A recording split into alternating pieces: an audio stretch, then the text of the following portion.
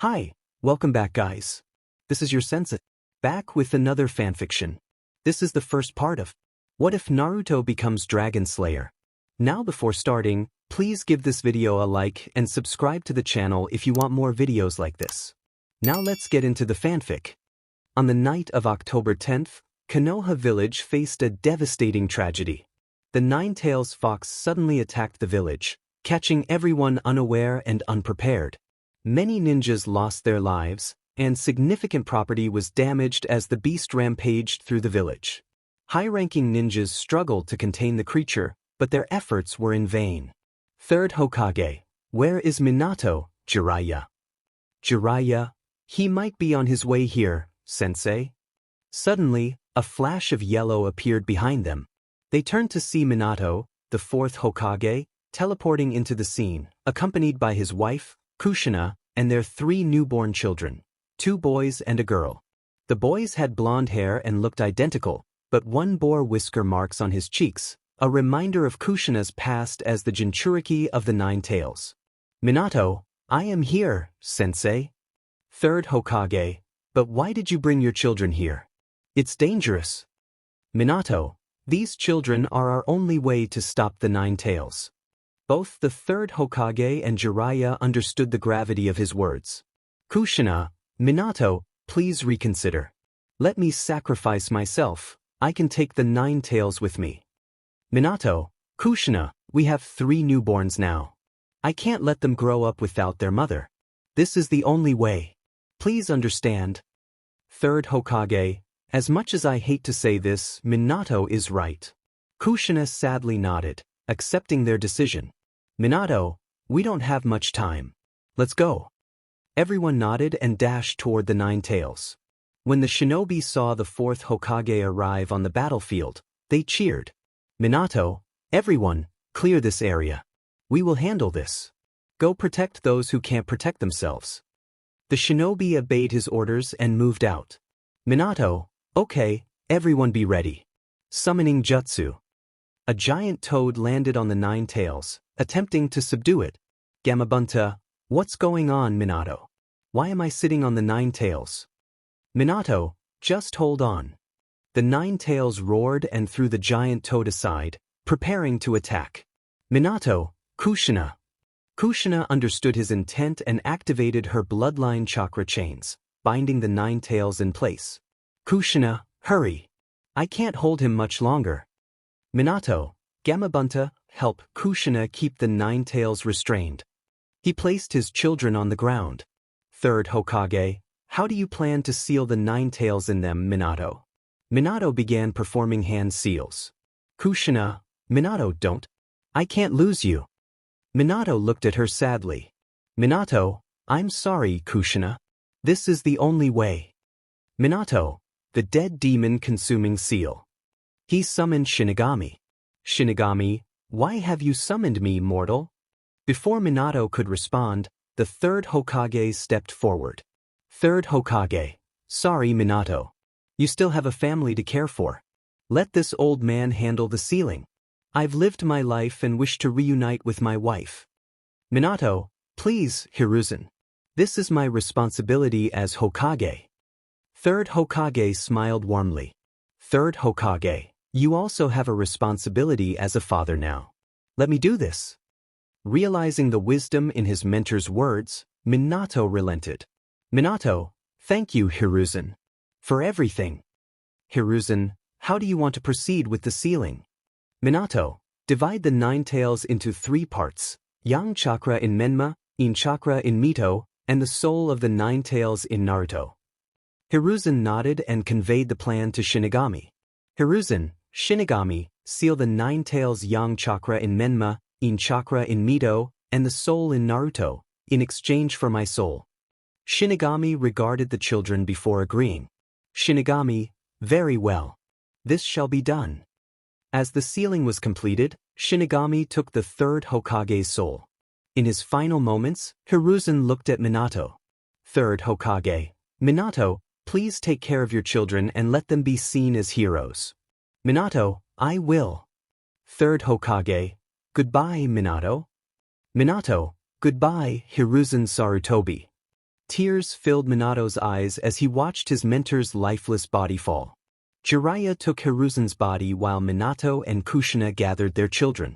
They prepared to announce the events of the day. In the council meeting room, members gathered, including Danzo Shimura, Hamura Mitokado, Koha Utatane, Hayashi Hyuga, Shibi Aburame, Shikaka Nara, Tsum Inazuka, Inochi Yamanaka, Choza Akimichi, and Fugaku Uchiha. Minato teleported into the room and requested the public to gather for an announcement. Minato and Kushina took the stage with their children. Minato, people of Konoha, today we face the biggest tragedy in our history. We lost many brave men and women to the Nine Tails attack. Our beloved third Hokage sacrificed his life to seal the Nine Tails. As the news of the third Hokage's death spread, sorrow enveloped the crowd. Minato, he sacrificed his life to seal the Nine Tails within my children. My son Menma has the yang part of the chakra of the Nine Tails, my daughter Mito has the yin part, and my eldest son carries the soul of the Nine Tails. They are the real heroes who saved the village. As Minato finished his speech, the villagers looked at Menma and Mito with admiration but cast disdainful glances at Naruto, viewing him as the reincarnation of the Nine Tails. Out of respect for the fourth Hokage, they remained silent, but in their hearts, they had already decided to make Naruto pay for the past. Minato and Kushina teleported home with their children, putting them to sleep before resting themselves after a long day. Meanwhile, at Mount Myaboku, Jiraiya suddenly appeared before the Toad Sage. Jiraiya, what is it, pa? Why did you summon me here? Fukasaku looked at him seriously. Fukasaku, Jiraiya, the great Toad Sage has given us a prophecy. The child of prophecy is born, and that child will determine the fate of this world. This is serious, so take it to heart. Understanding the gravity of the situation, Jiraiya became serious. Jiraiya, what does the prophecy say, and how do we find this child? Fukasaku, the great Toad Sage said that the child will be born from the yellow flash and the red hot-blooded habanero. They will rise from the dead and gain the approval of the gods. This child will decide the future of the world, either become a savior if they have love in their heart or a destroyer if they harbor hate. Jiraiya listened intently, realizing that the child of prophecy must be one of Minato and Kushina's children. He needed to inform them. 10 years passed peacefully for the villagers and the Hokage family, except for Naruto Uzumaki Namikaze. It all began when Jiraiya shared the prophecy he received from the great Toad Sage with Minato and Kushina. Flashback the day after the Nine Tails attack, Jiraiya arrived at the Uzumaki Namikaze compound. He summoned Minato, Kushina, and Tsunade. Minato, what is it, sensei? Tsunade, why was I dragged here? I have a lot of work at the hospital. Jiraiya, yesterday I was summoned by the Toad Sage. He gave me a prophecy about a child who will either be the savior of this world and bring peace or become its destroyer. Everyone fell silent, realizing the gravity of the situation. Kushina, but how will we know who this child is?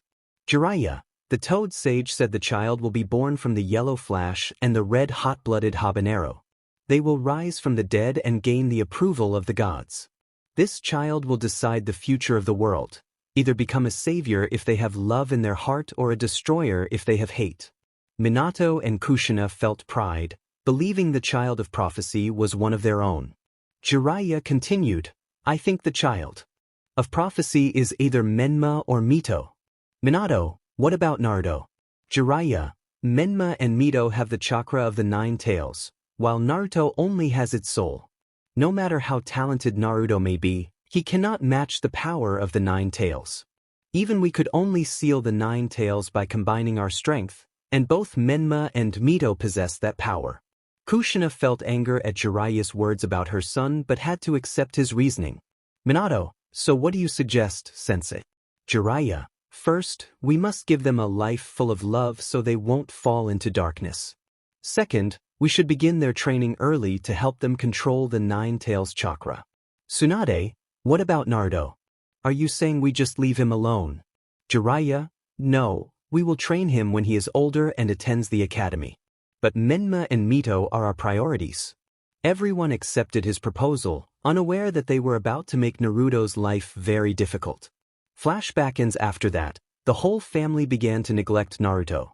The first few years were manageable, but as time passed, they focused solely on training Menma and Mito, leaving Naruto behind. Kushina occasionally provided him with meals, but when they went on vacation, Naruto was often left locked in the house.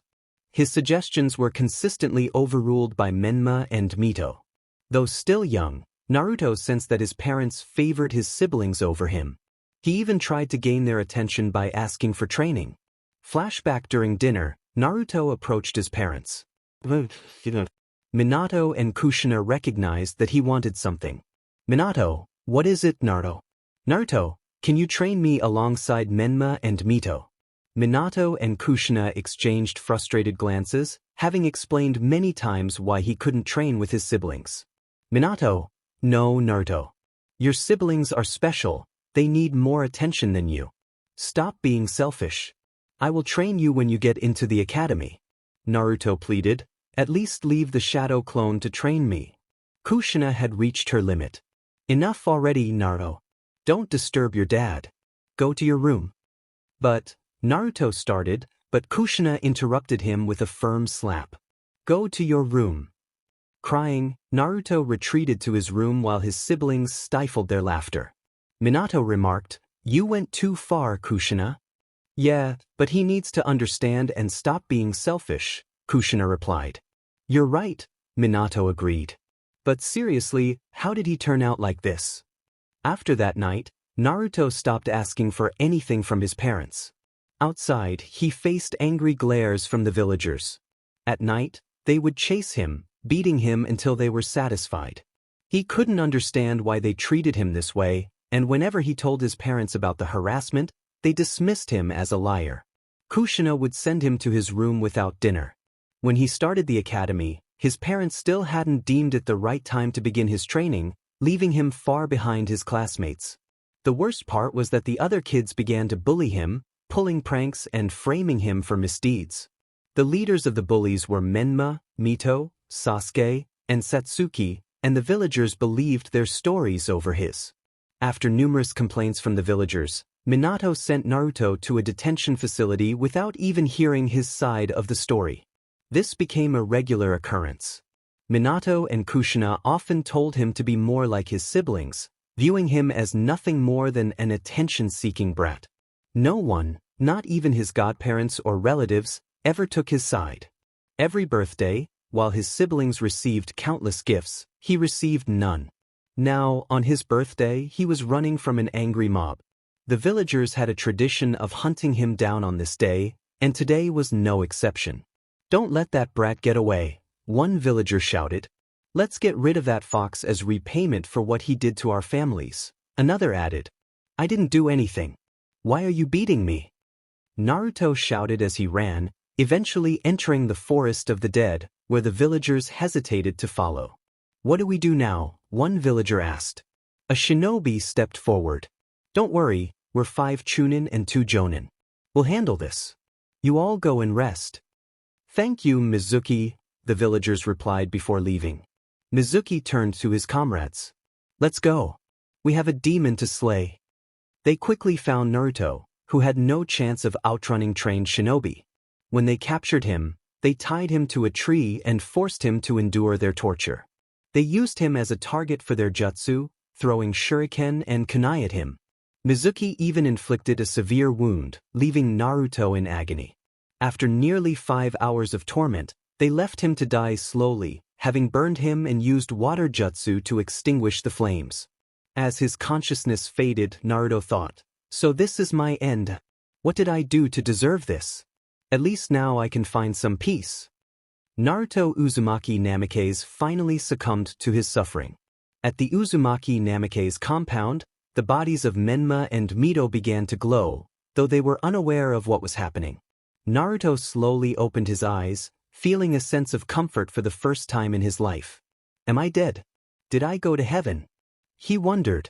As he opened his eyes, he saw a appealing woman with white hair and golden eyes radiating a divine aura. He realized he was resting on her lap and quickly sat up. Hello, Naruto. Did you sleep well? She asked warmly. Yeah, where am I? Am I dead? Is this heaven? The woman's expression turned sad. Yes, Naruto. You are dead and this is heaven. Unexpectedly, Naruto sighed in relief. At least now I can stay in peace. The woman hugged him, tears in her eyes. I'm so sorry for everything you went through, Naruto. You didn't deserve that. I couldn't interfere until now. Shocked by the warmth of her embrace, Naruto replied, It's okay. It's not your fault. By the way, who are you? The woman smiled gently. My name is Kami. That's what you people call me. Naruto was stunned to be in the presence of Kami herself, feeling a rush of respect. He hurriedly tried to bow, but Kami stopped him. Kami, it's not needed, Naruto. Naruto relaxed a bit and asked, What am I doing here, Kami-sama? Kami, I summoned your soul here to give you a proposal. Naruto became confused. What kind of proposal? Kami, I will send you to another world where you can have a family that cares for you. Naruto couldn't believe what he was hearing. But what? I am nobody. Kami, no, Naruto. You are not nobody. You are a very special child. She comforted him. Naruto, so what do I have to do? Kami, when this world needs help, I need your assistance to save it. Naruto, do I have to go back to Konoha? Kami, no, absolutely not. Just help this world survive. Naruto thought for a while and replied, Okay, I accept. Kami hugged him again. Thank you, Naruto. You don't know how grateful I am to you. Now let's go, I want you to meet someone. Kami led Naruto to another room. When they reached their destination, Naruto saw 3 appealing women standing there. Kami, Naruto, I want you to meet Shinigami, Yami, and Lumina. You already know Shinigami and Yami. They are goddesses from our dimension. Let me introduce Lumina to you. She is also a Kami from another dimension called Earthland. She is a primordial goddess. They waved their hands to welcome Naruto. Kami, okay, Naruto, I will explain your situation. We will send you to Lumina's universe. In that dimension, people do not use chakra but a more powerful energy known as mana or magic power. You will find your new family there. Naruto listened intently. Kami, when you died, Kurama came with you. She also got her chakra back from your siblings. Now your siblings won't have high chakra. They might just have what normal shinobi have. Now it's time to go. We have also prepared a gift for you as compensation for what happened. Naruto, wait a minute, who is Kurama? Kami, she is the 9-tails fox sealed within you. Naruto now understood why he had faced so much neglect and abuse. Unknown voice, I am sorry, kid. Naruto snapped out of his thoughts. Who is that? Unknown voice, I am in your mind. I am Kurama, the 9-tails fox. And again, I am sorry for everything you went through just because I am sealed in you. Naruto, it's okay, it's not like you harmed me anyway. Kami, why don't you catch up later?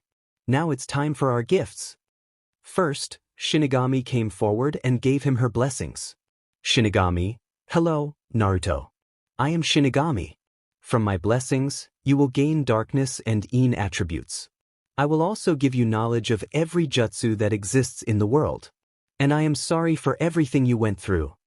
Then Yami came forward and gave him her blessings. Yami, hello, Naruto. I am Yami.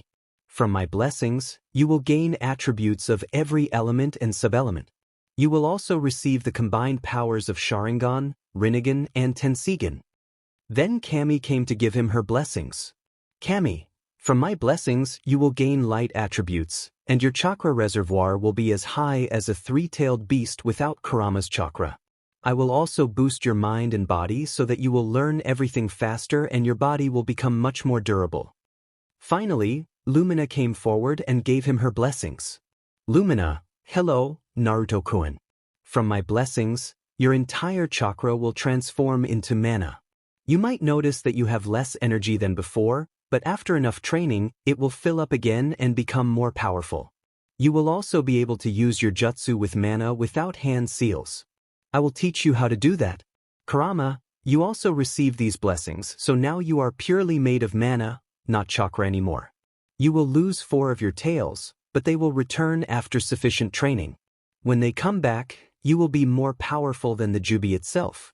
Since both of your chakras have turned into mana, you are now immune to chakra. Any chakra-based attack won't harm you anymore, and you will also be unaffected by any dojutsu. When we return to my dimension, you will stay with me for 2 years. During that time, I will teach you many things, and then you will gain your new body and new life. Trust me, you will love your new life. There will be many people who will love and care for you unconditionally. When they returned, Naruto was hugged again by Kami.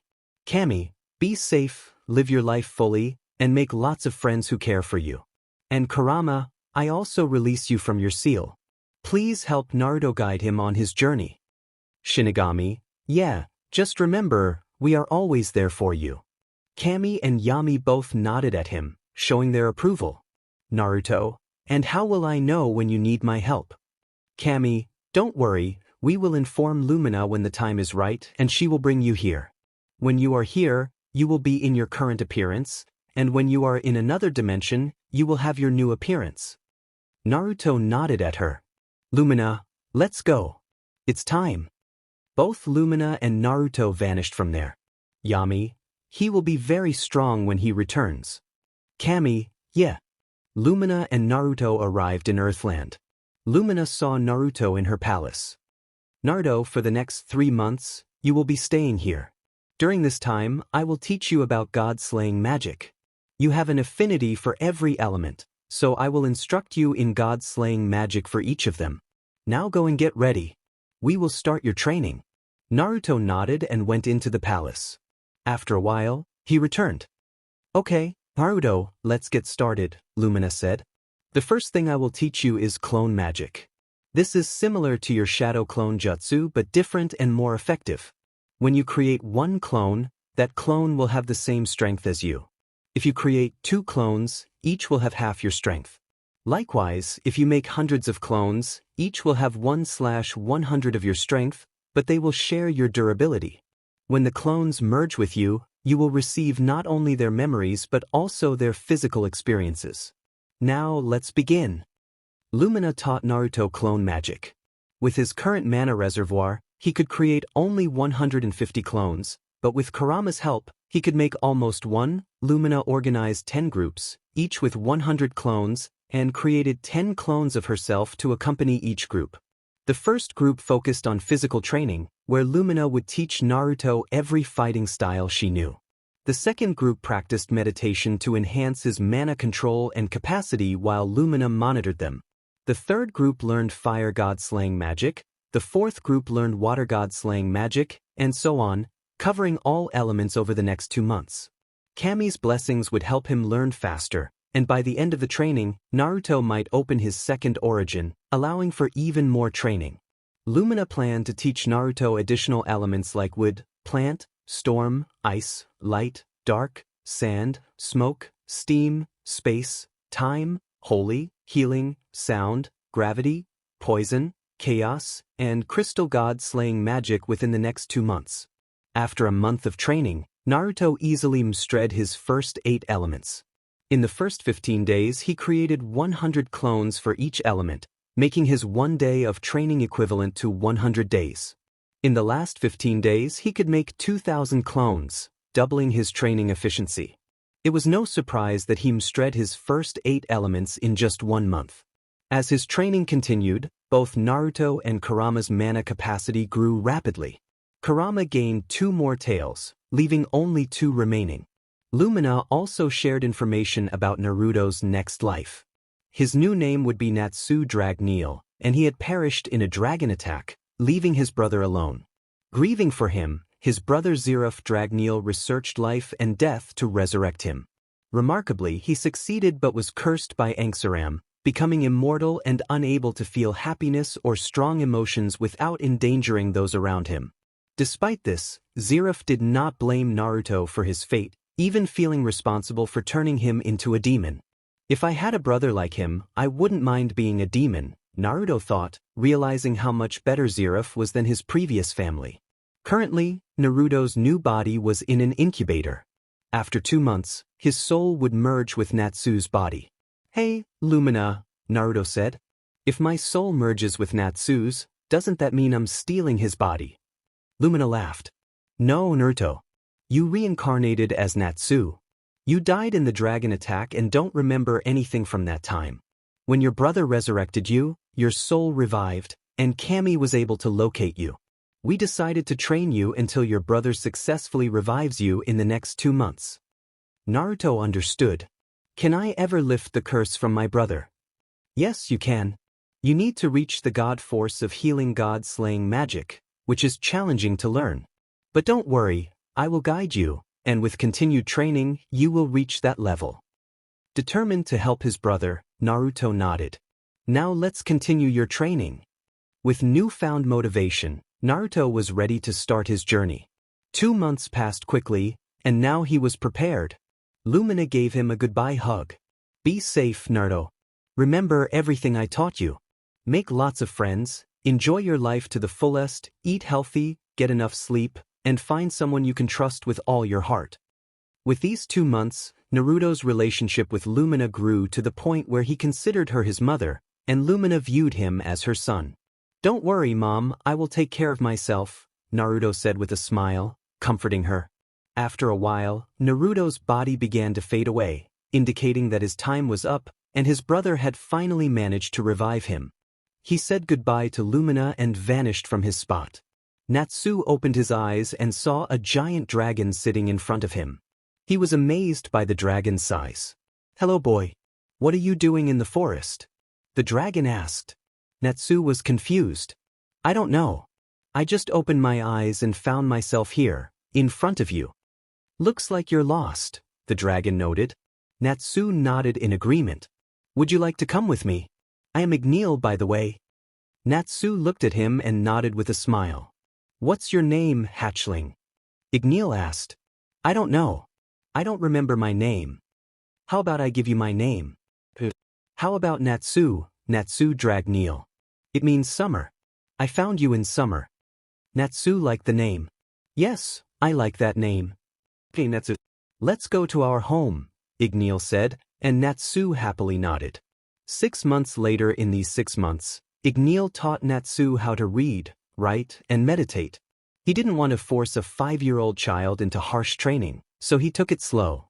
During this time, Natsu began calling Igneel Dad.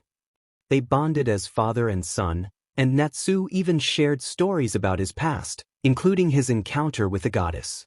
Igneel was shocked at first but then grew angry at Natsu's parents from his past life. No child deserved such treatment. If what Natsu said was true, it might be possible to defeat Acnologia. Igneel consulted his friends, Ryu the Lightning Dragon King, Elder the Wood Dragon King, Tiamat the Water Dragon Queen, Taser the Earth Dragon King, Grandini the Sky Dragon, Metallicana the Metal Dragon, Skyadram the Shadow Dragon, and Wislogia the White Dragon. They agreed to teach Natsu their arts. For his training, Natsu created 3,000 clones. He sent 200 clones with each dragon, while 200 clones stayed with Igneel. Each clone trained with their respective dragon, and at night, Natsu merged with every clone to process what he learned. This routine continued for years. In 1 year, Natsu mastered every dragon slayer magic, including the dragon force of fire, wood, water, lightning, ice, earth, sky, metal, shadow, and white dragon. He also mastered the Dragon King mode of fire, wood, water, lightning, and earth. Natsu's relationship with the dragons deepened, and Grandini, Metallicana, Skyadram, and Wislogia began searching for children to teach their dragon slayer magic, similar to how Igneel taught Natsu. They also shared their plans regarding the Eclipse Gate. Every dragon, except Igneel, would remain inside their respective dragon slayers and come to the future with them to prevent their transformation into dragons. Natsu was a special case. He had already dealt with his dragon, god, and demon seeds, merging them with his human side. While others would perish attempting this, Natsu survived and became something more than human, thanks to his durable body and Kami's blessings. Natsu understood the true meaning of family and didn't want to part from his loved ones, but he recognized the necessity of following the plan. For the next 2 years, Natsu didn't learn anything new but refined his skills and experimented with his magic, combining elements to create new ones, such as lightning flame from fire and lightning, and steam from fire and water. He was still weaker than Acnologia but was determined to grow stronger. After his talk with Lumina, he realized that if he showcased his power, it might lead to fear rather than friendship among humans. Thus, he decided to learn to control his power while holding back. Grandini, Metallicana, Skyadram, and Wyslogia also chose their candidates for teaching Dragon Slayer magic. Though Natsu had never met them, he promised that if he encountered those children on the other side of the Eclipse Gate, he would look out for them. He will protect them and love them as siblings. The day finally came when dragons sent Natsu and the other Dragon Slayers 400 years into the future. Every Dragon Slayer fell asleep except for Natsu, as dragons needed them to sleep for their ritual. Alongside the dragons and Dragon Slayers was Anna Heartfilia, who cared for the Slayers when the dragons could not due to their size. She was also accompanying the Dragon Slayers. Natsu looked at Igneel, feeling a mix of sadness and determination. "So this is it, huh?" Natsu said. "Hey, it's not like we'll never meet again," Igneel replied. "Yeah, you're right, Dad." "Of course, I am always right." "So where will you be going?" Natsu asked. "I'm not going to tell you," Igneel said. "Why? Didn't you say you didn't have any goal right now except helping your brother?" "Yeah. Then I give you another goal. Come and find me. I will be waiting for you." Natsu smiled. "Always like this, huh, old man? You brat, I'm not that old. But you still agree that you are old. You darn brat." Anna giggled at the playful argument between child and dragon. "I will," Natsu said. "What?" Igneel asked. "I will find you, and when I do, the first thing I'll do is punch you in the face. Like you could even punch me. Watch me." Before their banter could continue, Anna interjected. "Okay, both of you, stop it already. It's getting late. Now it's time for us to go." Natsu nodded. As they approached the door, he looked back to signal. "Take care, Dad." "You too, my son," Igneel replied. Natsu nodded again and went inside the Eclipse door with Anna. Originally, they were all supposed to arrive at the same place, but due to some spatial disturbances, they ended up in different locations. After a while, Natsu opened his eyes and found himself in an unknown forest. "Guess something unexpected happened," he muttered. But he wasn't worried. Their plan included separating, just not like this. It was still fine. Looking around, Natsu said, "I have to reach town. Now let's get moving." He started walking in one direction, picking up more human sense. This is how the journey of Natsu Dragneel begins. In Konoha, a week after Naruto's passing, only Mizuki and a few others knew the truth. He kept it quiet, fearing that if it reached the Hokage's ears, it would be disastrous. Meanwhile, Menma, Mito, Sasuke, Satsuki, and their classmates continued their pranks, blaming Naruto and escaping punishment. Minato sat in his office, receiving complaints about Naruto for a week, stealing money, damaging property, and harassing people. He had ordered Umbu to find Naruto, but they had no leads. How did he turn out like this? This is not how we raised him, he thought. Kakashi, one of the Umbu assigned to find Naruto, was deep in thought when he saw Mizuki entering the Forest of Death, looking around cautiously. It was unusual as most avoided that area. Kakashi decided to follow him. After tracking him, Kakashi discovered Naruto, whose body showed signs of decay. It was clear he had been gone for almost a week. Kakashi realized Mizuki was involved and swiftly knocked him out before storing Naruto's body in a scroll and taking Mizuki with him to the Hokage Tower. Upon entering Minato's office, Kakashi held Mizuki. "What are you doing, Kakashi? And why is Mizuki with you?" Minato asked. "Sensei, can we talk privately?" Kakashi replied. "Of course." Minato signaled for his Umbu and secretary to leave. Once alone, Minato asked, "So now what, Kakashi?" "I'm sorry, Sensei," Kakashi said, pulling out a scroll and unsealing it. Minato's eyes widened in disbelief as he saw Naruto's body. Tears welled up in his eyes. No matter the circumstances, Naruto was still his son. By the condition of the body, he might have been dead for a week, if not more. I believe Mizuki was involved in his murder, Kakashi stated. Minato snapped. A week. His son had been dead for that long, yet he had received complaints about him during that time. It dawned on him that if Naruto was dead, those crimes must have been committed by someone else. The thought struck him, Menma and Naruto looked exactly alike, with only the whiskers on Naruto's cheeks setting them apart. Could it be? I need to investigate this thoroughly. Is Menma involved in the crime that occurred over the past week? Is Naruto truly innocent and framed by Menma? Minato suspects the answer but struggles to accept it. He wants confirmation. Kakashi shares his belief that Mizuki is involved, prompting Minato to summon Inochi Yamanaka to delve into Mizuki's mind. After a while, Inochi arrives at the interrogation room and begins his work. When he finally emerges, he looks unwell. Minato, what happened? Minato asks, concerned. Before Inochi can respond, he rushes to a nearby dustbin to vomit. Minato and Kakashi exchange worried glances. Once Inochi regains his composure, he approaches Minato. I'm sorry, Hokage-sama. I can't explain what I saw, it would be too difficult. Instead, let me show you. Inochi shares memories of Naruto being tortured by Mizuki and his accomplices for over 2 hours. Minato and Kakashi witness the horrific scenes. Naruto being cut, stabbed, beaten, and burned. The worst moment comes when they see Mizuki cut into Naruto's stomach, leaving him to die slowly and painfully. Minato is in disbelief, unable to fathom the extent of his son's suffering. Don't spread this news. I need to investigate further.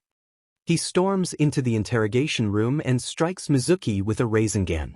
Take him and throw him in prison. Minato then teleports home. Upon arriving, he finds Kushina training Menma and Mito. Seeing Minato, Kushina asks, "What happened, Minato?" "It's important. Come inside with the children." Kushina nods and leads the kids inside.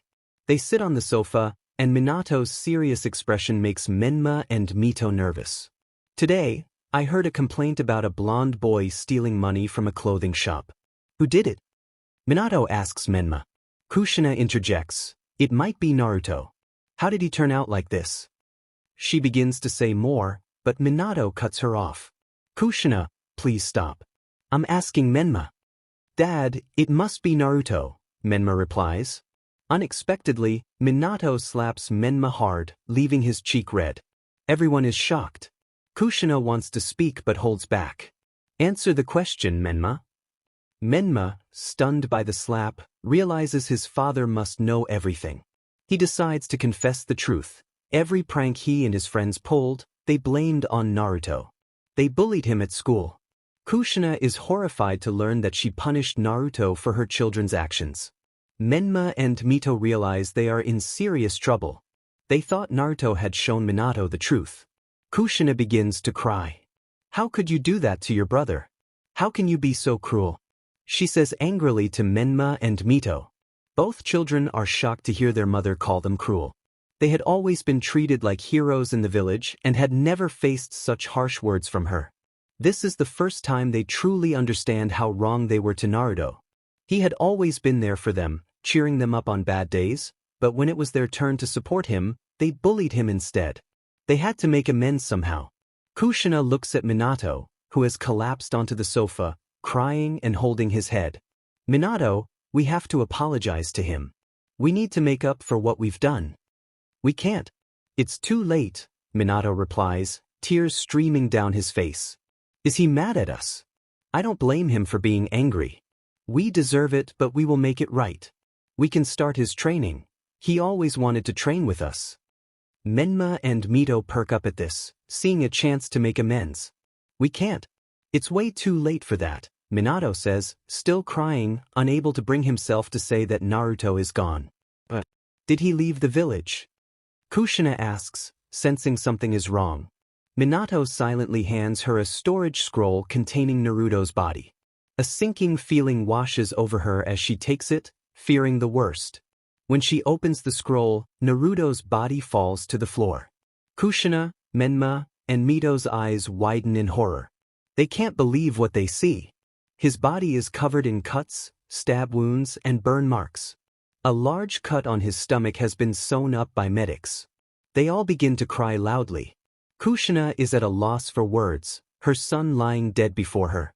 Despite their past bullying, they never wanted Naruto to die. He was their older brother, and now it seems too late to apologize. Kushina, what happened to him? Who did this to him? WA or Kumo? She asked angrily, tears streaming down her face. Minato, villagers. Kushina's mind went blank. All the times Naruto complained about being harassed by villagers were true. She had never believed him. In fact, she had slapped him and accused him of lying. How could she have done that? That night felt endless for the entire Uzumaki Namikaze family. In Earthland, Natsu walked toward the closest town when he spotted a figure nearby. He ran in that direction and soon found an old man. Natsu approached him and shouted, catching the old man's attention. The old man looked back, surprised to see a boy with pink hair running toward him, as it was rare in the Fiori kingdom. Old man, hello my child. Who are you? Why are you in a deep forest? Where are your parents? Natsu, well, in answer to your question, my name is Natsu Dragneel. As for your second question, when I opened my eyes, I found myself in the forest, and for the last question, I'm searching for my father. I don't know where he is. Old man, my name is Makarov Dreyer. I can help you find your father. What does he look like? Natsu, well, he is huge and has red scales all over his body. He has 2 scars on his face, one near his eye and the other near his nose. Makarov, wait, is your father a human? Natsu looked at him. Natsu, no, he is a dragon. Makarov's eyes widened. Makarov, are you sure? Dragons haven't been sighted for the last 400 years. Natsu, yeah, I'm sure. After all, he taught me this dragon slayer magic. Natsu ignited his fist with fire, and Makarov was shocked to realize that the boy in front of him was a dragon slayer. He recognized the boy's immense potential and didn't want him to fall into darkness. Makarov, I don't know where your father is, but how about you join my guild? It's the best way to gather information. You can look for him while doing some quests, and you'll need money for living, right? Natsu, can I really join your guild? Makarov, of course you can. Natsu, thanks a lot, Gramps. Makarov raised his eyebrows at how quickly Natsu called him that, but he smiled in return. Makarov, so let's go. What are we waiting for? Natsu, let's go. Both Natsu and Makarov started walking toward Magnolia. Thanks to his Dragon Slayer magic, Natsu didn't experience motion sickness. Makarov used magic to summon a 4-wheeled vehicle, and Natsu was amazed by the technology of this world, as his previous world had nothing like it. During their journey to Magnolia, Natsu asked many questions about Fairy Tail. He learned that Fairy Tail held the #1 position in all of Fiori and that Makarov himself was the 6th wizard saint in the Magic Council. The top 10 wizard saints were considered the strongest wizards in the entire kingdom. Natsu also discovered another reason to join Fairy Tail. It was founded by Mavis Vermilion, who, according to Lumina, shared a curse with Zeruf due to being his lover. This made her potentially Natsu's future sister-in-law, and he genuinely wanted to join the Fairy Tail Guild. Finally, Natsu and Makarov reached the Fairy Tail Guild and stood outside its door. Makarov, you ready, my boy? Natsu, yeah, I can't contain my excitement anymore. Makarov smiled at the eager boy. He sensed that Natsu might have a deep longing for family, but he didn't want to pry into his past until Natsu was ready to share. Makarov pushed the door open. Natsu expected some sort of welcome since their guild emissary was back, but suddenly a chair flew toward them, which Natsu easily dodged. He looked at Makarov, whose jaw dropped at the sight of the damage the guild members had caused in his absence. Natsu smiled at the scene. Natsu, at first I had some doubts, but now I believe it. This guild is certainly special. Makarov snapped out of his thoughts and looked at Natsu, smiling nervously. He stepped inside the guild, and his size suddenly grew larger. Makarov's magic, Natsu guessed. Makarov, quiet you brats. Don't you pay any attention to the guild. Look at how much damage you've done. Everyone stopped fighting and looked at Makarov. Makarov, you're ruining the guild's image in front of our newest member. Everyone finally turned to Natsu. Natsu, hey, my name is Natsu Dragneel. A pleasure to meet you all. Makarov shrank back to his original size. Makarov, Natsu, you're ruining this serious moment. Natsu, oh come on Gramps. It's you who is ruining their fun. Look how happy they were when they were fighting. When Natsu said that, every guild member thought, yep, this kid is totally going to fit in the guild, including Makarov. Makarov, but look at how much damage they've done while having fun. Natsu looked around and saw broken chairs, tables, counters and damaged walls. Even the roof and floor showed signs of wear. Natsu, so that's what you were worried about. Makarov, yeah. Do you know how much it's going to cost to repair it? Natsu, don't be stingy, Gramps. Let me fix it for you. Natsu raised his hand, and a huge magic circle enveloped the entire guild, dividing into two parts, one going upward and the other downward. Within 10 seconds, every damaged item was restored. Everyone was shocked by Natsu's magic. Natsu, there, are you happy now? Makarov snapped out of his amazement. Makarov, what is that magic? Natsu, oh, it's time-related magic. I don't have much control over it, but I can easily repair furniture like this. Everyone was once again amazed by Natsu. Suddenly, one of the guild members shouted. Guild member 1, hey, if he's going to join the guild, we can have a brawl without any worries. Guild member 2, you're right. Makarov, hey, you should stop destroying stuff. The guild members ignored him completely. Guild member 3, welcome to the guild, Natsu. Natsu, thanks. Makarov sighed, watching the guild members interact with Natsu and introduce themselves. Seeing this scene made Makarov smile. He was always proud of his guild. They welcomed new members with smiles on their faces. Natsu met many members and learned their names. Macau, Wakaba, Alzak, Biska, Jet, Max, Droy, Nab, Ritas, Vijeter, Warren, and Lucky. He even met some children his age, like Kana, Levi, Gray, and Urza. Kana and Levi were very friendly, while Natsu found himself in a little rivalry with Gray. Urza was a bit strict, but Natsu was determined to become friends with her. To celebrate the new members, the guild organized a big party to welcome Natsu. Afterward, Natsu ventured into the forest, thinking about building a house for himself. The forest seemed like the perfect place. With his Wood Dragon King Slayer magic and Wood God Slaying magic, he could create a great home. After searching for a while, he found the perfect location next to a river. Eventually, Natsu managed to create his house. He used Wood God Slaying magic to build the structure and some furniture, while Crystal God Slaying magic helped with the windows and additional decorations. Natsu, finally, home sweet home. Now, the only thing left is to go to sleep. He stepped inside his house, excited to see how his life would unfold from that point on. He thanked Kami for giving him this new chance to have a family. It's been 2 months since Natsu joined Fairy Tail. For him, these 2 months were filled with excitement, friendly spars, and fights. Natsu got along with the entire guild, including Laxus and his gang, which surprised everyone. Laxus was known for being unfriendly, yet somehow, Natsu managed to befriend him. Natsu still remembered their first meeting. Flashback: Natsu wandered through the forest, searching for a good place to train. He stumbled upon Laxus, who was practicing his Lightning Dragon Slayer magic alone. Noticing Laxus struggling, Natsu decided to approach him.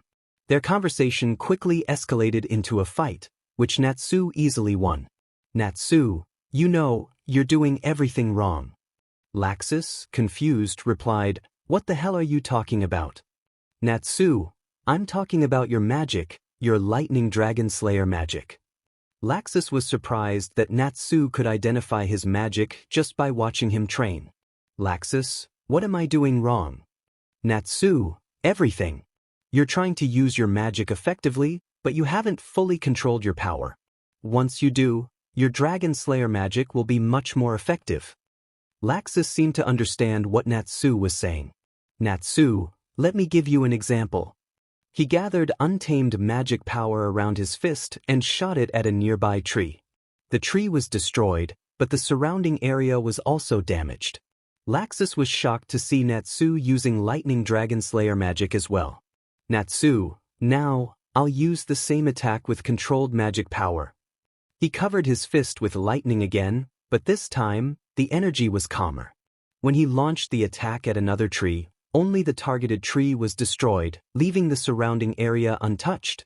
This demonstration left Laxus impressed, and he began to see the value in Natsu's advice. Natsu, see, that is the difference between tamed magic power and untamed magic power. Laxus was stunned. He really wanted to learn this, but how could he ask Natsu? Finally, he gathered enough courage to ask him. Laxus, will you teach me this? Natsu looked at him and smiled. Natsu, of course. It will be fun. Laxus was shocked at how easily Natsu agreed to his request. He thought Natsu was being nice because he was Makarov's grandson. Laxus, why did you agree so easily? Natsu, because we are friends and one family. Everyone in the guild is one family. Do family members need a reason to help each other? All his life, Laxus felt overshadowed by his grandfather. Everyone knew him as the MSDR's grandson, but this was the first time someone was helping him not because of that, but because he was part of the fairy tale family. Laxus, thank you. Flashback ends after that. Natsu and Laxus trained together regularly. Sometimes even Gray joined them. Laxus's attitude towards the guild members and their attitude towards him began to change. Amitar Makarov was very happy to see his grandson finally getting along with the guild members, and it was all because of Natsu. Natsu also shared his past with Makarov, who finally understood why Natsu always tried to connect with everyone. He was seeking what he couldn't have in his previous life, a family, a big family. Natsu mentioned that someday he would have to return to help his old world, which might involve making difficult decisions. Natsu, my previous world is all about survival. Makarov replied, even if your past hurt you, and you're not seeking revenge, I trust you, Natsu. But promise me after your mission, you will come back to fairy tale, to home. Natsu felt a wave of happiness that Makarov understood him. Natsu, don't worry, Gramps. Even if I don't seek revenge against my past, I will never forgive them. Fairy tale is my only home, and I will always return here. Gray and Natsu still had a friendly rivalry. Gray knew he couldn't beat Natsu, but he made him his rival to inspire himself to grow stronger. Another development was that Natsu now had a teammate, Mira Jane Strauss, who had recently joined the guild. Natsu was the one who brought her and her teammates to Fairy Tale. Flashback. Natsu stood at the quest board, eager to pick a job. He chose a quest about the extermination of a demon. When he arrived in the town mentioned in the quest, he found no one nearby to provide details. Natsu began to explore the town, hoping to find someone to talk to. He approached a house where villagers had gathered. Natsu, what happened? Villager 1. Who are you? Natsu, my name is Natsu Dragneel, and I'm from the Fairy Tale Guild. I took the quest about the extermination of the demon. Can you tell me more? Villager 1. Oh, you're from Fairy Tale. The demon is inside that house. Please help us. Natsu. As he walked inside, he noticed 3 children, a girl about his age and her 2 younger siblings. The girl was hiding behind her siblings, dressed in dark clothing. When they saw Natsu, they went on guard. Girl, don't hurt my siblings. I'm a demon. Please don't hurt them. Natsu smiled at her. Natsu, you've got it all wrong. I'm not here to hurt you. I want to hear your side of the story. What happened? The girl began to tell her story. She explained that there was indeed a demon in the town. To protect her siblings and the villagers, she had killed the demon, but soon after, her body began to change. Everyone, including herself, thought she was turning into a demon, which led the villagers to attack her. Natsu, I understand your situation. By the way, what is your name? The girl hesitated but replied. Girl, Mira Jane Strauss, and these are my younger siblings, Lisanna and Elfman. Natsu. Okay, Mira Jane. I think you have a misunderstanding. You're not turning into a demon. You've absorbed the demon's soul and can use its power with your magic. Mira Jane. What? Natsu. It's a type of magic where wizards absorb the souls of demons, monsters, or even gods. Their bodies take on aspects of the soul they absorb while using their magic. It's powerful magic. Mira Jane and her siblings finally sighed in relief. Mira Jane was happy to learn she was not becoming a demon after all. Mira Jane, so I always look like this. Natsu, no, you only look like this because you don't have control over your magic. When you learn to control your magic, you can revert to your original form. Hearing that, Mira Jane and her siblings felt happy and began to question Natsu about takeover magic. Natsu understood this because he could also use takeover magic. Lumina had given him a piece of a god's soul to use that magic, along with weapons that absorbed souls. That's why Lumina taught Natsu re-equip magic. Natsu, how about you three come with me and join Fairy Tail? The MSTR and I can help you control your magic. Lisana, really? We can come with you. Natsu, yeah. Lisana, can we go, sis? Mira Jane, but the villagers won't let us leave the house. Natsu, leave that to me. Natsu went outside and returned a while later with a grin on his face. He explained the situation to the villagers, some of whom were still skeptical. To convince them, Natsu used a genjutsu. Then, alongside Mira Jane and her siblings, he left and reached Fairy Tail. They were easily accepted into the guild. Mira Jane even considered leaving her siblings behind to run away, but Natsu stopped her, explaining that it would only make her siblings sad. When she saw that her siblings also had magic similar to hers and were happy about it, she realized the mistake she was about to make. The next day, Natsu was eating breakfast at the guild's counter when Mira Jane approached him. Natsu, yo Mira Jane. Mira Jane, hey, I wanted to thank you for what you did yesterday. Natsu, no problem. After all, we are family now. Natsu smiled with his signature grin, earning a blush from Mira Jane. Mira Jane, say, Natsu. Natsu, yes. Mira Jane, everyone in the guild has a team. Would you like to be on a team with me, if you're not already in one? Natsu, sure, why not? Let's do it. I still haven't joined any team. Seeing him agree, Mira Jane instantly became happy. Mira Jane, thanks, Natsu. And call me Mira. Natsu, no problem, Mira. That's how they teamed up with each other. In Konoha, Minato sat at his desk, continuously doing paperwork. Normally, he hated paperwork, but in the last month and a half he had not complained. It was his only way to distract himself. It had been a month and a half since Naruto's death. Every time he got a little free time, his mind wandered to Naruto. He felt he had failed as a father and as Hokage, allowing an innocent child to be framed and tortured. Tears fell as he thought about his son, who had paid a heavy price for his failures. Many things changed in the village after Naruto's death. The Nine-Tails chakra from Menma and Mito was gone, leaving their chakra coils damaged. They now had less chakra than other children their age. The day after Naruto's death, Menma and Mito had successfully completed a chakra control exercise, shocking their family. When they learned about Naruto's death, they understood what had happened. They had lost their Uzumaki heritage. Menma had blonde hair from Biarch, so his body showed no effects, but both Kushina and Mito's hair color began to change. Kushina fully understood why this was happening. She took Naruto's death very hard, shutting herself in her room and refusing to eat or drink. Minato had to take her to the hospital and convince her to care for Menma and Mito. Though she began to recover, she still couldn't forget about Naruto. Menma and Mito felt guilty for how they had treated their brother. When Minato announced Naruto's death and revealed that he had been innocent, every clan punished their children for their actions.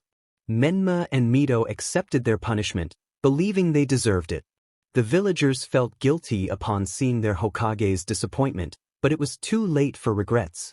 Satsuki and Hinata had both had crushes on Naruto when he was alive, but they feared that taking his side would lead to bullying. So, they joined Menma and Mito in their mistreatment of him. As for Sasuke, he felt no remorse for Naruto, viewing him as a weakling who deserved his fate. After his clan was destroyed by his brother Itachi, Sasuke became hungry for power, believing everyone else was beneath him. Minato also carried regrets beyond those for his son. Kiri was experiencing a civil war, and their Mizukage had initiated a bloodline purge. The rebel army sent a letter to Konoha asking for help. Minato wanted to assist them, but the council had other plans. Konoha is on the verge of being attacked by Orochimaru. Jiraiya's spy network informed him that Orochimaru is gathering allies to fight against Konoha. The council decided to send ninjas to assist the rebels, specifically to help the Mizukage. The Mizukage, who is the Jinchuriki of the Three Tails, has the support of his entire army, which could turn the tide in the civil war. By aiding the Mizukage, Konoha would gain allies not only with him but also with Kiri. The civilian council agreed with this plan, while the Shinobi council, except for Hayashi Hyuga, disagreed. With the support of the elders, this plan was put into action. Minato's only hope is that the rebels lose the war, otherwise, they would surely hold a grudge against Konoha. While Minato was deep in thought, someone entered through the window behind his chair. Minato recognized him immediately. "Sensei, when will you learn to come through the door?" Minato asked. "Never." Jiraiya replied with a grin. Minato sighed at his sensei's attitude. "So why are you here?" "Minato, I have two pieces of news, one good and one bad. Which do you want to hear first?" "Bad news first. I was doing my research when the toads reverse summoned me. The toad sage told me that the child of prophecy has died." Minato stood up, alarmed. "No, I can still feel both Mito and Menma's chakra signatures with my Hiratian seal." Panic began to set in. He couldn't afford to lose another child. "I know," Jiraiya said quickly. "I checked on them. They are still alive." "Then why did the toad sage say that?" Minato asked, his mind racing. Suddenly, he remembered someone who had died. "Correct," Jiraiya confirmed. "It was Naruto. He was the child of prophecy all along." Minato sank into a chair, devastated. If Naruto was the child of prophecy, then all he endured, pain, torture, abandonment, neglect, and loneliness, was for nothing. Both he and Kushina had left him to fend for himself, and he didn't know how to break this news to Kushina. She might fall into depression again. Minato felt he had not only ruined his family but also put the future of the world at risk. Jiraiya looked at his student with a sad gaze, knowing he played a part in why Minato and Kushina neglected Naruto. "You know, I still have good news." "Just say it." Minato had little hope after hearing the bad news. "Naruto is alive." Minato's eyes widened. "Don't joke with me, sensei. My heart can't take it anymore. I am telling the truth. He was reborn somewhere else with the help of Kami. The Toad Sage also told me that Naruto will return to complete his part of the prophecy." "Sensei, are you speaking the truth?" Minato asked, struggling to believe it. "Yes." Minato felt a surge of happiness at the thought of getting his son back and having another chance to be a father to Naruto. "We have to find out where Naruto was born." "Yeah, we should. He is the real child of prophecy. We need to find him and train him for the future." "You're right, Sensei. But how will we find him?" "I'll alert my spy network about Naruto's appearance. We will find him in no time." "Thank you, Sensei. I have to go and inform Kushina. She will love this news." With that, Minato performed a hand sign and disappeared in a flash of yellow. Natsu shouted, "Mira, look out." Mira turned just in time to see two Vulcans rushing toward her. She quickly dodged and countered with, "Darkness Stream." A multitude of large tentacles of dark energy formed and attacked the Vulcans. Natsu dashed forward, shouting, "Fire Dragon's Iron Fist." Both Vulcans fell unconscious. "Finally, it's done," Mira said, relieved. "Yeah," Natsu replied. It had been 5 months since he and Mira formed their team, and a lot had happened in that time. They, along with Urza and Laxus, had become S-class wizards after a trial in the Western Forest where they had to survive for 2 weeks and hunt a set number of monsters. They exceeded the requirements, impressing Makarov, who was proud of their performance. Natsu and Laxus even defeated S-class monsters, while Mira and Urza were neck and neck in their achievements. Their rivalry fueled their determination, but they both knew they had performed exceptionally. Another significant event was Natsu's bond with Gildarts. Whenever Gildarts returned from a quest, he spent time with Natsu, who cherished those moments. However, he noticed Kana looking sad and envious. which puzzled him until he realized that both Kana and Gildarts shared a similar scent. One day, Natsu decided to confront Kana. "Hey, Kana," he said, sitting near her. "Hey, Natsu," she replied sadly. "You know, if I were you, I would have already told him." Kana looked shocked. "What are you talking about?" "I'm talking about Gildarts." Kana was shocked. "You know," she asked. "Yeah," Natsu replied with a smile. It didn't take long to figure it out. "First, you both smell a little bit similar, and whenever I'm with Gildarts, I get an intense stare of envy from someone with brown hair." Hearing that, Kana became embarrassed. "Sorry, I didn't mean it," she said. "Hey, I'm not mad," Natsu reassured her. "It's hard to tell him. I'm afraid of what his reaction will be. I don't feel worthy of being the daughter of the strongest wizard in the most powerful guild in all of Fiori." Natsu looked at her with a deadpan expression as if to say, "Are you serious?" "Hey, why are you looking at me like that?" Kana asked. "If I were to follow your belief, then I might never be able to call Igneel my father," Natsu pointed out. Kana realized he had a point and felt even more embarrassed. "Now that you put it that way, you're right," she said with a smile. Natsu could tell that this revelation had lifted a weight off her shoulders. "You know, why do Gildarts and I have a father-son bond?" Natsu asked. "Why?" Kana was curious about why her dad had such a close bond with Natsu, especially since many guild members couldn't connect with him like Natsu had in less than a month. You see him always laughing and having fun with the guild members, but behind that smile, there's an old man filled with loneliness in his heart. The whole guild looks at him with respect and admiration, but no one except Gramps and me sees the real Gildarts behind his mask. He always thirsts for someone who has affection for him, not just admiration and respect. I approached him with that in mind. I wanted to know him and become his friend. He was so happy that we built a father-son bond in no time." Kana couldn't believe what Natsu was saying. She had always seen her dad having fun in the guild but never knew he felt that lonely. "So trust me, Kana, tell him. I'm not saying this for you, but for Gildarts. He needs it." With that, Natsu left Kana deep in thought. Afterward, with Natsu's help, Kana managed to talk to Gildarts privately. She had struggled to gather the courage to approach him, so Natsu did it for her. Though he didn't know what they discussed, the next day Gildarts threw a party for the whole guild to celebrate his happiness. Kana thanked Natsu for his help. "Natsu," Mira called, snapping him out of his thoughts. "What? I'm sorry. I was lost in thought," he replied. "Seriously, sometimes you're unbelievable. Are you ready for tonight?" Mira asked. "Of course. I'm looking forward to it. I'll pick you up at 7 p.m., okay?" Natsu said with a smile. "Okay," Mira smiled back. After their S-class trial, Natsu and Mira had started dating, which became a hot topic in the guild. Makarov approved their relationship with the condition that they wouldn't rush into anything until they reached a certain age. Both Natsu and Mira agreed, wanting to take their time. They went on many dates but never had sleepovers. As they were about to head home, Natsu sensed someone approaching. He turned and smiled. "Hello, mother," he greeted. "It's been a long time, my son," Lumina replied as they hugged. Mira stepped back to give them their moment. Natsu shared his past with Mira, and she felt happy that he trusted her enough to open up. After parting from the hug, Lumina looked at Mira. "Natsu, is she my future daughter-in-law?" Lumina asked, causing Mira to blush. "Yeah, my choice is good, right, Mom?" Natsu said. "Of course," Lumina replied, hugging Mira as well. "Please take care of my son in the future."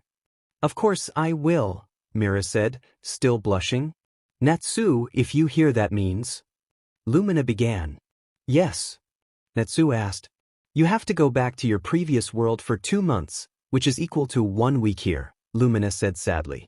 But Natsu didn't feel sad, he had moved on from his past. "So when do I have to go?" he asked. "I see you've grown up, my son. Well, I know you have a date tonight, so I'll pick you up tomorrow morning, okay?" Lumina said. "Okay," Natsu replied. After that, Lumina chatted with Natsu and Mira for a bit before leaving them to get ready for their date. Natsu stood in front of Mira's house and knocked on the door. After a moment, Mira opened it, with Lisa and Elfman standing behind her. "Hello, appealing." Natsu greeted. "Hello, you too, handsome," Mira replied. "Hey, Lisa, Elfman. How are you doing?" Natsu asked. "We're fine, Natsu," they replied. Natsu looked at Mira. "Ready?" Mira nodded. "Yep." Natsu raised his hand to hold hers. "Then let's go." With that, Natsu and Mira left, leaving Lisa and Elfman at the gate.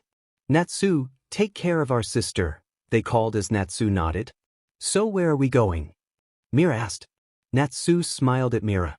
"That's a secret," he said playfully. Mira pouted but didn't press further. Suddenly, Natsu picked her up in a bridal style. "Eep!" Mira exclaimed, her eyes wide with surprise. Natsu chuckled at her reaction. "Close your eyes," he instructed. Mira obeyed, shutting her eyes tightly. With a burst of magic, Natsu took off, flying towards their destination. Yes, Natsu could fly. He had mastered various forms of magic, including sky dragon slaying, sky god slaying, and gravity god slaying magic, which allowed him to soar through the air. He had also learned ice make magic from Gray, who taught him both static and dynamic ice make magic. Although Gray couldn't use dynamic ice himself, he understood the principles, having learned them while teaching Lion. After mastering ice make magic, Natsu applied the same logic to other elements, learning fire make, wind make, earth make, lightning make, water make, magma make, wood make, and metal make magic. He also learned crash magic from Gildarts and letter magic from Levi. Currently, Makarov was teaching him giant magic.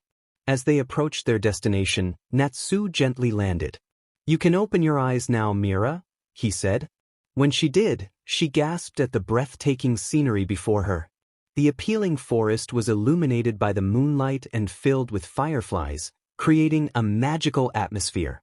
"I found this place by chance," Natsu said, looking at her. "I always wanted to come here with you, just the two of us. So, what do you think? Do you like it?" Mira turned to him and kissed him softly. After a moment, they pulled apart. "Like it? No, Natsu. I love this place," she exclaimed. "Then this will be our secret spot for future dates," Natsu declared. "Yeah," Mira agreed, smiling. Natsu continued, "Whenever I find rare fish, trees, or flowers during my travels, I bring them here. I can grow them quickly with my plant magic." "Now I understand why you always brought flowers and fish with you," Mira said, her eyes sparkling. "Let's go, our date awaits," Natsu said, and they set off to enjoy the beauty of nature. Natsu waded into the lake to catch fish while Mira gathered wood in the forest. After a lovely dinner, it was time to end their date. "Ready?" Natsu asked. Mira glanced back at the forest, her heart full. "Let's go. I can't wait to come back here with you," she replied. "Me too," Natsu said, lifting her in his arms again as they flew back to her house. When they arrived, Natsu set Mira down. She kissed him on the lips and said, "Thank you for this night, Natsu." "You're welcome," he replied, smiling. Mira hugged him tightly. "Do you have to go alone?" "I can come with you," she offered. "Not this time, Mira." "Next time," Natsu said gently. Mira looked down, a hint of sadness in her eyes. "Hey, don't be sad. I'll be back before you know it. You can go on a mission with your siblings, but remember, no S-class missions, okay?" "Do you think I can't handle it?" she asked, raising an eyebrow. "No, I know you can. But I can't help worrying about you if I'm not there," Natsu admitted. Mira smiled and kissed him again. "Okay, good night, Natsu." "Good night, Mira," he replied as she went inside her house and he headed home, eager for a good night's sleep. The next day, Natsu and Lumina stood at the entrance of his house. "Ready, son?" Lumina asked. Natsu nodded. "Ready." Lumina opened a portal, and as they were about to enter, Natsu heard someone calling him from behind. He turned to see Mira running towards him, calling his name. "Mira, what are you doing here?" he asked. Without answering, she kissed him. "I just wanted to be here when you go." "Thanks," he said, smiling. "Please be safe. Remember, if you encounter anyone from your past, just stay calm and think about Fairy Tale. Think about me. We will never abandon you," she urged. Natsu and Lumina smiled at her words. It looks like you found a good mate for you, Natsu, Lumina said. You don't need to say that, Mira. I've moved on from my past, thanks to everyone who helped me, including you, Natsu reassured her.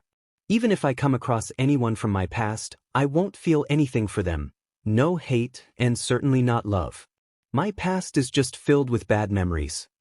Lumina smiled at Natsu's maturity.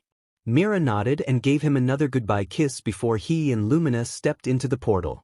Mira returned home, knowing she needed to prepare breakfast for her siblings before their week-long quest. Natsu arrived at Kami's castle with Lumina. Natsu, you really came back. Oh, sorry, it's Natsu now, right? Kami greeted him. Of course, I promised I would, Natsu replied. And yes, it's Natsu. Kami hugged Natsu and asked about his life.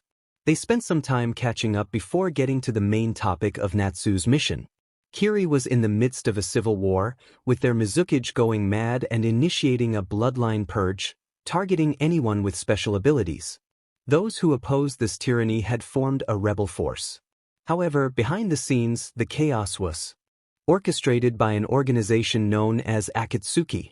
One of their members, Obito Uchiha, had placed the current Mizukage, who was the Jinchuriki of the Three Tails, Isabu, under a genjutsu leading to the purge.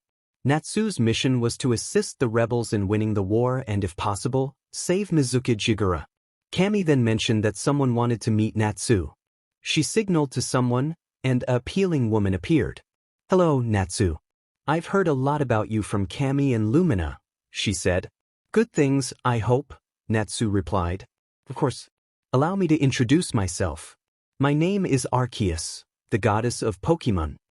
Although I don't know what a Pokemon is, it's a pleasure to meet you, Lady Arceus. No, the pleasure is all mine. Let me share knowledge about Pokemon with you. Arceus stepped closer and touched Natsu's forehead, filling his mind with information about Pokemon. He was amazed by their types, beauty, and power, realizing that their world was even more peaceful than Earthland. Your world is incredible, Lady Arceus, Natsu remarked. Please, just call me Arceus, she replied. Okay, Arceus. I have a proposal for you, she continued. In your world, you have something like summoning jutsu, right? Natsu nodded. I can grant you the power to summon any Pokemon from my world as your summoning beast and give you the ability to use aura. All the Pokemon will reside in your mindscape, which is now much larger than the combined size of Earthland and the elemental nations. In exchange, I need you to help my world when needed, just as you are helping yours. Natsu was grateful for the offer. You didn't have to do that for me. I would help you even without any reward. I know, Natsu. That's why I chose you. Many Pokemon wish to live in peace and fight without the fear of being captured. If they stay in your mindscape, they won't have to worry about their families. Well, if you put it that way, it sounds like a great deal. I accept your proposal. Arceus smiled and extended her hand to grant Natsu his new abilities. All right, Natsu. Time to go, Kami said, and Natsu nodded as he stepped through the portal she opened. Natsu emerged from the portal, scanning his surroundings for clues about his location. Hey, Kurama, he called. Yes. Kurama replied. Do you know where we are and which way we should go? Kurama focused, trying to catch Isabu's scent. It seems Kami opened a portal very close to our destination. We're near a village close to Kiri. You need to head north to reach Kiri. Great, thanks, Kurama. Natsu took off flying north, contemplating how to approach the rebel army. As he neared his destination, he caught the scent of BLD and quickened his pace. Upon arrival, he saw a group of 4 females and 2 males surrounded by at least 30 men. Those are Kiri Shinobi, and that group seems to be from the rebel army, Kurama noted. Natsu observed that the rebels were losing. Lady May, please be careful, one rebel male urged.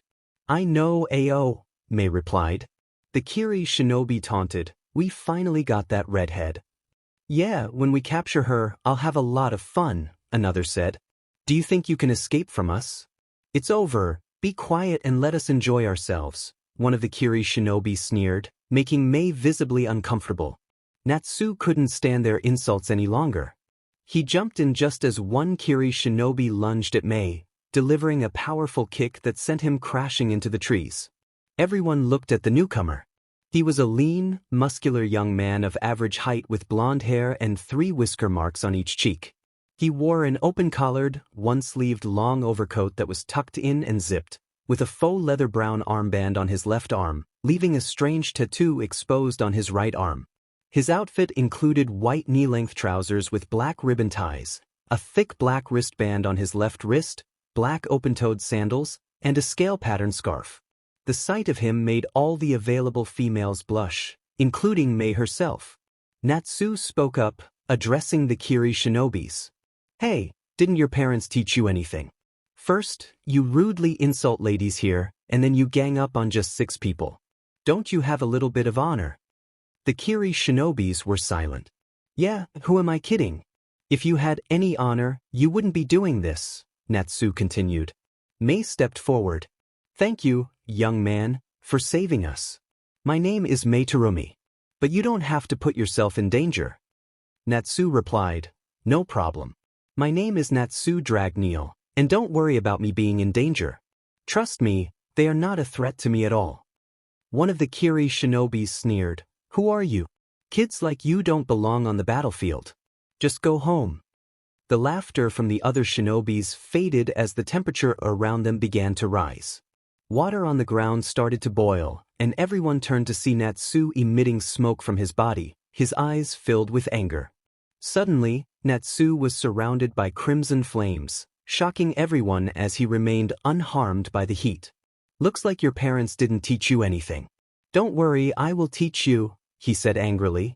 "Everyone attack," commanded the Kiri shinobi.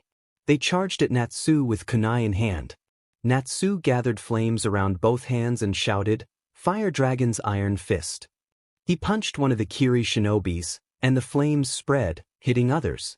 Another Kiri shinobi began forming hand signs. Water style, Dragon Bullet.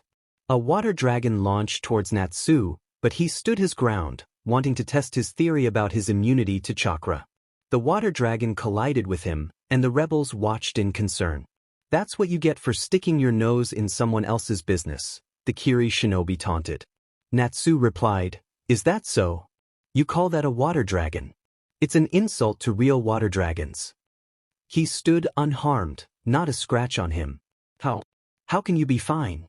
I used my full power in that attack." The Kiri shinobi exclaimed, confusion spreading among the others. Natsu smirked.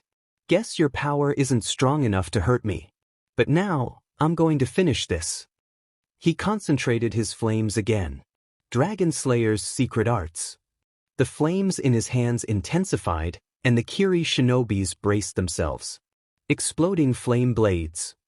Natsu rotated his hands, launching the attack. Smoke filled the area, and when it cleared, all the Kiri shinobis lay unconscious, their bodies burned but alive. Natsu had held back, not wanting to kill them.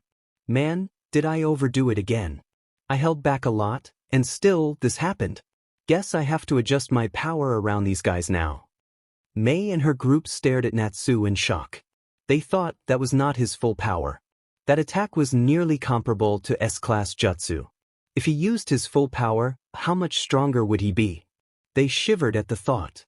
After dealing with the Kiri shinobis, Natsu turned to Mei and her group, who were still stunned. He smiled at them. "Hey, you guys okay?" Mei snapped out of it. What did you say?" "I was asking if you guys are okay," Natsu clarified. "Oh, we are fine. Thank you for helping us," Mei replied. Natsu shrugged. "No problem. I was just passing by and saw a group of thugs harassing women, so I couldn't help but step in." "Again, thank you for that. But who are you, and where were you going?" Mei asked. "My name is Natsu Dragneel. I came from far away. Someone very dear to me told me about the situation in Kirigakure. Their Mizukage went insane and started killing innocent people. She wanted me to help, and I'm happy to do so. So, I'm on my way to Kiri." Mei was shocked that someone would come to help them, especially from so far away. The 4 hidden villages, Kumo, Iwa, and Suna, hadn't even considered offering assistance. Konoha was the worst. Not only did they refuse to help, but they also sent Shinobi to aid the Mizukage, worsening the rebels' situation. Mei never expected anyone to come to their aid when she and her rebel army felt completely alone and overwhelmed. Unable to contain her emotions, Mei hugged the young man standing before her. Thank you very much. We have no one to help us right now. We are on the verge of losing this war. In our time of need, you came to our aid when we didn't even ask. The ones we did ask didn't consider helping us, and some even sent their support to the other side. Natsu, the young man, confirmed that Mei and her group were indeed from the rebel army. Hey, it's okay. I'm always happy to help those in need, he replied. Mei broke the hug. You said you came from far away, right? Natsu nodded. Well, not really. I'm the Jinchuriki of the Nine-Tails Fox, and she guided me here. What? You are the Jinchuriki of the Nine-Tails Fox? Mei exclaimed. Yes, I am. But I thought the Jinchuriki of the Nine-Tails Fox was from Konoha. I used to live there, but I had a very harsh life. They even killed me, but someone powerful intervened and sent me to safety. Mei understood how every village treated their Jinchuriki, so she believed Natsu's story. However, she was puzzled by the mention of someone powerful enough to revive the dead. Natsu didn't appear to be someone who had been brought back to life, and while she had her doubts, she chose not to pry further. Looking at Natsu more closely, she realized he resembled the fourth Hokage of Konoha. Are you by any chance related to the fourth Hokage? She asked. Natsu sighed. I used to be his son, but because of the situation I mentioned earlier, I am no longer related to him or his family. My appearance changed when I came to the Element Nation. Otherwise, I don't look like this outside. When Natsu spoke of the fourth Hokage, Mei noticed a hint of resentment in his eyes, suggesting that the Hokage and his family might have played a part in Natsu's difficult past. Sorry for bringing up bad memories, Mei said gently. It's okay. The past is the past. What matters is who I am today, Natsu replied. Mei and her group admired Natsu's resilience. Despite enduring so much pain, he maintained a positive outlook, which was no small feat. You're right. The past is the past, and what matters is who we are now. I, Mei Terumi, welcome you to our rebel army. Let's work together. Natsu smiled. Likewise. They shook hands, solidifying their partnership. 10 days later, it had been 10 days since Natsu joined the rebel army.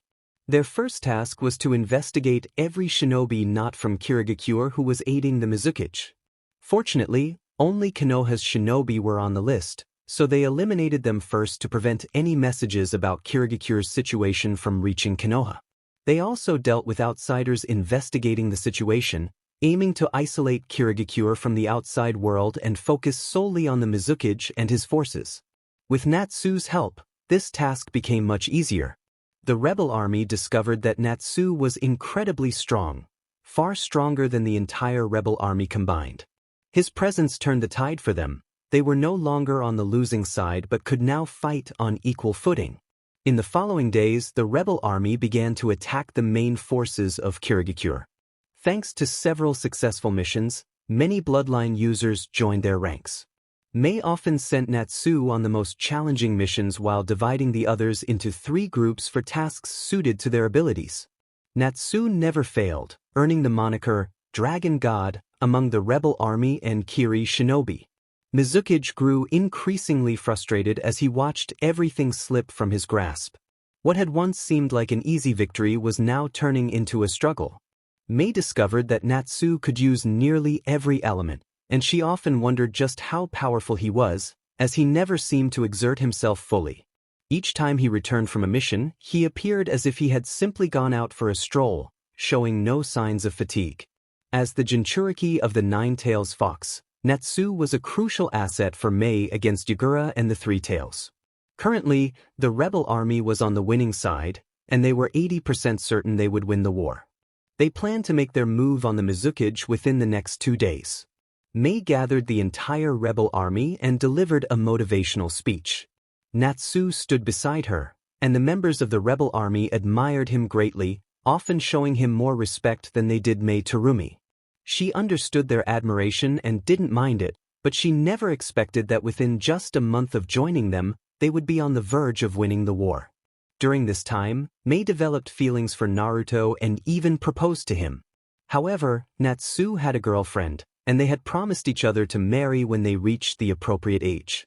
Mei accepted this but found her feelings for Natsu growing stronger as time passed. Despite her feelings, she didn't want to complicate things for him. What troubled her the most was that Natsu would be leaving in a month and a half. He promised to return, but the rebel army was disheartened by the news that their hero would be departing. In Konoha, significant changes had occurred over the past few months. Minato returned home to share good news with Kushina about Naruto. Their conversation, however, leaked to the entire village. Flashback: Minato arrived home to find Kushina training Menma and Mito. She had finally begun to accept Naruto's death, thanks to the support of Minato, Menma, Mito, and her friends. Minato approached Kushina, feeling happy as he prepared to share the best news he had in months.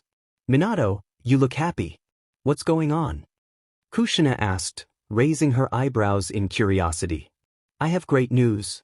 When you hear this, you'll be happy too," Minato replied. Kushina looked intrigued. "Oh, what is it?"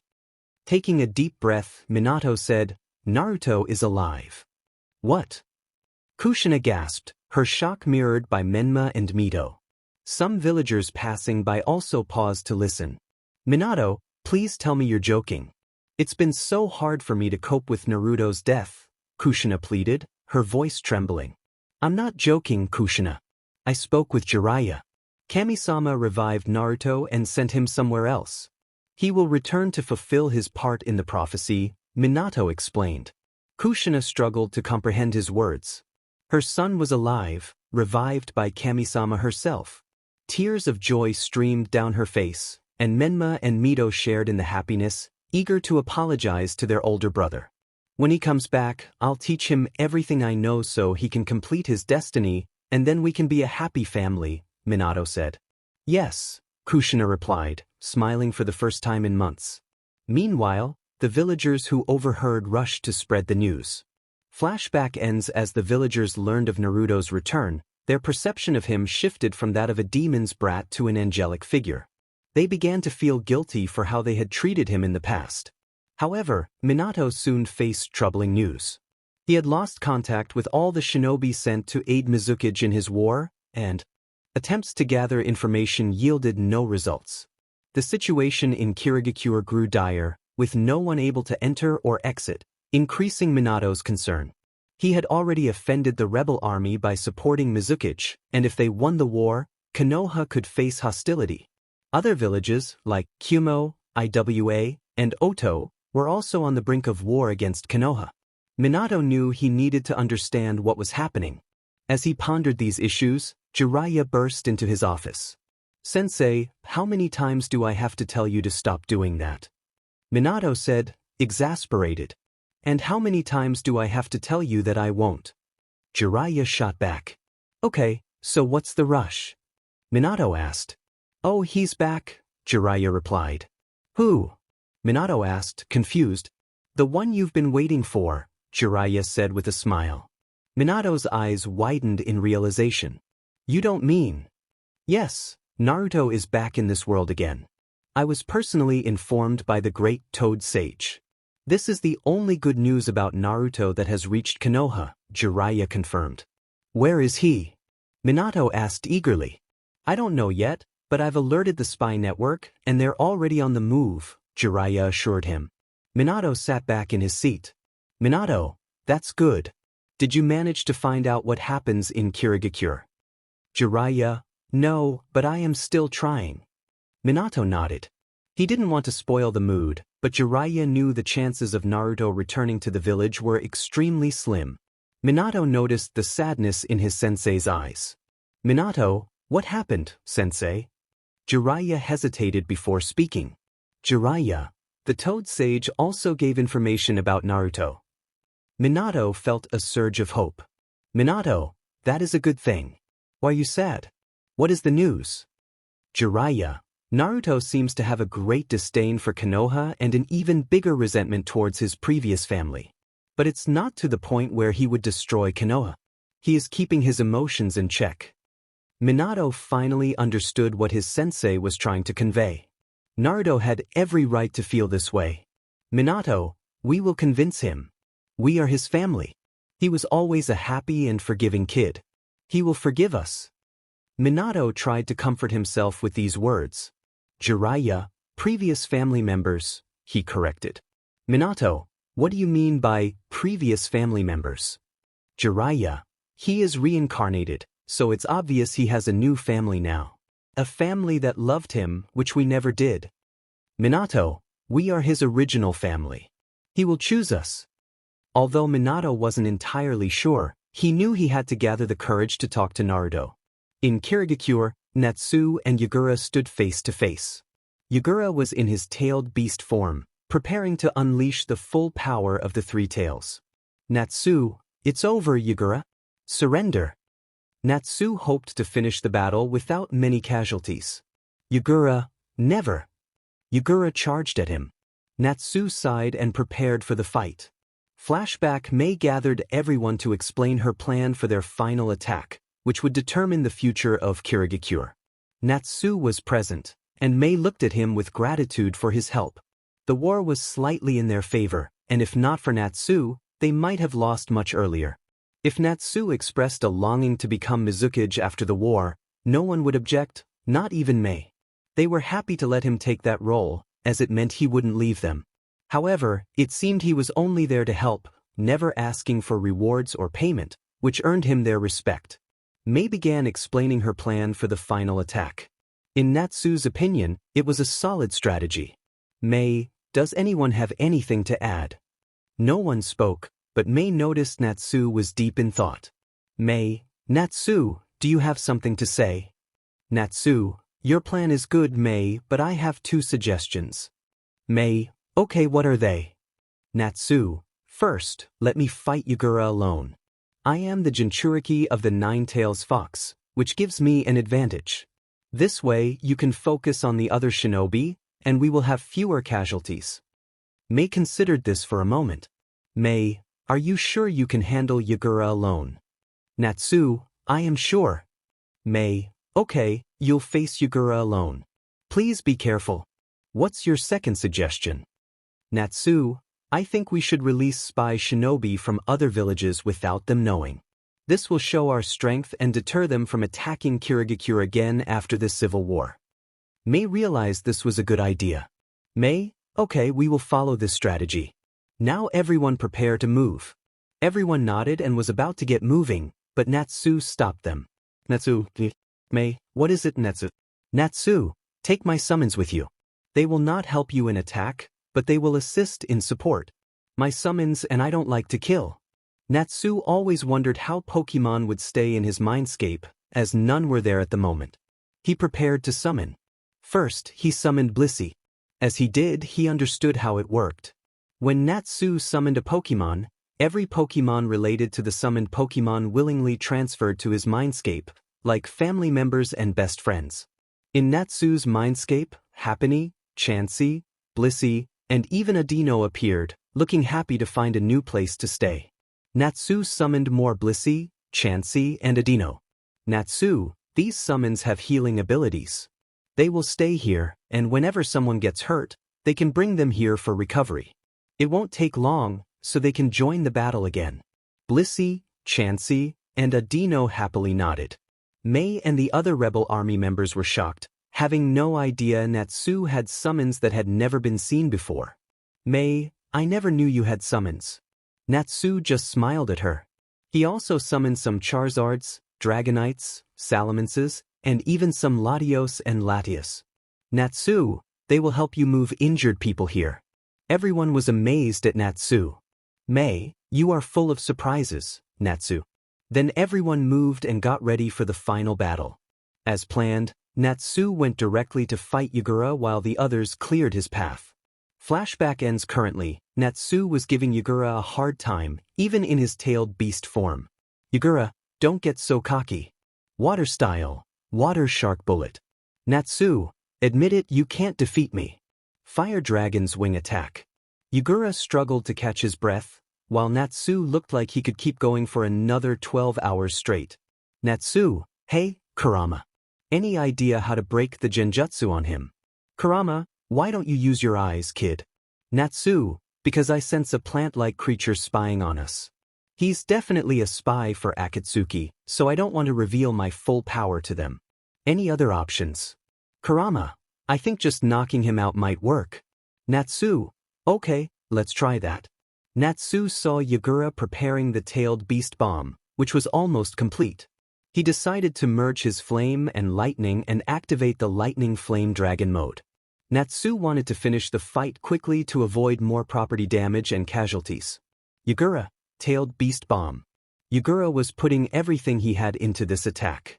Natsu, lightning flame dragon's ruler. Both attacks collided.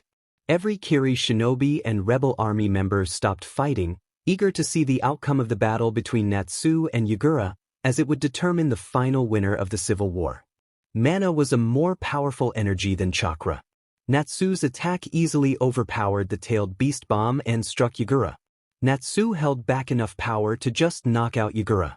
As soon as Yagura fell unconscious, Natsu covered him with wood and ground, making it appear to onlookers that Yagura had been vaporized by his attack.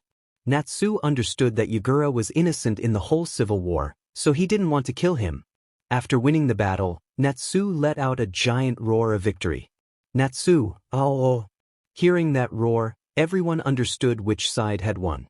All the Kiri Shinobi stood down, surrendering after seeing their defeat. The rebel army celebrated their victory. Natsu approached Mei, who launched herself into his arms, unable to contain her emotions. They had won the war, and their hope had been minimal when they gathered the rebel army. It was thanks to Natsu.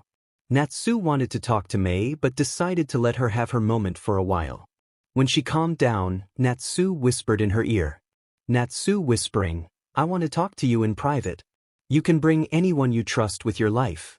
Seeing the seriousness in Natsu's eyes, Mei nodded. After a while, Natsu, Mei, and two of Mei's trusted comrades, Ao and Chojuro, stood in a room. Mei, Natsu, what do you want to talk about? Natsu didn't say anything but pulled out Yagura, who was now awake. Mei, Ao, and Chojuro looked angry and were about to attack him, but Natsu stopped them. Natsu, Mei, why are you stopping us, Natsu? Natsu, let me explain why. Then Natsu told them that someone had put Yagura in genjutsu and forced him to start the bloodline purge. Everyone was shocked to learn that their Mizukage was just someone else's puppet. It made sense, as Yagura had changed overnight and gone insane. Ao, I can't believe someone put him in genjutsu. Mei, so, he was innocent all along. Natsu, yes. Chojuro, but what should we do? The people of Kiri will never accept him. Yagura, just kill me, I deserve death. Natsu, how about letting him be Umbu and never allowing him to take off his mask? This way, he can help Kiri when needed. Kiri is still weak. Everyone agreed with Natsu's suggestion and decided to follow that plan. In Konoha, the entire council had gathered at Minato's request.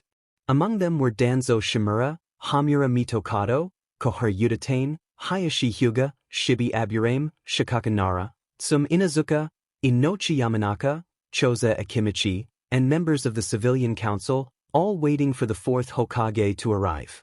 After a while, Minato entered the room. What's the matter, Minato? You gathered us here in an emergency, Shikaku asked. I just received news from Jiraiya's spy that the civil war in Kirigakure is over, Minato replied. The room buzzed with various reactions. Some were deep in thought, while others felt relief, believing Yagura had won the war. So, did the Mizukage offer us an alliance or not? Hamura inquired. No, the Mizukage declared a hostile relationship with Konoha, Minato explained. But we helped them against the rebel army. Are they ungrateful? Hayashi questioned. Yes, we assisted the fourth Mizukage during the war, and now they have turned against us. The rebels are the ones who won, Minato stated. Now, because of this, we have new potential enemies beyond Otto, Kumo, and IWA. But how did they win? The odds were against them, Tsum asked. They had help from someone, Minato replied. then threw an updated bingo book onto the table, opening it to a specific page.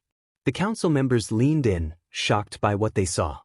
Hashtag 34689P The Dragon God Name, Natsu Dragneel Threat Rank, SSS plus another alias, Hero of Kirigakure Parents, Unknown Known Elements, Fire Style, Water Style, Wind Style, Ice Style, Wood Style, Lightning Style, Earth Style, and other unknown elements. Ninjutsu, can use completely unknown jutsu without hand signs. Most of his ninjutsu is above a rank and can utilize every element from any part of his body. Taijutsu, unknown but very strong. Genjutsu, unknown. Summons, has unknown summons, capable of summoning various creatures with unique abilities, including some proficient in medical ninjutsu. His summons can rival Konoha's slug summons and possess flight capabilities, with speed surpassing that of the Raikage. He has formidable physical resilience, making him difficult to injure. He single-handedly defeated Yagura in his tailed beast form, using a combination of fire and lightning elements. The meeting room fell silent for a moment. This can't be. He can't be that strong, Hayashi murmured. How can he use Wood Style, which only our beloved first Hokage could use? Koharu added. It's all your fault, Minato said. If you had allowed us to assist the rebel army, we might have had an ally in our favor, along with this individual. We didn't know there was a powerful individual helping them, Hayashi protested. Then you need to reconsider your decisions, Minato replied. Danzo interjected, we should recruit him. He would be a valuable asset to our village. He thought to himself that if he could make Natsu a member of his root organization, he could potentially usurp Minato. Jiraiya's spy is trying to gather more information about him, but we can't enter Kirigakure now that the Mizukage has declared a hostile relationship with us. If our shinobi are caught there, they will be executed, Minato explained. But do you think this Natsu would even consider joining us?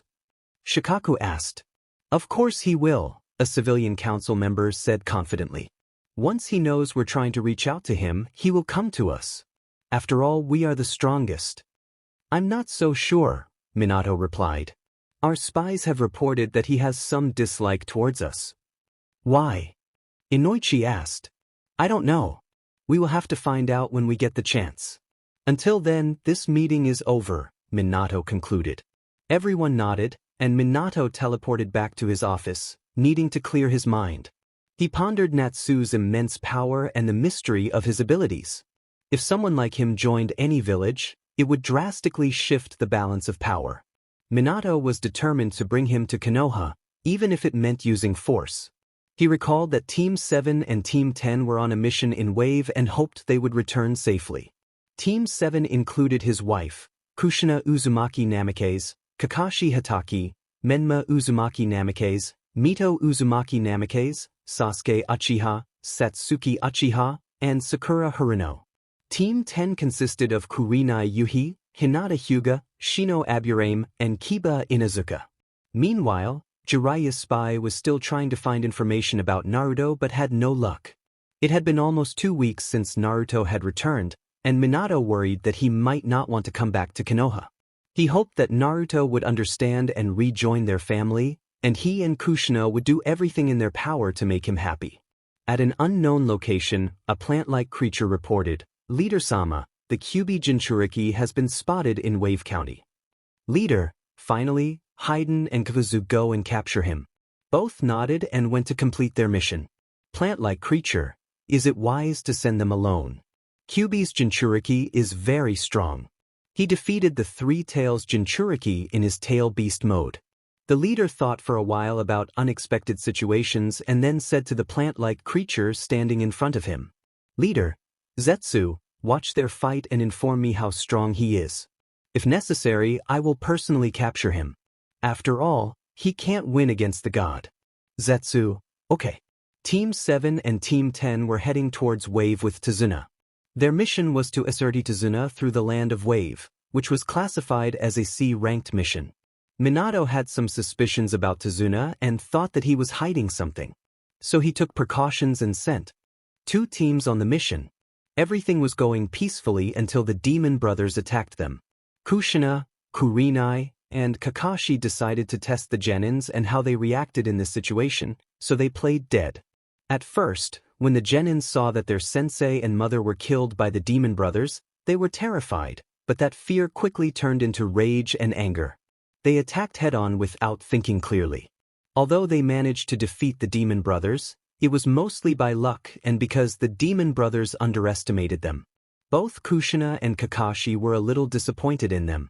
Even Kurinai, who saw her team as her own children, felt let down. Kushina and the others had trained them personally, and now, in a moment like this, they couldn't think clearly. After dealing with the demon brothers, Kakashi and Kushina turned towards Tazuna for interrogation. Kakashi, we haven't heard that there are shinobi after you. Our mission was to simply protect you from thieves and gangs. This has now become a B-ranked mission. Tazuna. Kushina, this was supposed to be simple protection until you completed the bridge. If it was known that ninjas were after you, this would have been classified as a more expensive B-ranked mission. I am sure you have a reason, but it causes a problem when you lie about your mission. We are now operating outside of our duty. Seeing no way to avoid the situation, Tazuna decided to tell the truth.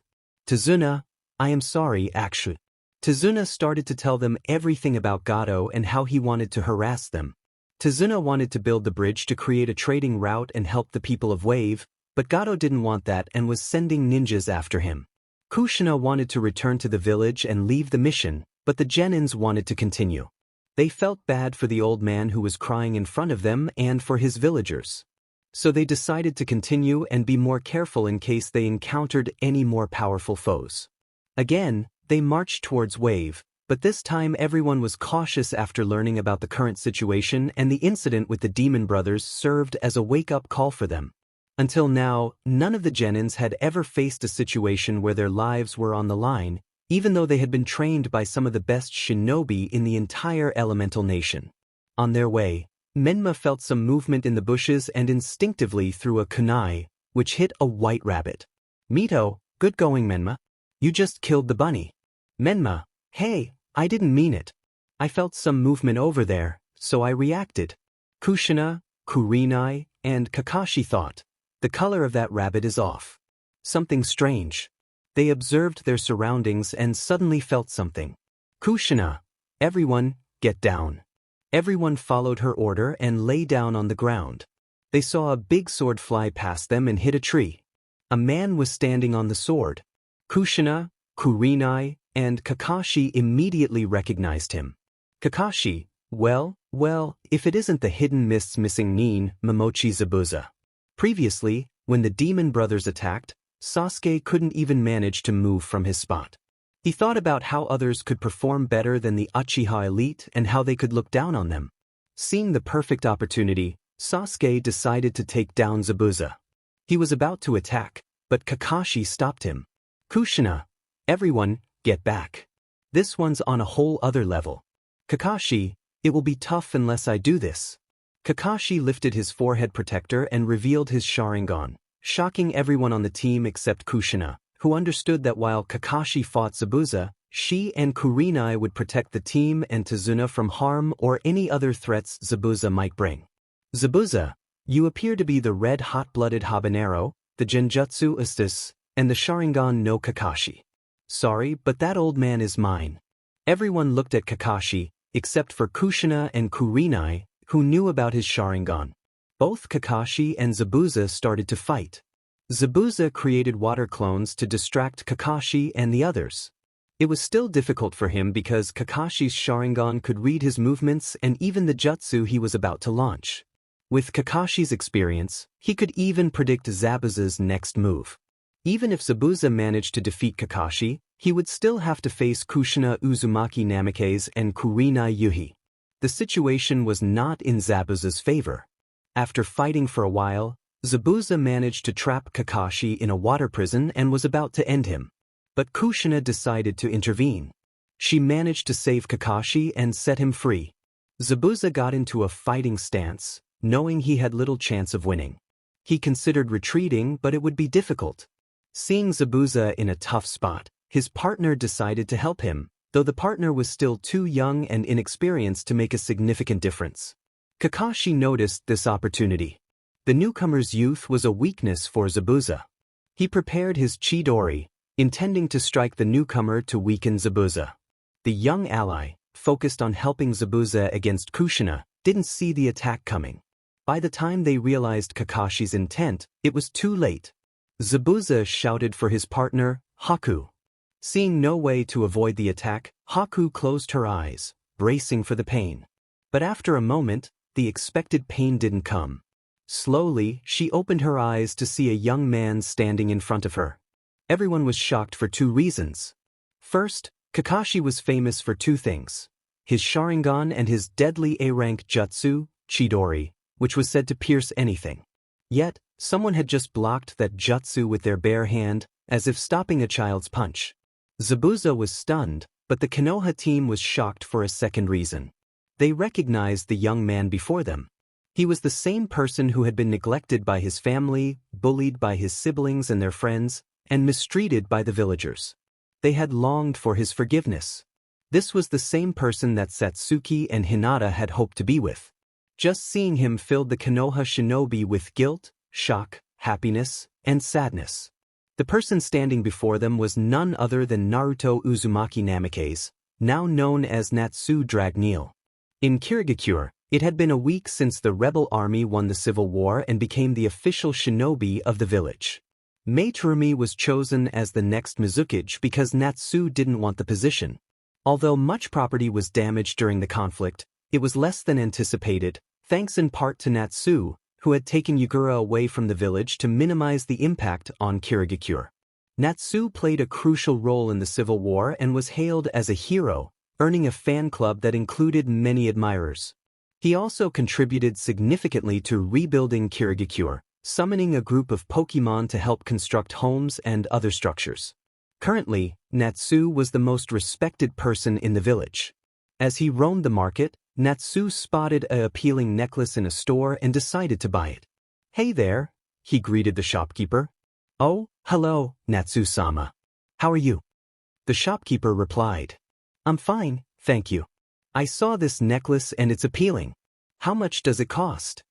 If you like it, just take it. Anything from this store is free for you." "You've done so much for us," the shopkeeper insisted. "I appreciate your generosity, but Kiri is still recovering from the war. I can't accept something for free at a time like this. Please, let me pay for it," Natsu replied. Some negotiation, the shopkeepers sold the necklace to Natsu at half the original price. He placed the necklace in his storage and continued to enjoy the peaceful day. Unfortunately, an umbu appeared with an important message. "Natsu-sama, the Mizukage wants to meet you," the umbu said. Natsu sighed. "All right, I'll be there." The umbu vanished, and Natsu headed to Mei's office. Upon arrival, he greeted her. "Hey Mei, how's it going?" Mei smiled. "Hello, Natsu. I'm fine. How about you?" "I'm doing great, thanks for asking. Why did you call me?" "Natsu, we're grateful for your help. Because of you, we were able to rebuild Kiri quickly. However, we still lack the manpower to protect our village. I have an idea for increasing our forces," Mei explained. "How?" Natsu inquired. "Many people and shinobi fled when Yagura started the bloodline purge. I want them to return to Kiri now that the civil war is over. I already sent jonins, chunins, and some umbu for this mission, but there are still some people left. So, I want to join this mission." Natsu, seeing no problem with that suggestion, agreed. "Sure, no problem. Who do I need to find?" Natsu asked. Mei then showed him two pictures. This is Zabuza Momochi and his adopted daughter Haku Yuki Momochi. Zabuza is part of the former Seven Swordsmen, and Haku is the last survivor of the Yuki clan. If they come back, they will be a great addition to our force. "So, how can I prove to them that I am with you?" Natsu inquired. Mei thought about that question and wrote a letter, handing it to Natsu.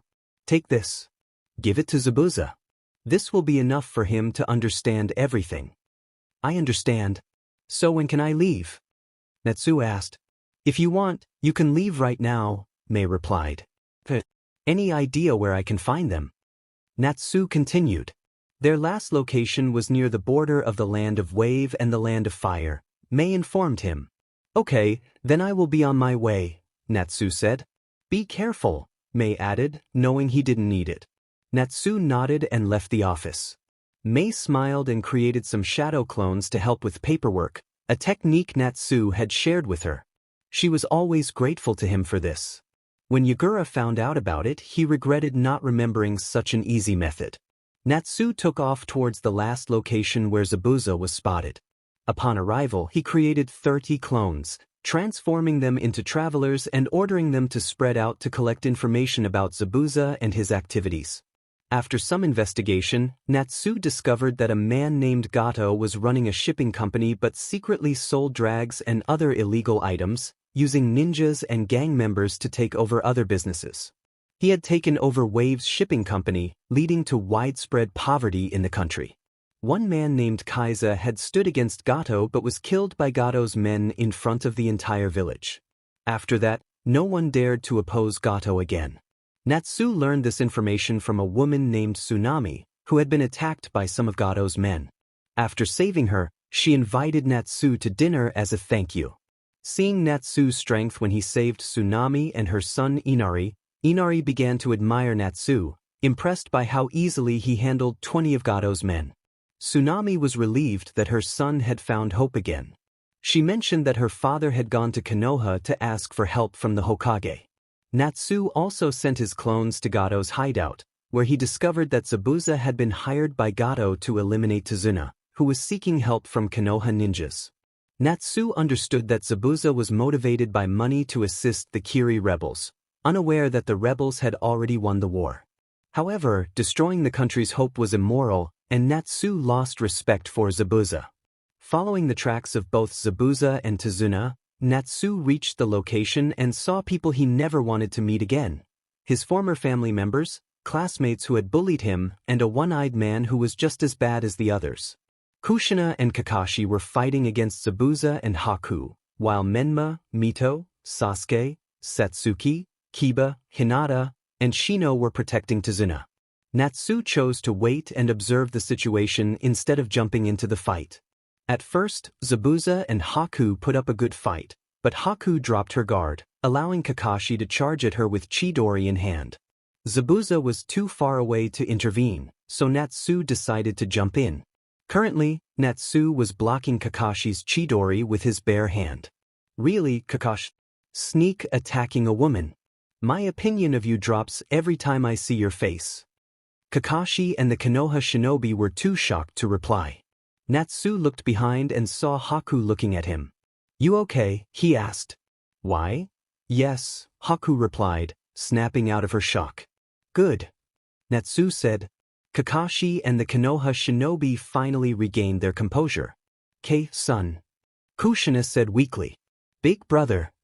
Menma and Mito exclaimed. Naruto, the other Konoha shinobi called out.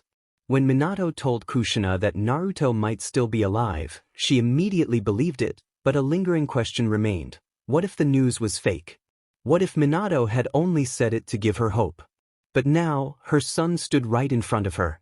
Although there were slight differences in his appearance, he looked almost the same as before. Menma and Mito were in the same boat as Kushina. Initially, they had doubted their father's words, having seen Naruto's dead body with their own eyes.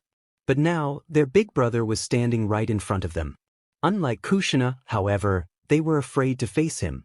Kushina, overwhelmed with excitement at seeing Naruto, completely neglected the thought that he might harbor resentment towards them, which left both Menma and Mito hesitant to confront him.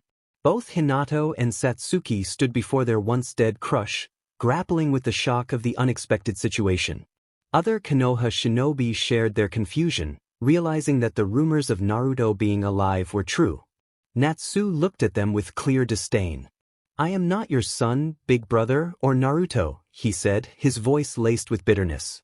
If he hadn't found Igneel, Ziraf, Lumina, Mira Jane, and the other members of Fairy Tail, he might have lost control and confronted his former family and villagers. But thanks to his new family, he had moved on from his past.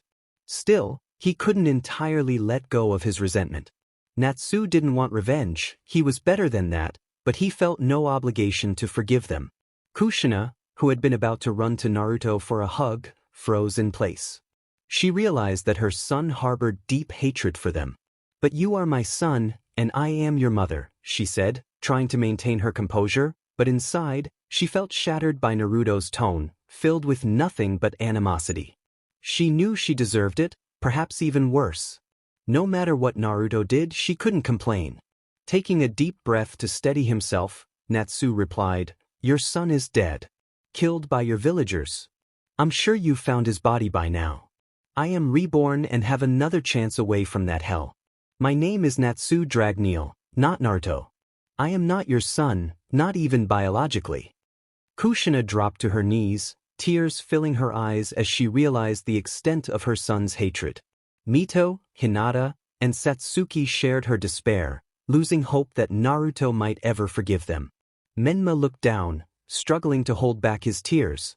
Kurenai and Shino regarded Kushina, Menma, Mito, Hinata, and Satsuki with pity, while Kiba and Sasuke stood by, seemingly unfazed. Sasuke glared at Natsu, anger brewing within him as he recalled how Natsu had effortlessly blocked Kakashi's attack. In his mind, he thought, how could someone like him possess such power? It belonged to him, an Uchiha elite. He was determined to reclaim it. Among the Konoha shinobi, Kakashi was the only one thinking clearly. "Naruto Uzumaki, by order of the Hokage, please come with us peacefully. If you resist, we will have to use force." He expected a hint of panic from Naruto, given the overwhelming odds against him, but suddenly the temperature around them began to rise dramatically. It felt as if they were standing in a blazing furnace. Kakashi noticed that only the Konoha shinobi felt the change, the others seemed oblivious. A dreadful feeling washed over him as an invisible force pressed down on him and the other Konoha shinobi, making it feel as if a mountain rested on their backs. They struggled to locate the source of the pressure and saw an enraged Naruto, surrounded by red flames, glaring at Kakashi like a predator. The illusion of a giant red dragon enveloped in crimson flames loomed in their minds. Kakashi had fought in the Second Great Ninja War at a young age, but he had never felt fear like this.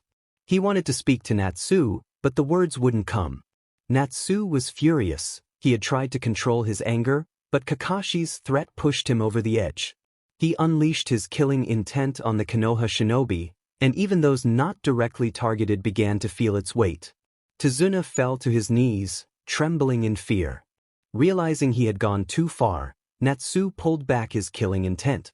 He turned to Kakashi. "Look, Kakashi. I already told you, my name is Natsu Dragneel, not Naruto Uzumaki. You threaten me. Consider this your last warning. If you provoke me again, your teammates will have to carry you out in pieces." Kakashi met Natsu's serious gaze and nodded. Natsu sighed and addressed Zabuza and Haku. "Now, back to business. Zabuza Momochi and Haku Momochi, your Mizukage wants you to return to Kiri." "Never," Zabuza replied. "It's already difficult for me to protect Haku and escape the civil war in Kirigakure. I want nothing to do with that Yagura. Are you living under a rock? The civil war is over, the rebels won. The new Mizukage is Mei Terumi." This revelation caught them off guard. "What? When did that happen? How can I trust you?" Zabuza asked, skepticism in his voice. Natsu didn't respond but tossed a scroll to him. It contained a letter from Mei. Zabuza appeared fine until he read it, at which point he began to sweat profusely. Natsu guessed that Mei might have threatened him with something. "Zabuza, okay, we come with you. Haku, we are going back to Kiri." Haku nodded. "Natsu." Both Zabuza and Haku looked at Natsu. Natsu looked towards Tazuna. "Natsu, Tazuna, is Tsunami your daughter?"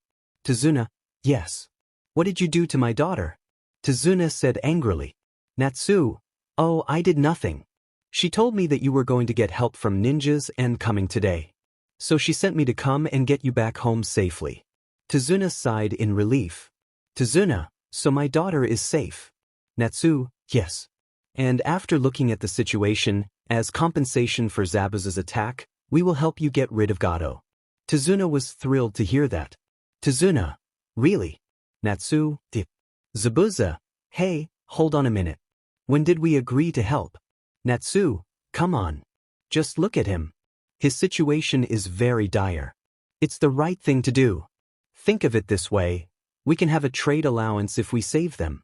Zabuza narrowed his eyes at Natsu, thinking he was too kind. Zabuza, Mizukage told us to return immediately.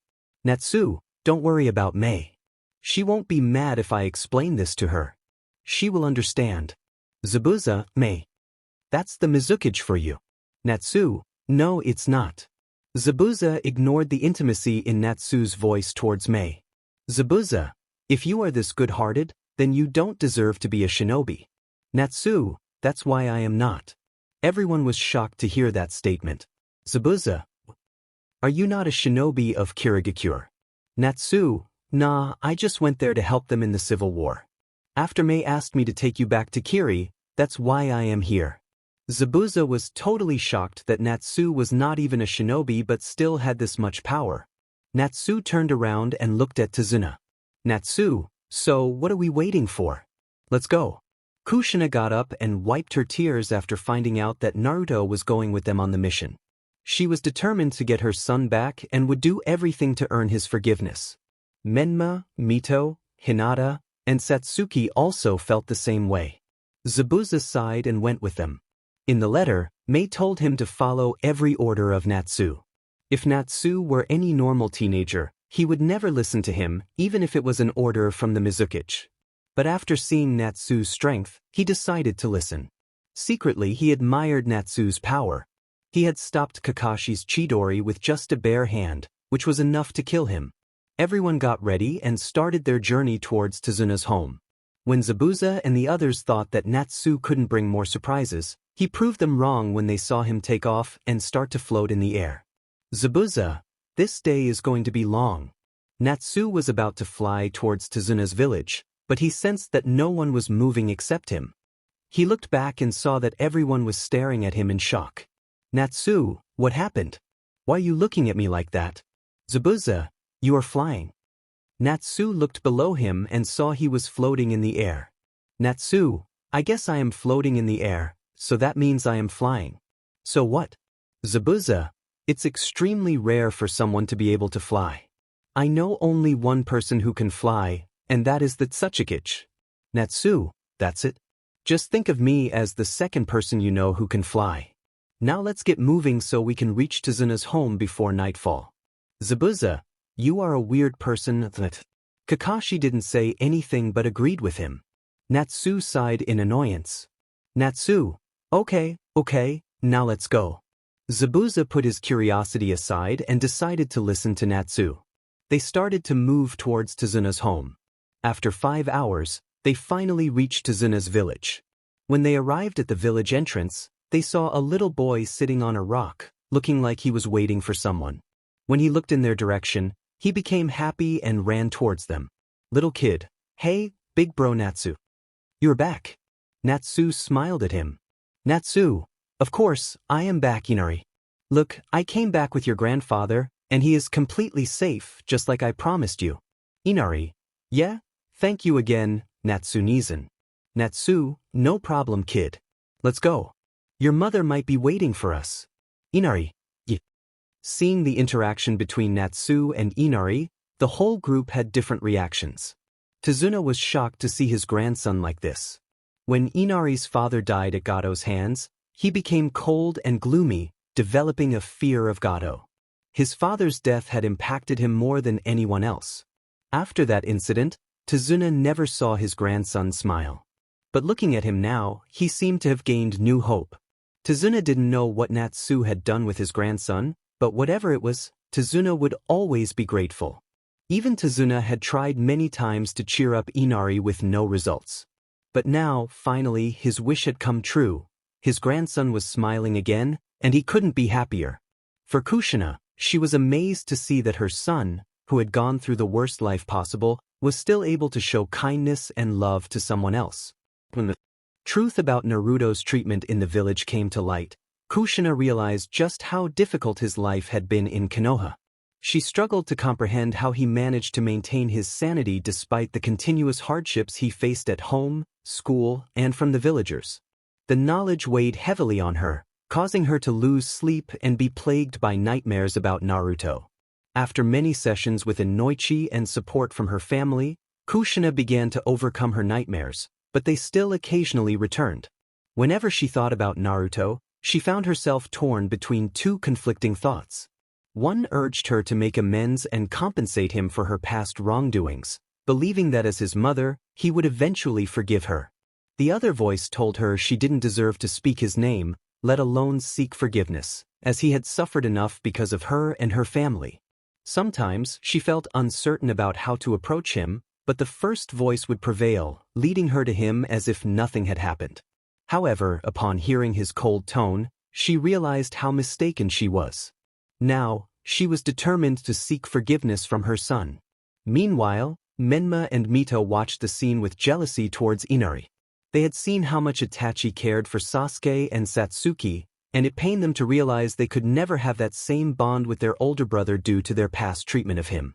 They could only envy Sasuke, Satsuki, and now Inari, struggling to hold back tears. Satsuki and Hinata observed how well Natsu interacted with the children, imagining how much he must love his own. Their faces flushed at the thought. Others, like Zabuza, Kakashi, Kurinai, Haku, and Shino, allowed Natsu to have his moment, while Sasuke and Kiba maintained a nonchalant attitude. The group followed Natsu and Inari to Tezuna's home, where they were greeted by Tezuna's daughter, Tsunami, who was relieved to see her father and Natsu return safely. She encouraged them to rest while she prepared dinner. Natsu and Inari chatted about some of their adventures, with Kushina, Menma, Mito, Hinata, and Satsuki watching, while the others occupied themselves with various tasks. Kurinai and Haku assisted Tsunami in the kitchen. After some time, Tsunami, Kurinai, and Haku emerged with dinner. As they all sat down to eat, an awkward silence settled over the table until Inari broke it. Zabuza asked, "So Natsu, you mentioned you're not a shinobi. What do you do for a living?" Natsu replied, "I'm part of a guild called Fairy Tail." He showed them the symbol on his arm. "There, I take on missions like capturing criminals or exterminating monsters. The pay can be quite good." Kakashi raised an eyebrow. "Monsters?" "Yeah, where I live, there are many different species, some of which can be aggressive. They sometimes wander into human territories or villages," Natsu explained. Zabuza inquired, "What's the difference between your job and ours?" "We both take on missions." Natsu smiled. "Well, we don't kill. Compared to the elemental nations, my home is much more peaceful. We have many villages, but we don't worry about one attacking another out of greed. I've never seen an assassination mission on our board, and I doubt other guilds have those either." Tsunami asked, "So there's no war there?" "Not at all. We don't engage in meaningless wars. The last one I remember was about 400 years ago," Natsu said. Tezuna was astonished. "I never imagined a place like that could exist." The others looked at Natsu with a hint of jealousy, reflecting on the dangers they faced daily as ninjas. Inari asked, "Natsu Nissen, how did you get so strong? Who trained you?" Everyone listened intently, curious about Natsu's training. "I had many teachers, but mostly, I was trained by my parents," Natsu replied. Kushina was taken aback, realizing she and Minato hadn't trained him. It dawned on her that Natsu, or Naruto, had learned from someone else. She wondered if she even had a chance to reconnect with him. Inari pressed, "Your parents?" "Not my biological parents, but my adoptive ones," Natsu clarified. Zabuza, intrigued, asked, "What happened to your biological parents?" "When I was younger, our village was attacked by demons. Only my elder brother and I survived. Our parents and the other villagers weren't so lucky," Natsu explained. "I was unconscious at that time. When I awoke, my older brother was gone. I didn't know where he was, but I didn't think he abandoned me. He must have had a reason for leaving. I survived that attack all because of him, and I knew he loved me more than anything. I wandered into the forest, searching for someone, when my adoptive dad found me and took me in. He taught me about language, culture, and even trained me in a very rare art called dragon slaying. His friends helped me train as well, They essentially raised me. For the Konoha Shinobi, Naruto and Natsu, it was a completely different life than they knew. They realized that if he was reborn, he might have different families and villages, so his story might be true. However, the main problem was that they no longer had any relationship with him, meaning they couldn't take him back to Konoha through family and village ties. Zabuza said, "Dragon slaying art? I've never heard of that before." Natsu replied, "Yeah, that's why it's called a lost art. Don't you think?" His voice dripped with sarcasm. Zabuza asked, "So what's this lost art all about?" Natsu explained, "This art is about fighting and defeating dragons, and even becoming one." Everyone was amazed that this art could actually defeat dragons. For Shinobi, dragons were imaginary creatures, powerful enough to easily defeat every tailed beast single-handedly. Sasuke thought that if he learned this art, he might be able to defeat Itachi and get his revenge. "Hey loser, teach me that art," Sasuke ordered. He was about to say more when suddenly he felt something grab him and crush his whole body.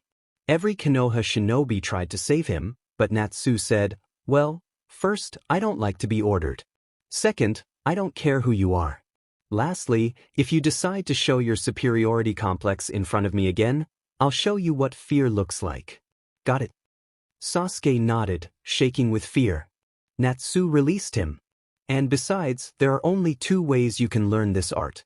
One is to learn from a dragon itself, and the second is to have a dragon's lacrima inside you." Inari exclaimed, "What? Dragons are real?" Kakashi replied, "No, they are just imaginary creatures." Natsu interjected, "Don't listen to him, Inari. Dragons are very real where I come from. I've been taught by many of them. Actually, my adoptive dad is a dragon, a fire dragon, to be more exact." Everyone was shocked that Natsu had been raised by a creature that was just a myth to them. Zabuza asked, "And where are you from?" Natsu answered, "I'm from another world called Earthland." Zabuza was stunned. "You're joking, right?" Zabuza asked. "No, I'm not." They thought it made sense, as the place Natsu mentioned didn't exist in the elemental nation. Inari said, "That's so cool, Natsu-Nissen. You were raised by a dragon. What is your father like?" Natsu replied, "Well, he's bigger than the mountain we passed on our way here. His body is covered in red scales and he has a huge scar on his face. Although he seems dangerous, he's very kind-hearted, except when he's training me. At those times, he's more like a demon. One time, he told me to break a giant rock just by headbutting it." Inari laughed at that comment. Natsu continued to share stories about his father until Tsunami asked a question everyone was curious about, especially Satsuki and Hinata. "So, Natsu, do you have someone special?" Tsunami asked. Hearing the question, Natsu started to blush. Tsunami smiled, realizing the answer. Satsuki and Hinata understood too, feeling their hearts break but holding back tears. Tsunami pressed, "So, who is she?" Natsu smiled and said, "Her name is Mira Jane Strauss. I already introduced her to my mother. She's happy with our relationship. After half a month, I plan to go back to my world and propose to her." Both Satsuki and Hinata felt their hearts shatter at that. "Wow, good luck," Tsunami said. Kushina's mind went blank. "But you never introduced me to any girl. I don't approve of your relationship with her. Only I get to choose who you marry." Natsu looked at her coldly. "Why would I even introduce her to you? Who are you to me?" "Let me answer that. You are nothing to me except one of the people I hate. So shut your mouth and don't talk to me like I'm someone you know." Kushina's eyes filled with tears. "Ooh, but I am your moth, mother." "No, you are not, and trust me, you never will be." Natsu stood up. "Thanks, Tsunami. I really enjoyed your cooking. I'm going to sleep. Bye." He didn't want to deal with Kushina and the others right now, fearing he might say something he would regret. Kushina started sobbing quietly. Menma and Mito comforted her, feeling horrible but knowing they deserved even worse. That night felt long for the Konoha Shinobi. The next day, everyone decided to take turns doing guard duty at the bridge while Tazuna and his co-workers worked on its construction. They formed 5 groups for the schedule. The first group consisted of Zabuza and Haku, the second group included Kakashi, Sasuke, and Sakura, the third group was made up of Kushina, Menma, and Mito, the fourth group had Kurinai, Hinata, Shino, and Kiba, and the last group was Natsu, who was alone. While one group was protecting Tazuna and his co-workers, the others decided to train and prepare for upcoming challenges. Zabuza and Haku took the first turn of guard duty, while the rest gathered for training. Kakashi addressed the group. "Okay everyone, since we have some time, let's do some training." Sakura asked, "What are we going to do, Kakashi-sensei?" "For starters, how many of you know the tree walking exercise?" Menma, Mito, Hinata, Shino, Sasuke, and Satsuki raised their hands. "And how many of you know the water walking exercise?" Menma, Mito, Sasuke, and Satsuki raised their hands again. "Good. Here's the training plan. Sakura and Kiba will learn the tree walking exercise with me, Hinata and Shino will learn the water walking exercise with Kurinai, and Menma, Mito, Sasuke, and Satsuki will train with Kushina. Any problems?" Everyone shook their heads, indicating they had no issues. Kushina then approached Natsu. "Hello, Natsu," she said, drawing his attention. "Yes, what can I do for you?" Natsu replied. "If you don't have any plans, I can teach you many things like you always wanted to," Kushina suggested, hoping to reconnect with her former son. Natsu responded, "No, I have my own training plan." Kushina was taken aback. She had thought he would be eager to train, as Naruto had always asked her and Minato for guidance. "What plan?" she asked sadly. Natsu didn't answer but began to concentrate. Summoning Lucario.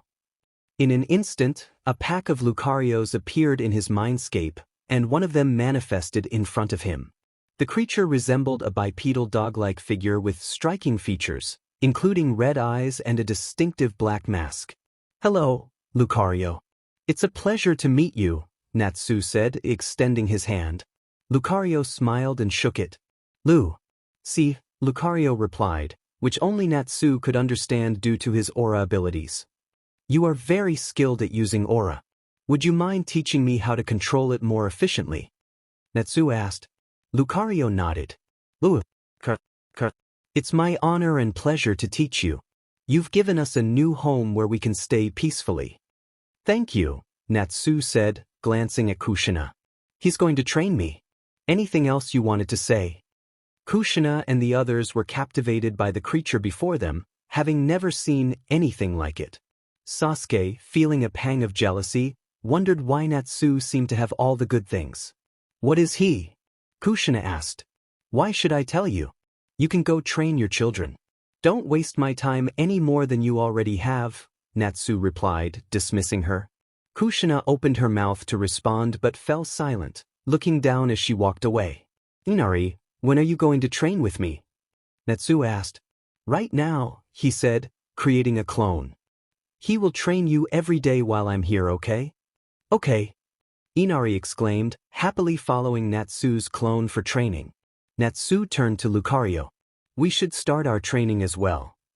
Lucario nodded, and Kushina's team followed, curious about Natsu's training. "For the first lesson, you need to gather your aura in your hand and shape it into a sphere," Lucario instructed, demonstrating by forming an aura sphere. "Okay," Natsu replied, creating 50 clones and instructing them to do the same. They all began training, and Lucario and the others were impressed by Natsu's energy and determination. Though Natsu initially struggled with the aura sphere, he made significant progress, aided by his clones and the boost from his training environment. Lucario is amazed at Natsu's learning speed. This progress was achieved by Natsu in just an hour and a half, a feat that usually takes a minimum of a month. Lucario then began training him to shape his aura into various forms, such as a sword, spear, shield, and staff. This exercise is excellent for mastering control over aura. Once Natsu completed this exercise, Lucario planned to teach him offensive and defensive techniques using aura, as well as an aura fighting style. Kushina and the others were astonished by the power held by such small creatures. After some time, they finished their training.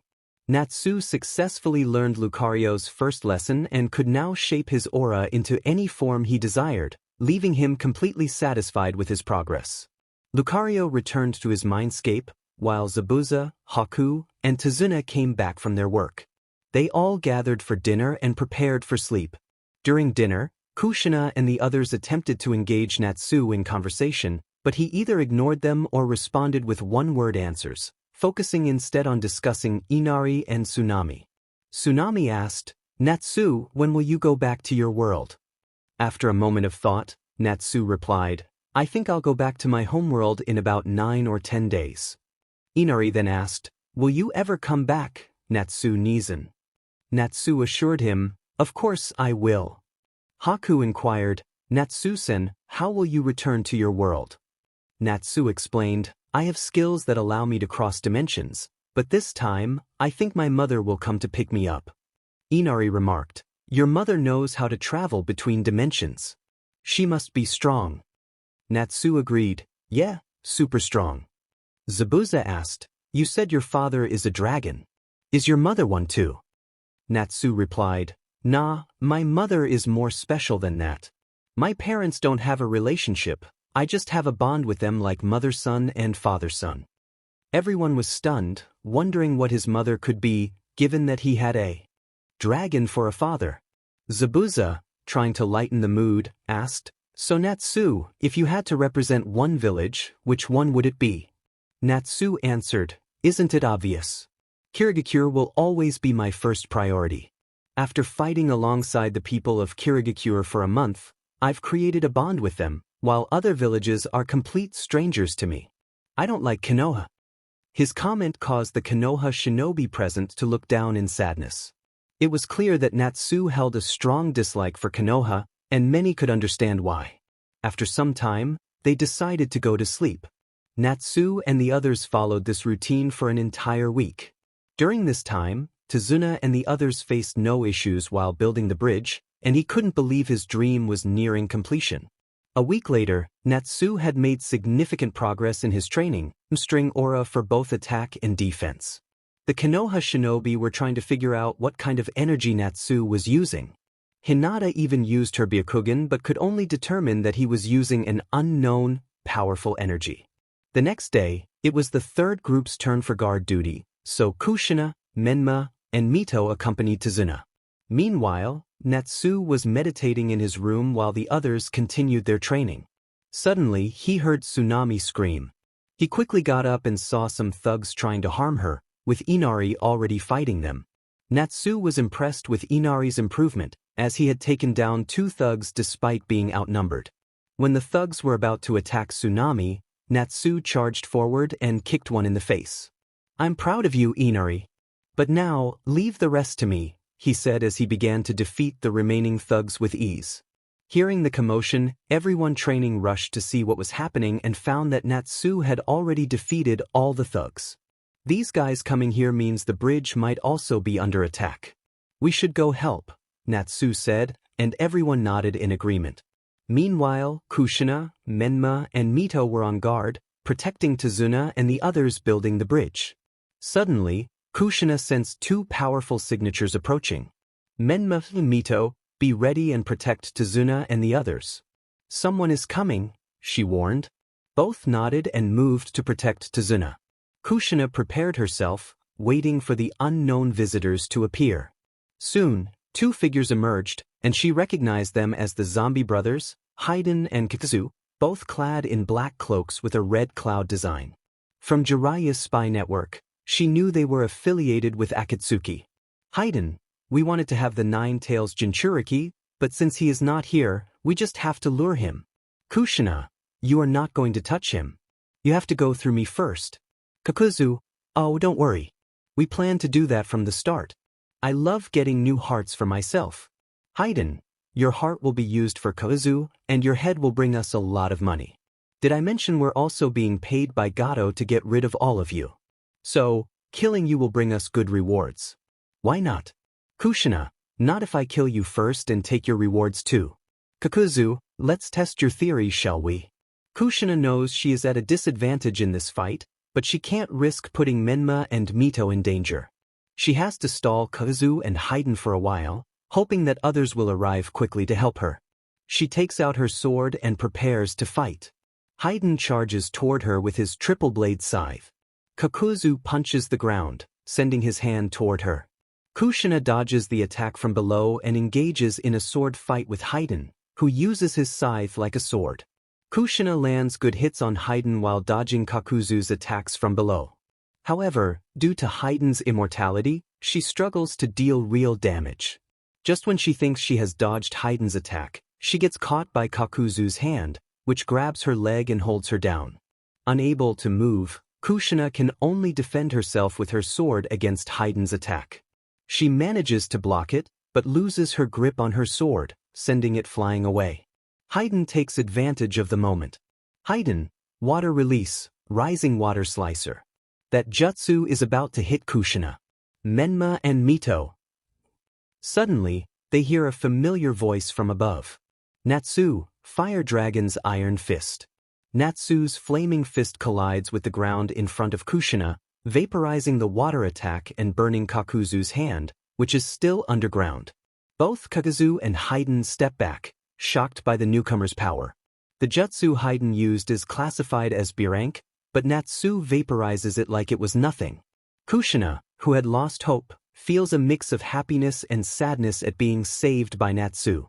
Haiden, oh look who it is. The one we were looking for. At least we don't have to search for you. Natsu, what a coincidence, I was looking for you too. So, you're from Akitsuki. Kakuzu, you're looking for us. But, Natsu, you're not qualified to know the reason. He looks back at Kushina. Natsu, go, I will handle them. Kushina, no, I will help you. Natsu, I won't say it again. Go back. His tone is filled with determination. Kushina, shocked, retreats to her team. Natsu, Zabuza, go protect Tazuna and the other builders. Zabuza, are you sure you can handle both of them by yourself? Natsu nods. Zabuza, okay, be careful. Zabuza and Haku rush to protect Tazuna and the others as Natsu turns to face Haiden and Kyu. Natsu, get ready, because today might be your last day. Haiden, big words for a small mouth. Haiden and Kakuzu use their previous tactics. Haiden charges at Natsu while Kakuzu attempts to catch him off guard from below. However, they don't realize that such tactics are useless against Natsu. He begins to increase the temperature around him rapidly. As Haiden and Kakuzu's hands come close, Natsu ignites his body with crimson flames, generating massive heat. Haiden jumps back, but Kakuzu's hand is not so lucky. It gets burned to ash as it approaches Natsu. Kushina, Menma, Mito, Sasuke, Satsuki, Kiba, Hinata, Shino, Kakashi, Kurinai, Zabuza, and Haku watch in awe, realizing that Natsu is using dragon slaying art. They see that he seems completely immune to fire, making fire-based jutsu against him useless. Kakashi tries to copy the dragon-slaying art with his Sharingan, but to his shock, he can't see any difference in chakra movement. It's as if Natsu has no chakra at all. Zabuza understands why Mizukage ordered him to follow Natsu's commands and not to fight him. He realizes he is no match for Natsu, who can easily vaporize all of Zabuza's water-based jutsu. Kushina is also astonished to see her son, whom she had neglected and doubted, displaying such immense power. Initially, when she learned Naruto was alive, she and Minato thought they could make up for lost time by giving him the training he always wanted. But looking at Natsu's strength, Kushina wondered if he even needed any training anymore or if they could teach him anything. Natsu was already stronger than her, and she felt a mix of pride and sadness. Pride because her son could fight two S-rank missing nin with ease, and sadness because she hadn't played a role in making him this strong. Menma and Mito had always thought they were stronger than most of their peers until they lost half of their chakra when the Nine Tails chakra left their bodies, damaging their chakra coils. Still, they had grown stronger with the help of their family. But now, seeing their older brother's strength, they felt insignificant in comparison. This realization hit hard, striking a blow to their pride. Satsuki and Hinata watched as their crush easily handled two S-rank missing nin.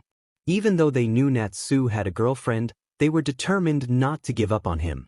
Sasuke and Kiba looked at Natsu with jealousy and anger, questioning how someone like him could possess such power. Haiden and Kazu were shocked by the power of the Nine-Tails Jinchuriki. They hadn't been alerted to his strength and were not prepared to face such a powerful entity. However, they had no choice but to fight him, ready to flee if the situation turned against them. Both Haiden and Kazu charged at Natsu, preparing their jutsu to attack. Haiden transformed into his curse form, while Kazu released all of his masks, which also charged toward Natsu.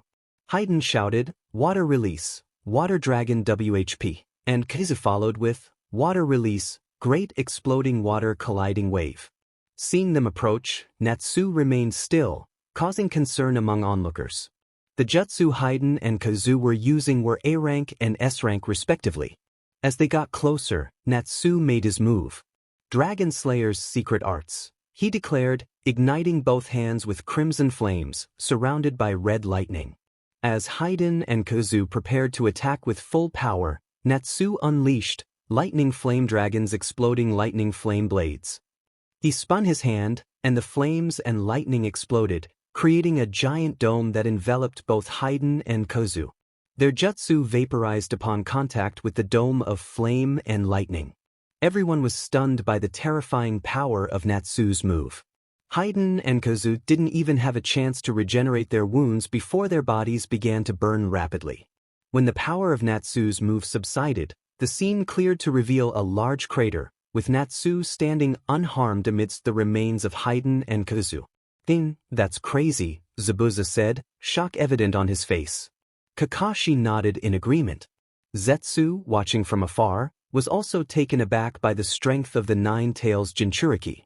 Natsu looked around and began to walk out of the crater, but he heard a voice. An unknown voice said, "He might be exhausted after fighting those two. Go and kill him." Natsu recognized the voice from his clone's memories. It was Gato. "Kill him, but leave those ladies for me. I'm going to enjoy myself tonight," Gato sneered. Natsu didn't want to waste any more time, so he decided to finish this quickly. Just then he saw Inari bringing the whole village to help him defeat Gato. "Natsu Nissen, the whole village will help you end Gato's reign of evil," Inari declared. Natsu chuckled at the scene. "I appreciate your help, Inari." The villagers were thrilled that Natsu accepted their assistance and rushed toward Gato and his men. Natsu chose to watch and secretly support them, knowing this fight would help unite the villagers against any future threats. With their numbers and Natsu's covert help, the battle concluded swiftly. Only Gato remained, trembling in fear. "Let me go, I beg you. I'll give you anything. Money, girls, anything. I'll leave and never come back," he pleaded. Natsu stepped forward. "All right, I'll let you go if you tell me where your money is." The villagers were confused by Natsu's approach but decided to see what he would do. Gato quickly revealed, "Okay, my money is in a safe at my mansion. The combination is 537890201. "All right, wait here while I get your money," Natsu said, creating a clone to retrieve it. After a while, his clone returned with Gato's money. "All right, Gato, as promised, I'll let you go."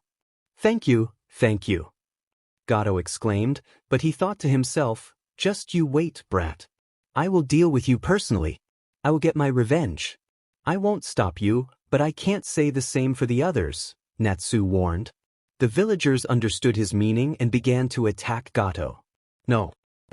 You promised," he cried out. After a while, the villagers finished with Gato and left him behind. Villagers cheer in happiness. They are finally free and can leave without fear. Tazuna approaches Natsu. "Tazuna, thank you, Natsu. Because of you and the others, we have gained our freedom." "Thank you." Natsu, "No problem, Tazuna. Take this money from Gato. With it you can make wave even better." Tazuna, No, you should keep it as a reward." Natsu, "Nah, you promised to make an alliance with Kirigakure. That's enough for me. Use this money, you need it more than I do." Tazuna, "I don't know how to thank you for all your help." Natsu, "As I said, it's nothing." Tazuna, "Are you staying in the village tonight?" Natsu, "Yeah, we will depart tomorrow morning." Tazuna, "Good. We can have a party tonight to celebrate our freedom." It would be great if our hero joins us. Natsu, okay, thanks. Tazuna, no, it's us who need to thank you. All of them head back to the village to prepare for the party. That night, after their victory, the villagers prepared a grand celebration. Thanks to the shinobi from Kiri and Konoha, especially Natsu Dragneel, they had freed themselves from Gato's rule. Natsu made the biggest contribution to their freedom, so they named the bridge after him, the Great Natsu Bridge. The villagers were thrilled to celebrate with their hero. As Tazuna and the builders shared stories of how easily Natsu defeated their opponents, who were S-rank missing Nin, the villagers began to see Natsu as a legend. Natsu tried to enjoy the party, but everyone was curious about his impressive performance at the bridge. Zabuza, Haku, Tazuna, and Inari were especially eager to learn more about him, while the Konoha shinobi, who didn't have a close relationship with Natsu, could only listen. Zabuza, are you immune to fire? Natsu, yes, I am immune to fire. Can we just stop and let me enjoy the party? Zabuza, no, we want to know. Haku, Tazuna, and Inari nodded in agreement with Zabuza. Natsu sighed. It had been an hour, and they were still not satisfied, asking the same questions repeatedly. Zabuza, is that because of your dragon-slaying art? Natsu, yeah. Can you just ask another question? If you repeat any of these, you'll see my anger. This made Zabuza back off. Zabuza, you can't blame us for that. What you did is an impossible tale for us to tell. Natsu, just shut up. Inari, Natsu, are you going back tomorrow? Natsu, yeah, I need to report to the Mizukage and then I'm going back to my world. I miss my family and home. This caught the attention of the Konoha shinobi, who realized this might be their last chance to talk to Natsu. They felt powerless to stop him from returning to his new home and couldn't even ask for another opportunity to prove themselves. Natsu had made it clear he wanted nothing from Konoha or his former family. Kushina approached him. Kushina, can I talk to you for a minute? Natsu looked at her with irritation. Natsu, speak. What do you want to say? Kushina ignored his cold tone. Kushina, look, Natsu, we know we did unforgivable things. Please give us one chance to be a happy family. Come back home. We'll do our best to make up for the wrongs we did. Kushina collapsed to the ground, sobbing uncontrollably. Kurinai, Menma, and Mito tried to comfort her. Kakashi hoped Natsu might reconsider after seeing his mother in distress, but when he looked at Natsu, he was shocked to see the same coldness in his eyes. Natsu, give you a chance, Kushina. That chance no longer exists. There was a time when I would have needed just a fraction of what you're offering to stay sane and endure the torture and abuse. From your villagers and those who are your children. What did that lead to? My death. You saw my lifeless body, didn't you? You saw how much they tortured me. I went through that my entire life, but you didn't notice. Now, when I finally give up on you and your village, I have all the family I need, those who support and love me unconditionally. Natsu stormed out of the party, clearly upset. Kushina, unable to hold back her tears any longer, began to cry. Memories of Naruto's suffering flooded her mind, especially the time Minato had prevented her from seeing Naruto's painful past. She understood that his death had been filled with agony, but she couldn't grasp the full extent of his torment. Natsu's words about his life resonated deeply with her, and she felt overwhelmed with emotion. The guild members, who had once been her support, now felt distant. Menma and Mito struggled to comfort Kushina, realizing their older brother still harbored resentment towards them for their past actions. Mito cried, recognizing the consequences of their choices, while Menma fought to suppress his tears, feeling ashamed. Satsuki and Hinata shared their guilt, wishing to make amends with Natsu, but he seemed unwilling to engage with them. Kakashi, Kurinai, and Shino were only vaguely aware of Naruto's hardships in Konoha. Kakashi had witnessed the mistreatment Naruto endured, and now, hearing Natsu's account, they were shocked. The villagers from Wave, including Tazuna, Zabuza, Haku, Tsunami, and Inari, were appalled to learn of the abuse Naruto had suffered as a child. Their anger towards Konoha grew, and Tazuna decided against forming any alliances with them. Even Tsunami, known for her kindness, felt that Konoha deserved the backlash. The atmosphere was heavy, and the Konoha shinobi, feeling the weight of their actions, retreated to rest, though sleep eluded most of them. The next morning, Natsu, Zabuza, and Haku prepared to leave for Kirigakure, with the villagers and Konoha shinobi accompanying them to the gate. Inari expressed his sadness at Natsu's departure, and Natsu reassured him to stay strong and protect his family. As Natsu, Zabuza, and Haku departed, Natsu summoned Latios and Latias for their journey. They flew swiftly to Kirigakure, arriving much faster than expected. Upon reaching the village, they headed to the Mizukage's office, where Zabuza and Haku reported on their mission and the alliance formed with Wave. After listening to their report, Natsu requested a private conversation with Mei. She sensed his intention to leave and felt a pang of sadness. Despite knowing it was inevitable, saying goodbye was difficult for her. Mei stepped away from her desk and embraced Natsu, who returned the gesture. Then, with newfound determination, she pulled back and confessed her feelings for him, surprising Natsu. Mei expressed her love, not just for his strength, but for his kindness and bravery during their darkest times. "I love you, Natsu." "Natsu, Mei, I am sorry, but you know I have a girlfriend." "I know you have a girlfriend, Natsu. I am not asking you to break up with her. But I want to know if you are both ready for a relationship with me. If either of you has any problems, I won't force you. Your memory is enough for me to live my whole life." This statement made Natsu fall into deep thought. After a while, he decided to respond. "I'm not rejecting you right now. But I will talk with my girlfriend, Mira. If she agrees with your idea, then I will decide and tell you my answer. Are you okay with this?" Mei felt a surge of happiness upon hearing Natsu's answer. At least he was considering her suggestion. "Yeah, I am fine with this. Thank you." Natsu smiled. "It's okay. I will surely give you my answer when I come back next time." "Okay." Natsu held Mei's hand and drew an unknown sign on the back of her palm. "This is a rune that will help you when you are low on energy and will inform me if you are in any danger. When that happens, I will teleport to you for your rescue. You can also talk to me through this sign, but it's a one-time thing. So please use it only in an emergency." "Thank you, Natsu."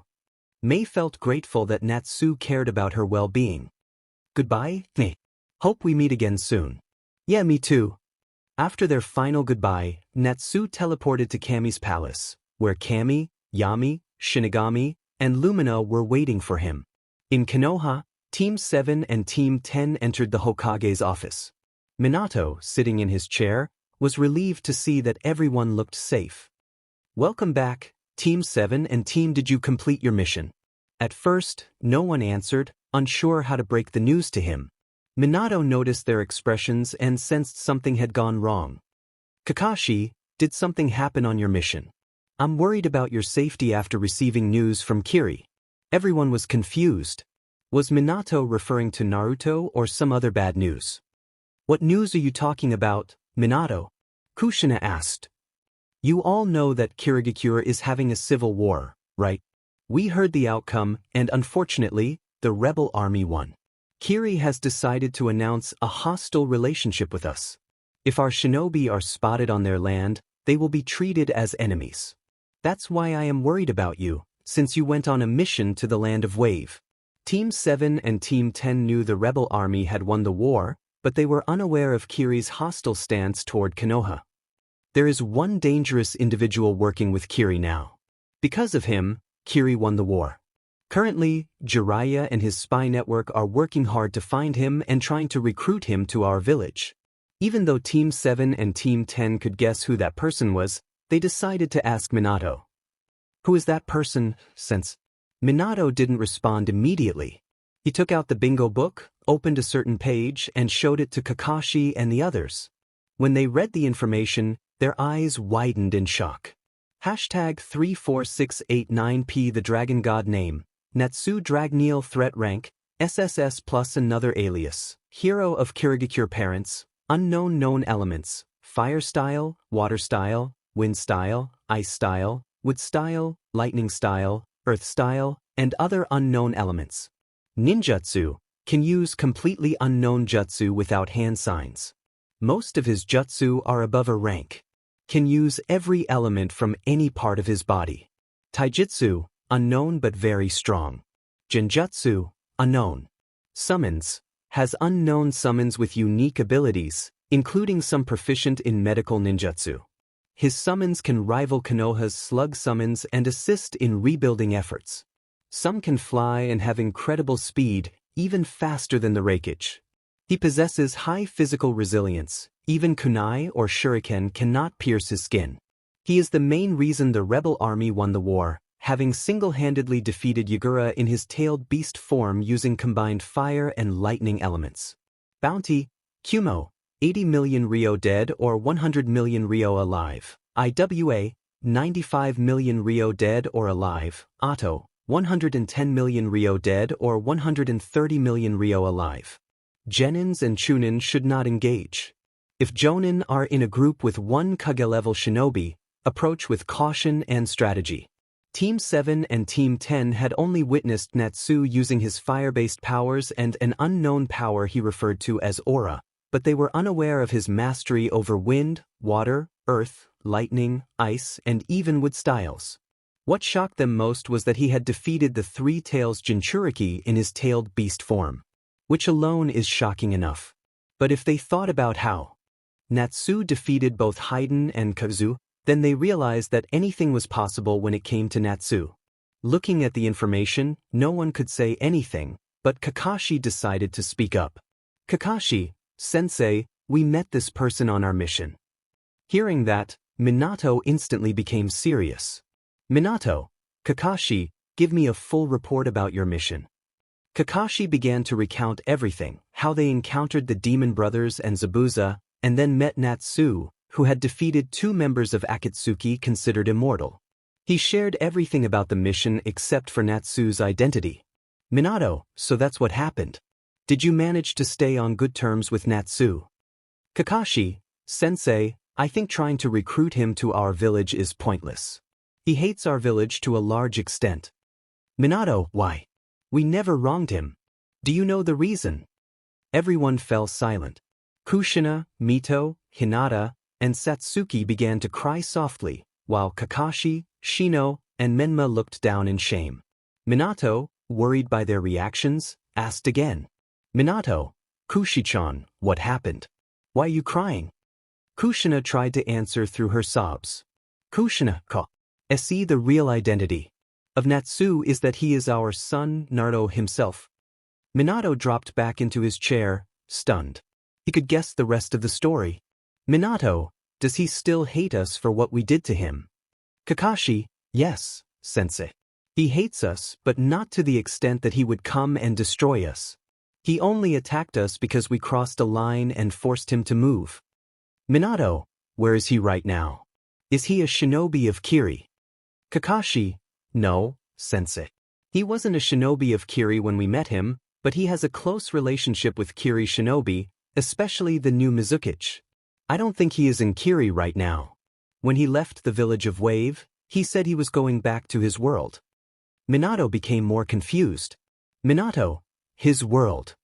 Kakashi, it seems that after Kami revived Naruto, he was sent to another world to live and find happiness there. Minato, did Naruto tell you how he will go back to his world? Kakashi, when our client Tezuna's daughter asked him this, he said he has the power to cross dimensions, so he can return to his world anytime he wants. His new mother also has that kind of power, and he mentioned she might come to pick him up. Hearing this, Kushina remembered that Naruto had another mother who gave him the love she couldn't. Minato had similar thoughts. He recalled what Jiraiya had told him. If Naruto had new parents who loved him, would he even consider leaving them to return to Konoha, a place that had caused him pain? Minato didn't want to think about that possibility right now. He wanted to hold on to hope, even if it was just a tiny bit. Minato knew that Kakashi and the others had much to report, but he didn't have the strength to listen to everything now. Minato, okay, Team 7 and Team 10, you need to work hard. Go and get some rest. Kakashi, report to me tomorrow morning with everything you know about Naruto. Kakashi, okay, Sensei. Everyone left except for Kushina, Menma, and Mito. Kushina, what should we do, Minato? He hates us. Kushina was still crying. Minato stood up and hugged her. He wanted to say comforting words, but he found himself at a loss. Minato, we will find a way to gain his forgiveness and bring him back to our family. Kushina, yeah. Minato, now let's go home and get some rest. Kushina, Menma, and Mito nodded, and they headed toward home, each lost in their thoughts. Meanwhile, Natsu walked toward his mother and the others, noticing their somber expressions. Natsu, hello, what happened? Lumina, oh Natsu. We have bad news for you. Natsu frowned. Natsu, what happened? Lumina, your girlfriend and her siblings went on an emergency S-class mission. They completed it, but her brother tried to control a beast's soul and went into full beast transformation. Things didn't go as planned and he lost control. Natsu listened intently, allowing her to continue. Lumina, both Mira and her sister tried to wake him up and regain control of his body.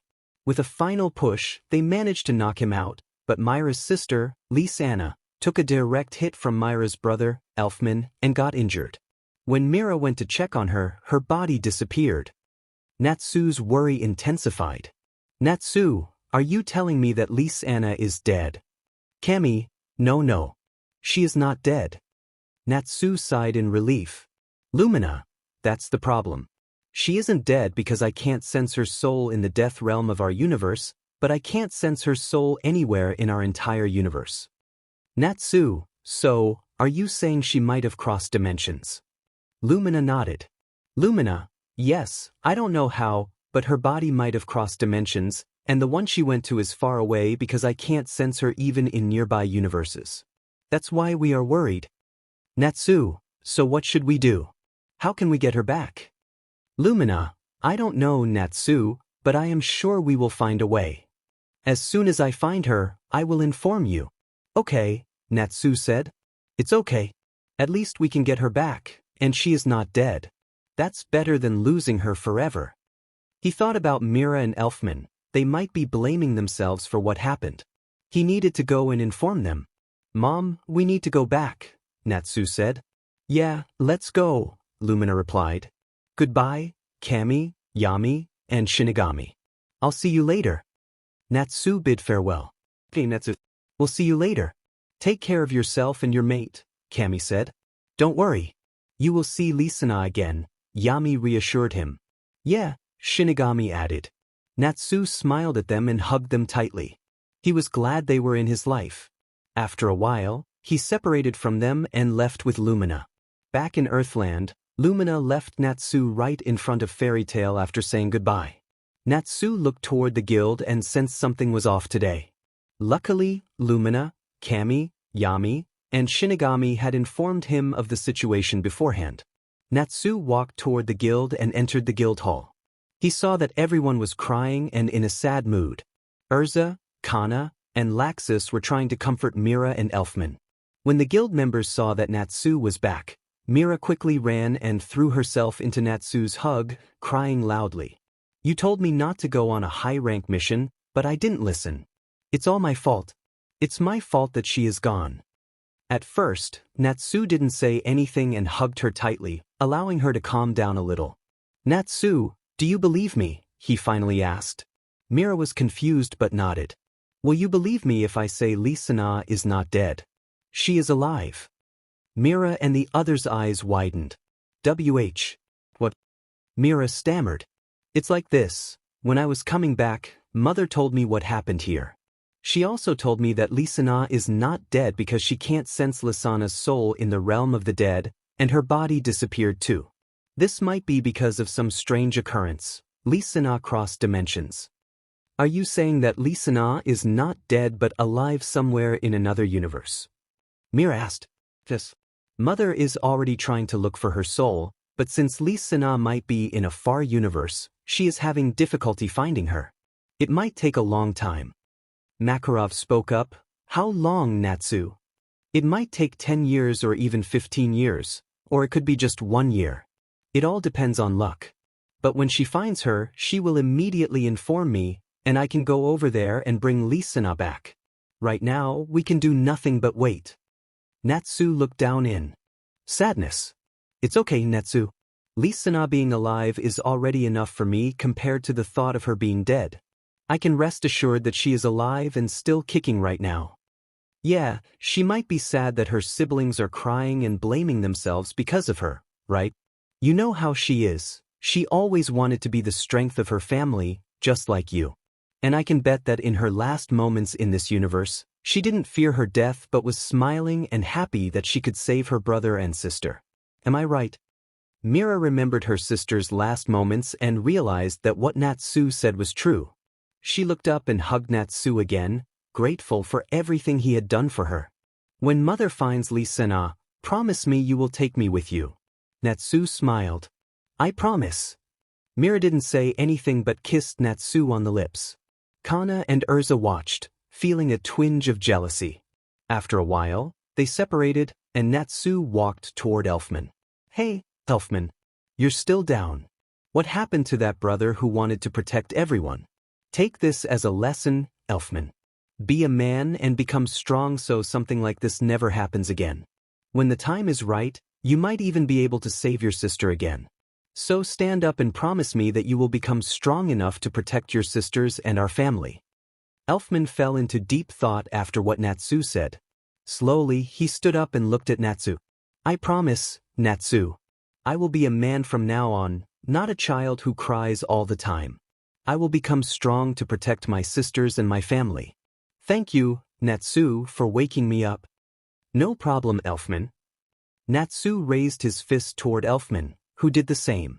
Natsu then turned toward Makarov. Gramps, I'll take Mira and Elfman to their home. You should go to yours as well. Makarov nodded. Hey, Natsu, please take care of them.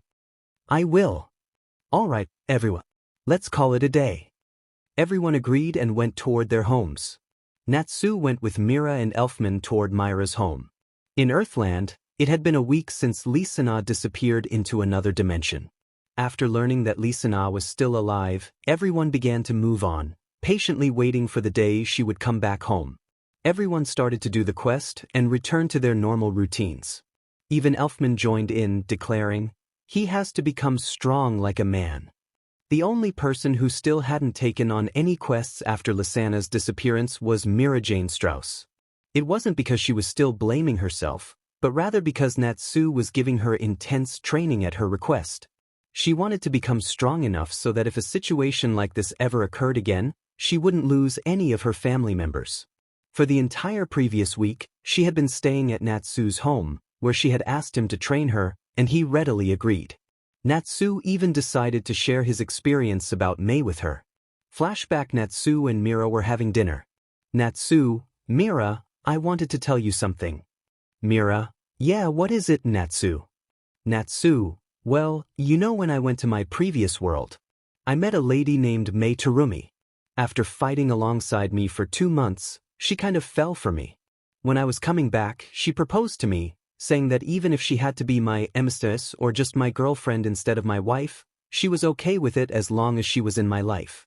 I didn't want to make any decisions without consulting you first, so I told her to wait while I talked to you.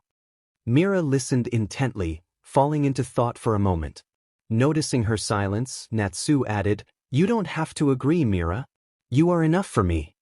Mira smiled and replied, No, it's not that, Nats. I also met 2 girls who confessed their feelings for you in front of me and said they wouldn't mind being your mistresses. Natsu was shocked. What? Who are they? Mira giggled at his reaction.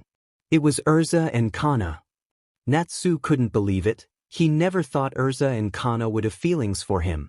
After discussing the pros and cons of polygamy, they decided to give it a try. Flashback ends after that conversation. Mira and Natsu spoke with Urza and Kana. Both were happy with the decision and accepted it, so Urza and Kana joined Natsu and Mira's team. They even started living with Natsu, prompting him to expand his home. Their new house could easily accommodate 50 people without any lack of space. It was the first time Natsu had created a house with his magic in front of Mira, Urza, and Kana, and they were astonished by his ability. Currently, Natsu was training Mira, Urza, and Kana while also focusing on his own training. He specifically worked on his healing god slayer magic, aiming to reach the full potential of his abilities so he could help his brother by removing his curse. Natsu, alright guys. That's it for today. Mira, Urza, and Kana nodded and followed him into their home to rest.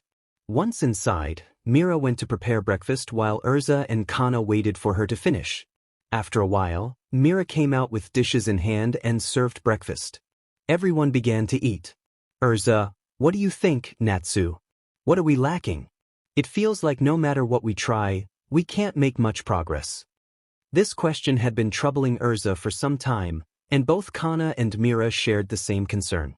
Natsu, I think what you guys are lacking isn't power or training but experience. Kana, but we can't go on high-ranking missions. MSTR has forbidden us from taking S-rank missions until he thinks we're ready. Natsu, yeah, I know. We have to wait. Natsu looked at Mira, who seemed deep in thought. What are you thinking, Mira? Mira, there's one place where we can fight freely and gain good experience. Natsu could guess the place she was referring to. Urza, you mean Natsu's previous world. But Natsu said they use some sort of chakra energy for attacks, and our bodies are immune to chakra. How could we even get a challenge from them? Urza and Kana were aware of Natsu's past. 3 days ago, he had decided to share it with everyone in the guild, wanting to be open with his family. He was relieved that they accepted him and his past without judgment. Some, like Gray, Leo, Guildarts, Urza, Elfman, Fried, Bixlow, Alzak, and Laxus, even expressed a longing to confront those from his previous world for what they had done. Natsu, it's not that we're fully immune to their attacks, we're just immune to their chakra. If they use lightning-type jutsu, we might not take much damage, but we can still feel the shock. Fighting them would help us improve our control and teach us how much magic power we should use to avoid going overboard. Kana, you're right, but are you okay with going back to your previous world? She asked, concern evident in her voice. Natsu smiled. Yep, I don't have any problems. I already went there and even met my former family and was still able to act naturally. If they didn't bother me then, I wouldn't have any problems even if I had to go to their village.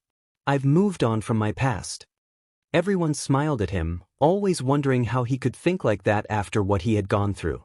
Urza asked, so, do you think we should go there? Natsu replied, it will be a good idea. They have the Chunin exam. It's like a tournament. I think Mei will let us participate in that tournament in her village. Mira added, then it's decided. We should go there. I really want to meet Mei. After all, she's going to be our sister in the near future. Hearing her, Natsu and Urza started to blush. Kana, being a little more open-minded, just laughed at them. After they finished their breakfast, Natsu stood up and said, all right, you guys get ready. I will go and inform Gramps about our plan. Natsu left the house and went to the guild to inform Mr. Makarov. After a while, he returned to find the girls ready for their trip. Natsu concentrated and located Mei's location. After confirming it, he told Mira, Urza, and Kana to hold his hand. They did as he said, and Natsu teleported them to Mei's office. Mei looked up from her paperwork, shocked to see the newcomers. At first, she thought there was an intruder, but upon recognizing them, her happiness was overwhelming. It had been 2 months since she last saw Natsu, and she missed him dearly. Hey, how's it going? Natsu greeted. Without saying a word, Mei launched herself into Natsu's embrace, kissing him as if afraid he might disappear again. After a moment, she pulled back and noticed the girls with him. Concern washed over her. If one of them was Natsu's girlfriend, she might misunderstand their relationship. Sorry, it's been 2 months since I last saw Natsu. Please forgive me if one of you is his girlfriend. Please don't misunderstand him. Natsu looked at Mira and the others, who smiled and nodded. He then smiled at Mei and kissed her again. This is my reply to your proposal. I talked with my girlfriends, they are okay with it. Let me introduce these girls to you. The one with the silver hair is Mira Jane Strauss, the one with the red hair is Urza Scarlet, and the one with the brown hair is Kana Alberona. And everyone, meet Mei Terumi, Mizukage of this village. Mei smiled, happy that Natsu accepted her. So, Are all of these girls my future HRM sisters? She teased. Everyone smiled back, noticing the similarities between Mei and Mira. Mira went over and hugged her. Trust me, we are going to get along very well. Natsu added, Yep, no doubt here. Both Kana and Urza nodded in agreement. Mei asked, So, are you guys just visiting or do you have some work with me? Either way, I don't mind. Natsu replied, Well, I have one question. Mei raised her eyebrow. Go ahead, ask what you want. You have a Chunin exam in this world, right? Is it over or still have time for it? Mei answered, It's still half a month before the start of the Chunin exam. What? Natsu continued, We were wondering if we could enter the Chunin exam under your village. I want the girls to have some experience and have some fun in the exams. Mei smiled. I would be happy if you entered the Chunin exam under our village name. It would be great to show our strength to other villages. But are you sure you're okay with it? Yeah, why do you ask that? Natsu inquired. Because this year's Chunin exam is going to be held in Konoha. What? Natsu exclaimed. Sorry, Mei said. No, it's okay. It's not your fault. Natsu thought for a moment about what to do. Mira suggested, Natsu, if you want, just cancel the plan. We can think of another way to get experience. Natsu smiled at her. Okay, I've decided. We will enter the Chunin exam. Are you sure, Natsu? Urza asked. 100% sure. I will enjoy defeating Konoha's jenin in their home. Right, Kuruma? I like the way you think, kid. We're going to kick their butts, Kuruma replied. Kana remarked, Well, that's a totally unexpected reaction. Mira added, Yeah, but I am happy. Urza agreed, Me too. Mei suggested, How about you guys go to my house and rest there? We're going to have a celebration today to welcome you. I am sure people will be excited when they find out that Natsu is back in the village. Natsu and the others nodded. Natsu teleported Mira, Urza, and Kana to Mei's home. Mei called some of her shinobi and ordered them to start preparations for the celebration. When they learned that Natsu Dragneel would be attending, they excitedly began their work. That night, Natsu and the other girls enjoyed themselves fully. The people of Kirigakure were also very happy that Natsu was back. They loved Natsu Dragneel very much, and the whole night was filled with joy and celebration. It's been 2 weeks since Natsu, Mira, Urza, and Kana arrived in the Elemental Nation. Currently, Urza, Kana, and Mira are training, while Natsu has left one of his clones to assist them. Natsu is working at Kirigakure's hospital, focusing on mastering his healing god slayer magic. His goal is to lift the curse from his brother and sister-in-law. Although he hasn't yet reached the level of using the god force of his magic, he has good control and can heal various wounds, even those on the verge of death. However, he still struggles with healing severed limbs, but he has a plan that might allow him to do so in the future. Natsu is currently treating a little girl who fell during the Civil War and lost the ability to use her legs. Despite the efforts of Kirigakure's medics, they couldn't fully cure her. After hearing about Natsu's world, the girl attempts to stand, surprising herself when she manages to do so, though she quickly falls back into her chair. Disappointed, she fears she may never walk again. It's okay, Natsu reassures her. You haven't used your legs in months. Just try to exercise every day, and you'll be able to stand and even run. Really? The girl asks, her eyes lighting up. Really? Natsu confirms, and her happiness is palpable. Just remember to do your exercises daily, okay? The girl nods enthusiastically, and her parents thank Natsu before leaving the hospital to celebrate their day. With his last patient treated, Natsu heads back to Mei's home. Upon entering, he finds Mei preparing dinner while Mira, Urza, and Kana are still returning from training. He hugs Mei from behind. Hey, appealing. How are you doing? He greets her. Mei smiles, enjoying his affection. Hey, handsome. I'm fine. How was your day at the hospital? It was good. I treated many patients, including a cute little girl who couldn't stand, Natsu replies. I know that girl. I saw how sad she was when she lost her ability to walk. Thank you. You've done so much for us, Mei says gratefully. Hey, this village is my second home. Of course, I want to help when it's needed, Natsu responds, and Mei smiles at his words. She turns and kisses him, which he returns with equal passion. By the way, where are the others? She asks. They're on their way back from training, Natsu says, sensing their approach. But dinner will be ready soon, Mei replies. Natsu gives her another quick kiss before the others arrive, and they all sit down to eat. During dinner, Natsu notices Mei deep in thought. What are you thinking about, Mei? He asks. Just trying to find good teammates for Haku. We don't have any suitable jenin for her team. Chojiro is already a Chunin, so we can't send him. And you four have already formed your team, she explains. After a moment of thought, Natsu suggests, how about I go back and bring Laxus and Gray with me? That's a great idea, Natsu, Urza agrees. Yeah, I'm sure they'll love it, Mira adds. Who are Gray and Laxus? Mei inquires. They're from our guild. Gray uses the same element as Haku, and Laxus can use lightning. They'll be perfect teammates for her. I'll go right after dinner and get them, Natsu says. Everyone agrees with Natsu's plan. Once he finishes his meal, he teleports to where Laxus and Gray are training. They are surprised by his sudden appearance. Hey Natsu, aren't you and the others at your previous world for a tournament? Laxus asks. Yeah, but I came back to see if you two want to participate in that tournament, Natsu replies. Really? Is it possible? Gray asks, excitement building. Of course, you won't be a burden.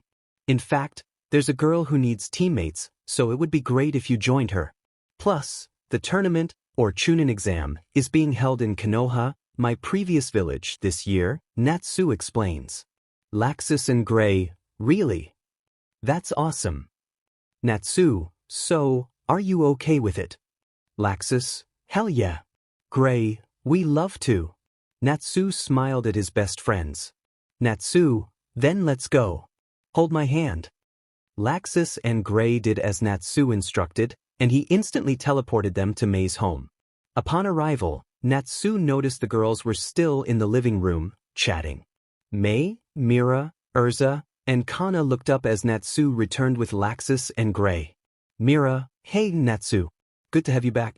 You too, Laxus and Gray. Natsu, hey, how much time has passed since I left? Urza, not much, just an hour.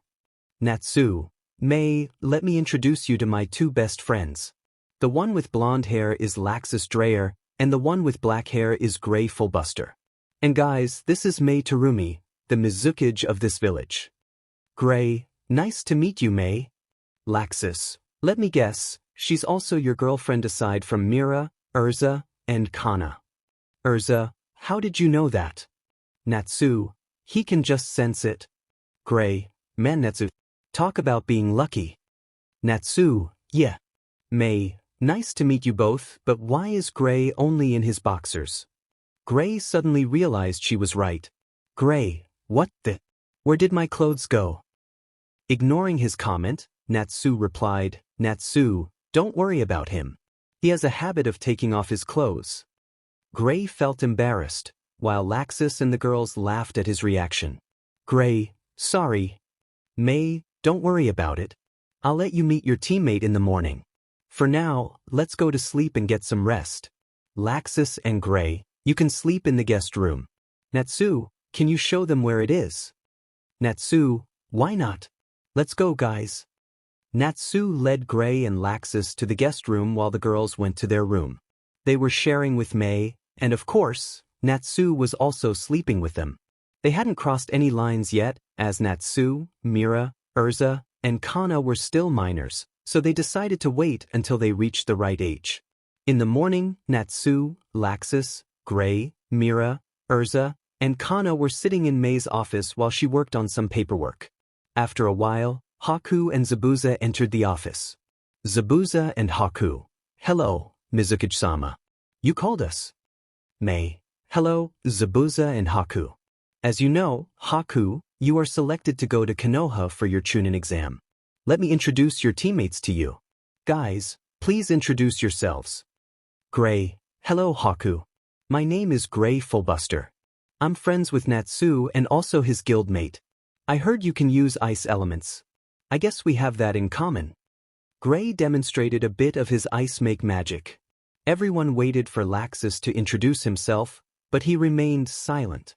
When they looked at him, they were surprised to see him blushing while looking at Haku, who was also blushing. It was clear to everyone what was happening. Zabuza narrowed his eyes and glared at Laxus but said nothing. Natsu, cough.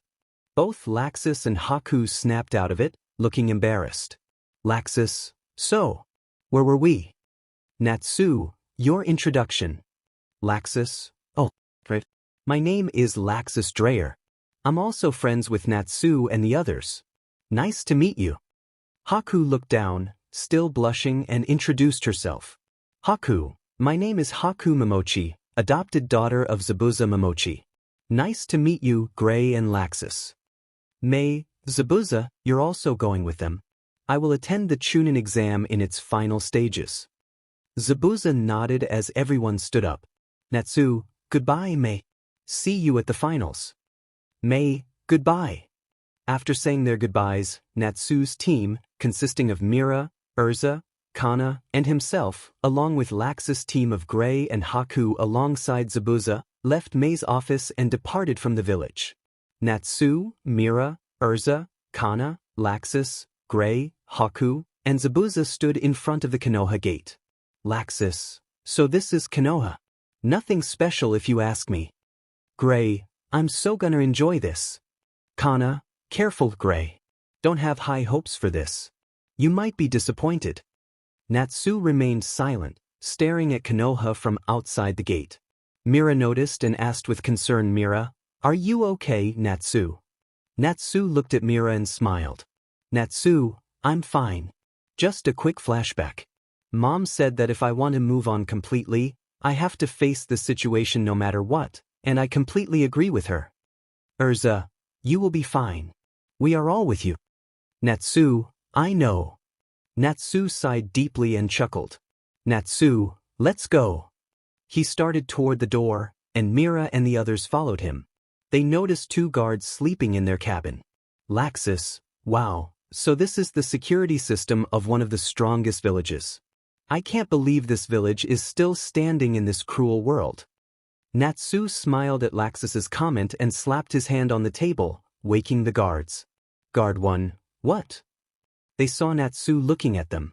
Natsu, we are here for the Chunin exam. The guards looked at him nervously. Guard 2, okay, please state your name and your village. Natsu, my name is Natsu Dragneel. These are my teammates, Mira Jane Strauss, Urza Scarlet, and Kana Alberona. We are from Kirigakure. Zabuza, I'm Zabuza Momochi, a jenin accompanying my team, which includes Haku Momochi, Laxus Dreyer, and Gray Fullbuster. We are also from Kirigakure. Guard 2, okay, you can enter now. Natsu and the others nodded and entered the village. Guard 1, hey Kotetsu. Don't you feel that Natsu guy is familiar? Kotetsu, now that you mention it, Izumo, he does look familiar. But he seems intimidating. Izumo, Kotetsu, we need to meet Hokage-sama. Kaitsu, but why? Izumo, that's Naruto, Hokage-sama's eldest son. Kotetsu, you're right. That's why he seems so familiar. You should go meet Hokage-sama while I handle guard duty until you return. Izumo, okay. Izumo quickly ran toward the Hokage's office. With Natsu and others, Laxus asked, so, does anyone know where we should go for registration? Zabuza replied, I think we have to go to the academy, but I don't know where it is. Natsu suggested, then we should ask someone. He looked around and saw 3 girls nearby. Natsu approached them. Natsu, hey, excuse me. The girls turned to look at Natsu, their faces slightly reddening. Girl 1, hello, what can I do for you? Natsu, we just arrived in this village. Can you tell us which way we can register for the Chunin exam and find a hotel room to rest? The girl with tied blonde hair said, if you go straight and take a right turn when the path is blocked, you'll reach the academy. If you take a left turn and walk for a bit, you'll reach the hotel area. Natsu, thanks for your help. By the way, my name is Natsu Dragneel. These are my teammates, Mira Jane Strauss, Urza Scarlet, and Kana Alberona. The other team from my village includes Haku Momochi, Laxus Dreyer, and Gray Fullbuster. And this is their Jonin sensei, Zabuza Momochi. Everyone was surprised that Natsu referred to the blonde as number 2, indicating she was the Jinchuriki of the two tails. The blonde girl smiled at Natsu. Girl 2, no problem, number my name is Yujito and these are my teammates, Samui and Karui. Natsu, nice to meet you Yujito, Samui and Karui. Samui, nice to meet you too Natsu. Are you from Kirigakure village? Natsu, yeah we are. And you are from Kumo, right? Yujito, yeah. If you'd like, you can come with us. First, we're going to a hotel room to rest, and then we'll head to the academy for registration. Natsu, sure, why not? I'll inform my friends. Natsu returned to his friends, who were discussing him. Natsu, what are you talking about? Mira, nothing. Urza is saying that you really have luck with appealing ladies. It's not even an hour, and there are 3 women showing interest in you. Natsu, what? It's nothing like that. Urza, Natsu, we are women. We know ourselves better than you do. Natsu had no response. Natsu thinking, are they really interested in me? Natsu shook off the thought. Natsu, let's put that aside for now. They know the locations of both our destinations, and they're going there too. So why don't we tag along with them? Kana, see. That's what we were talking about. Natsu sighed. Natsu thinking, is this really a sign of interest? Women are hard to understand. Natsu, so, are we going or not? Haku, it's better to tag along with them than wander aimlessly. Urza, well, I guess we're going. Natsu, finally, let's go then.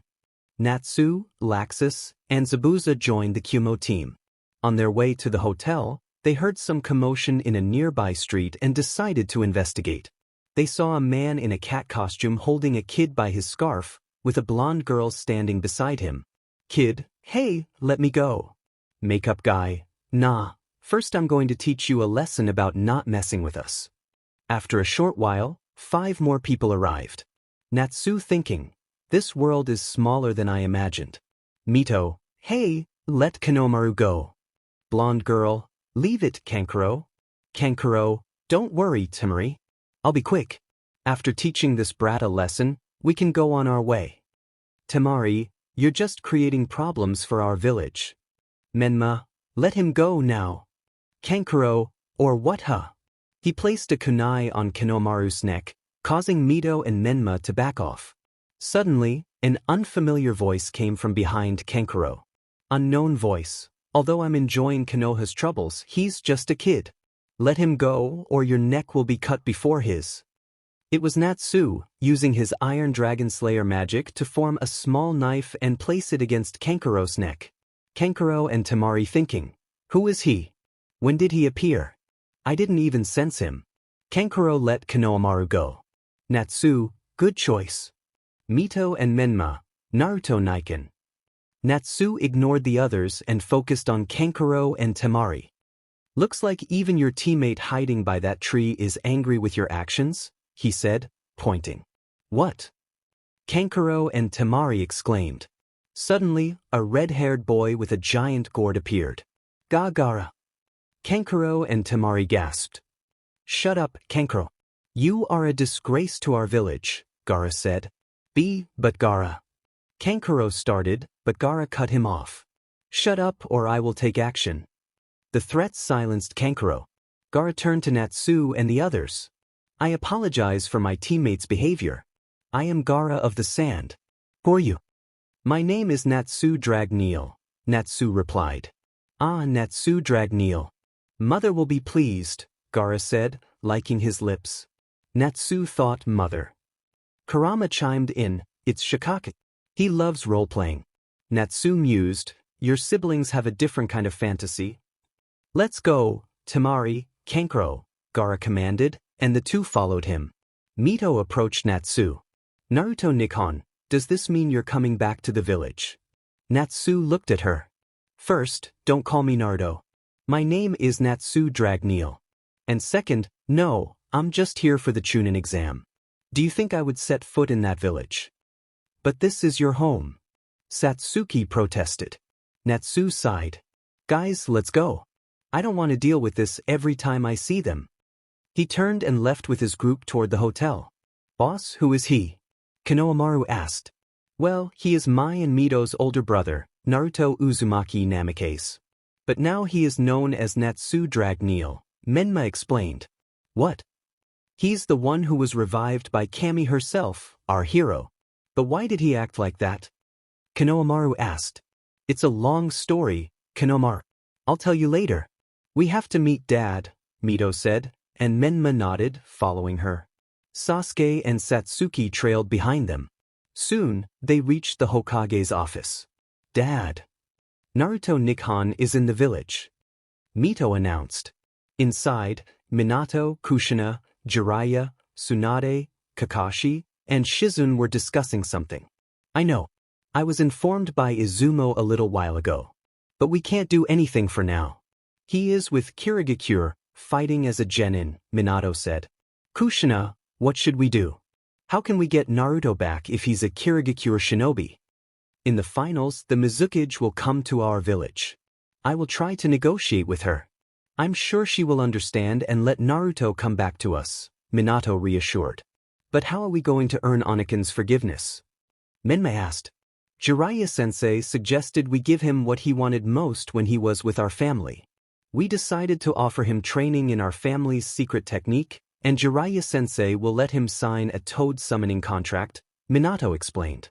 But he already has a summoning contract, Mito pointed out. Those summons won't be as strong as toads. He'll eagerly sign it when he realizes this. When he begs me to let him sign the toad summoning contract, I will put a condition on it. He must come back to his family, Jiraiya added. I think this idea will work, Minato said, though the others were less confident, knowing how powerful Naruto's summons were. Natsu and the others rested for a while in their hotel room. Afterward, they decided to head to the location of the written test for the Chunin exam. Hey guys, ready? Natsu asked. Mira, Urza, Kana, Laxus, and Gray replied, Oh gosh. What's with the mood? Natsu asked. You didn't tell us there would be a written exam, Kana said. And you know how much I hate studying because of Urza, Gray added, looking dejected. Urza, who was strict about history, raised an eyebrow. What did you say, Gray? Nothing. Gray panicked, causing everyone to chuckle. Mira chimed in. Even if we're good at studying, we don't know the history of your world. Yeah. How can we answer questions we don't know? Laxus agreed. Natsu grinned. By cheating. What? Everyone exclaimed. Kurama has lived in this world for hundreds of years. She knows the full history of the elemental nation. She'll answer the questions, and I'll link our minds with telepathy so you can answer too. No one will suspect anything since they can only trace chakra, which we don't have. Simple. That's an awesome idea, Natsu, they exclaimed excitedly. But wouldn't it be wrong to cheat in the exam? Urza asked. Zabuza interjected, It's not. The real aim of this exam is to see if students can gather information and use stealth. Really? Urza asked, surprised. Yeah. Think about it. Why do they need to know who the first Hokage was in a life-and-death situation? Natsu explained. Well, that does make sense, Laxus admitted. Okay, if your doubts are cleared, let's go, Natsu said, and everyone nodded as they left their room. Just as they were about to exit the hotel, someone touched Natsu's shoulder from behind. Natsu looked behind and found a appealing girl with green hair standing right behind him. Yes. Do you want something from me? Natsu asked. The green-haired girl replied, No, I just want to ask if you are really like me. Mira, Urza, and Kana exclaimed, What? Realizing what she had just said, the green-haired girl panicked and tried to explain herself. No, not that way. I just meant if you are similar to me. Natsu smiled at her. Yeah, I am similar to you. I am the Jinchuriki of 9 tails, Kurama. And you are the Jinchuriki of 7 tails, Chon, right? Yeah. Nice to meet you. My name is Fu. Can we become friends? I don't have any, she said excitedly. Of course, we can be friends. My name is Natsu Dragneel, by the way. These are my friends, Mira Jane Strauss, Urza Scarlet, Kana Alberona, Laxus Dreyer, Gray Fullbuster, Haku Momochi, and Zabuza Momochi. Fu was overwhelmed and had tears in her eyes upon hearing Natsu agree to be friends and introduce his friends to her. Natsu noticed and understood that she might have had a rough childhood like his. Didn't you have any friends in your village or your team? Urza asked. Fu shook her head. No. When I was just a child, I became the Jinchuriki of Chomei, the Seven Tails. As I grew up, people started to hate me and called me a demon. Parents taught their children not to get close to me. Sometimes they even tortured me both physically and mentally. There were attempts to harm me, but Chomei saved me every time. Thanks to her, I am still alive. She is all I have as family and my best friend. Even my teammates hate me, so I didn't have any friends until now. Fu started to cry while telling her story. Urza and the others felt disgusted with how Fu had been treated. They realized she had a childhood similar to Natsu's.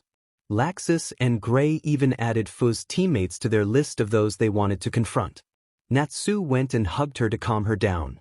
Don't worry, we will be your friends and never let anyone hurt you. Trust me, when I get permission from my mother, I will take you with me, where you will find lots of friends who will consider you family. If you want. Fu calmed down after Natsu hugged her and hugged him back. Really, I want to. Please take me away from here. I don't want to go back to that village anymore. Trust me, I will, Natsu assured her. Even if Urza, Mira and Kana were a bit jealous, they understood that both Natsu and Fu had endured similar hardships. They could understand each other's pain better than anyone else. If Natsu got permission from his mother, Fu might become a new member of their guild. After a while, Fu left to find her teammates, and Natsu and the others headed toward the academy for their first test of the Chunin exam. Zabuza decided to leave first as planned. Upon reaching the academy, Natsu and the others were about to make their way to their floor when they were stopped by two guards. We can't let you pass. Go back, you are not ready for this exam. Come back to the village, and if Hokage-sama gives you training, then you might be a little more qualified, Izumo said. Everyone realized Natsu looked exactly like the fourth Hokage's eldest son. Naruto Naiken. Mito and Menma called out. Natsu ignored them and glared at Izumo and Kotetsu, feeling angry after hearing about Fu's childhood. Move before I make you. Oh, try. I want to see you try, Kotetsu challenged. Laxus, sensing Natsu's anger, decided to intervene. Before Natsu could act, Laxus kicked both guards with half of his power. The force of the kick sent them flying through the academy's wooden wall, leaving everyone shocked. What the hell? Tenten exclaimed. That is crazy, Shikamaru added. Yeah, Choji agreed. Sasuke thought angrily, how do these losers have that much power? That should be mine. I will beat them and force them to give me their strength. Natsu looked at Laxus with a deadpan expression. And you did that because I was going to hold back, huh? Laxus looked sheepishly at the hole in the wall. Sorry. This is my first time. Natsu and the others smiled at Laxus and started walking toward the third floor. However, they were stopped again by a strange-looking guy in green spandex with a big caterpillar-like eyebrow.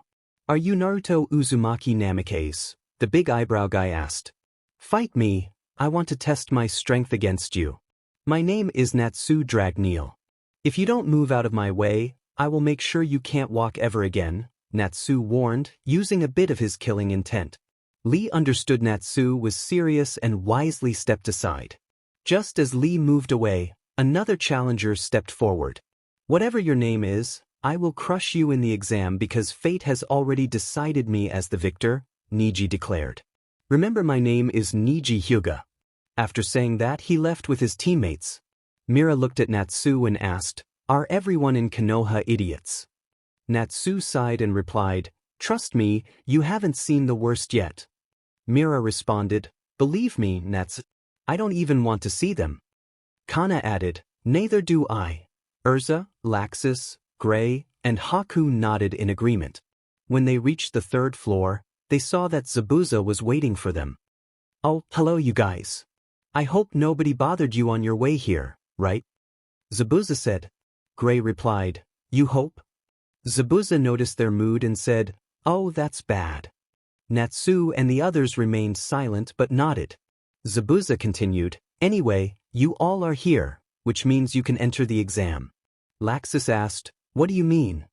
Zabuza explained, there is a rule. If any one member doesn't come and doesn't want to take the exam, then the entire team gets disqualified. Haku exclaimed, then why didn't you tell us? Zabuza replied, sorry, it's all part of the test, and even I don't know until I get here. Natsu reassured everyone, it's okay guys. We all are here, that's all that matters, right? Everyone agreed. Soon, other teams began to arrive.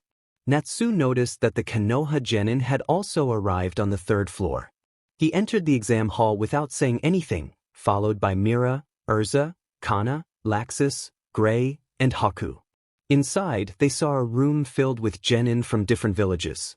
Some attempted to intimidate Natsu and the others with their killing intent, but they quickly stopped when Natsu released his own. Yujito approached them, saying, hello, you guys. Did something happen on your way here, or did you leave your room late? Kana replied, both, I think. Yujito asked, oh, what happened? Gray responded, can't you guess? We are in a village filled with idiots. Yujito agreed. Shortly after, the Konoha jenin entered the exam hall and spotted Natsu conversing with the Kumo jenin. Ino, blushing, thought, is that Naruto? Wow, he is handsome. He will be mine. Satsuki and Hinata also blushed while watching Natsu, thinking, those girls better not make a move on him, he is mine. Kiba and Sasuke had nosebleeds looking at the appealing girls beside Naruto. Suddenly, someone shouted, that's enough, maggots. Go to your seats now. Everyone hurried to their seats. After a short while, they received their exams, and the test began. As Natsu had planned, he made a mental link with Mira, Urza, Kana, Laxus, Gray, and Haku. Kurama began to answer every question, while others used their own methods to cheat. However, they all stopped at the last question, which was not included in the paper. Ibiki announced, all right, before giving you the last question, I will explain the rule. After hearing the last question, you must answer it correctly. If not, you will be banned from taking the Chunin exam in the future. The room erupted in shock. Mito protested, you can't do that. Ibiki replied, oh, I can. I'm giving you a last chance. If you ever want to take the exam again, then leave. Many jenin began to exit. After a while, only a few remained. Ibiki asked, does anyone want to leave now? No one moved, despite their nervousness. Pass, Ibiki declared. Everyone was stunned. Temari questioned, what do you mean? What happened to the last question? Ibiki explained, there is no last question. Those two choices are your 10th question. Mito asked, then what about the first 9 questions? Are they pointless? Ibiki clarified, no, they are not pointless. They served their purpose, to test your individual information-gathering abilities. The premise of the test is to cheat. We mixed 2 Chunin who know the answers with you. Any more questions? Silence followed. Natsu was impressed by Ibiki's method of testing. Suddenly, someone broke the window and jumped into the exam hall.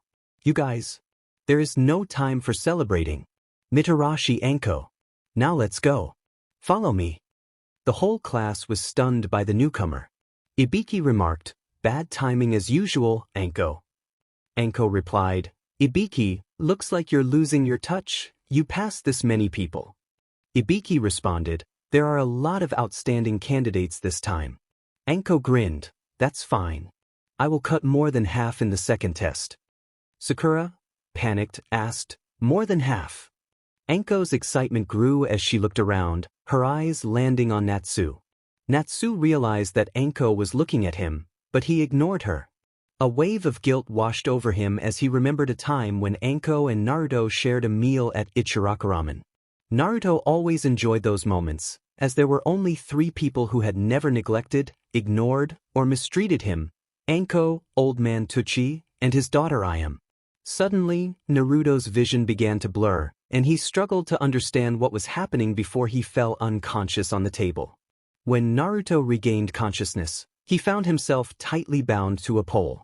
Looking around, he saw villagers conversing with Enko, Tuchi, and Ayam.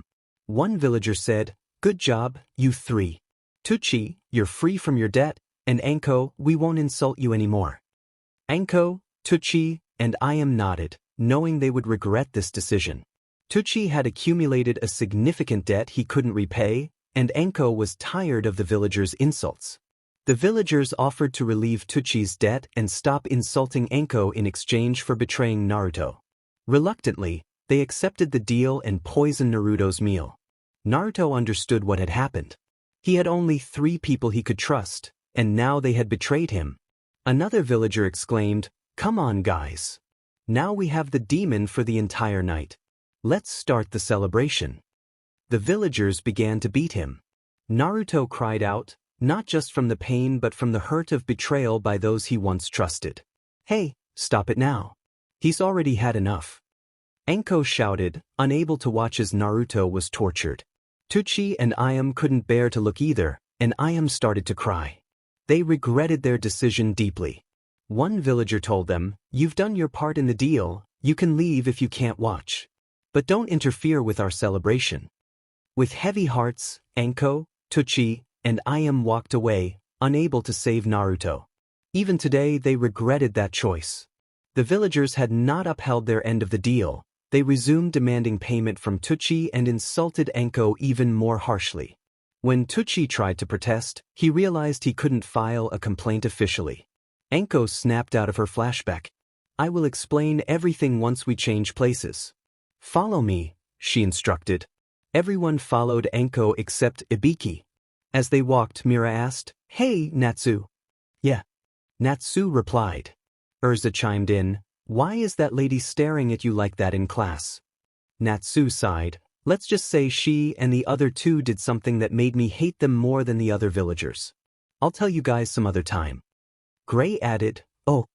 Enko heard this and felt tears welling up but held them back. After some time, they reached the entrance of a large forest.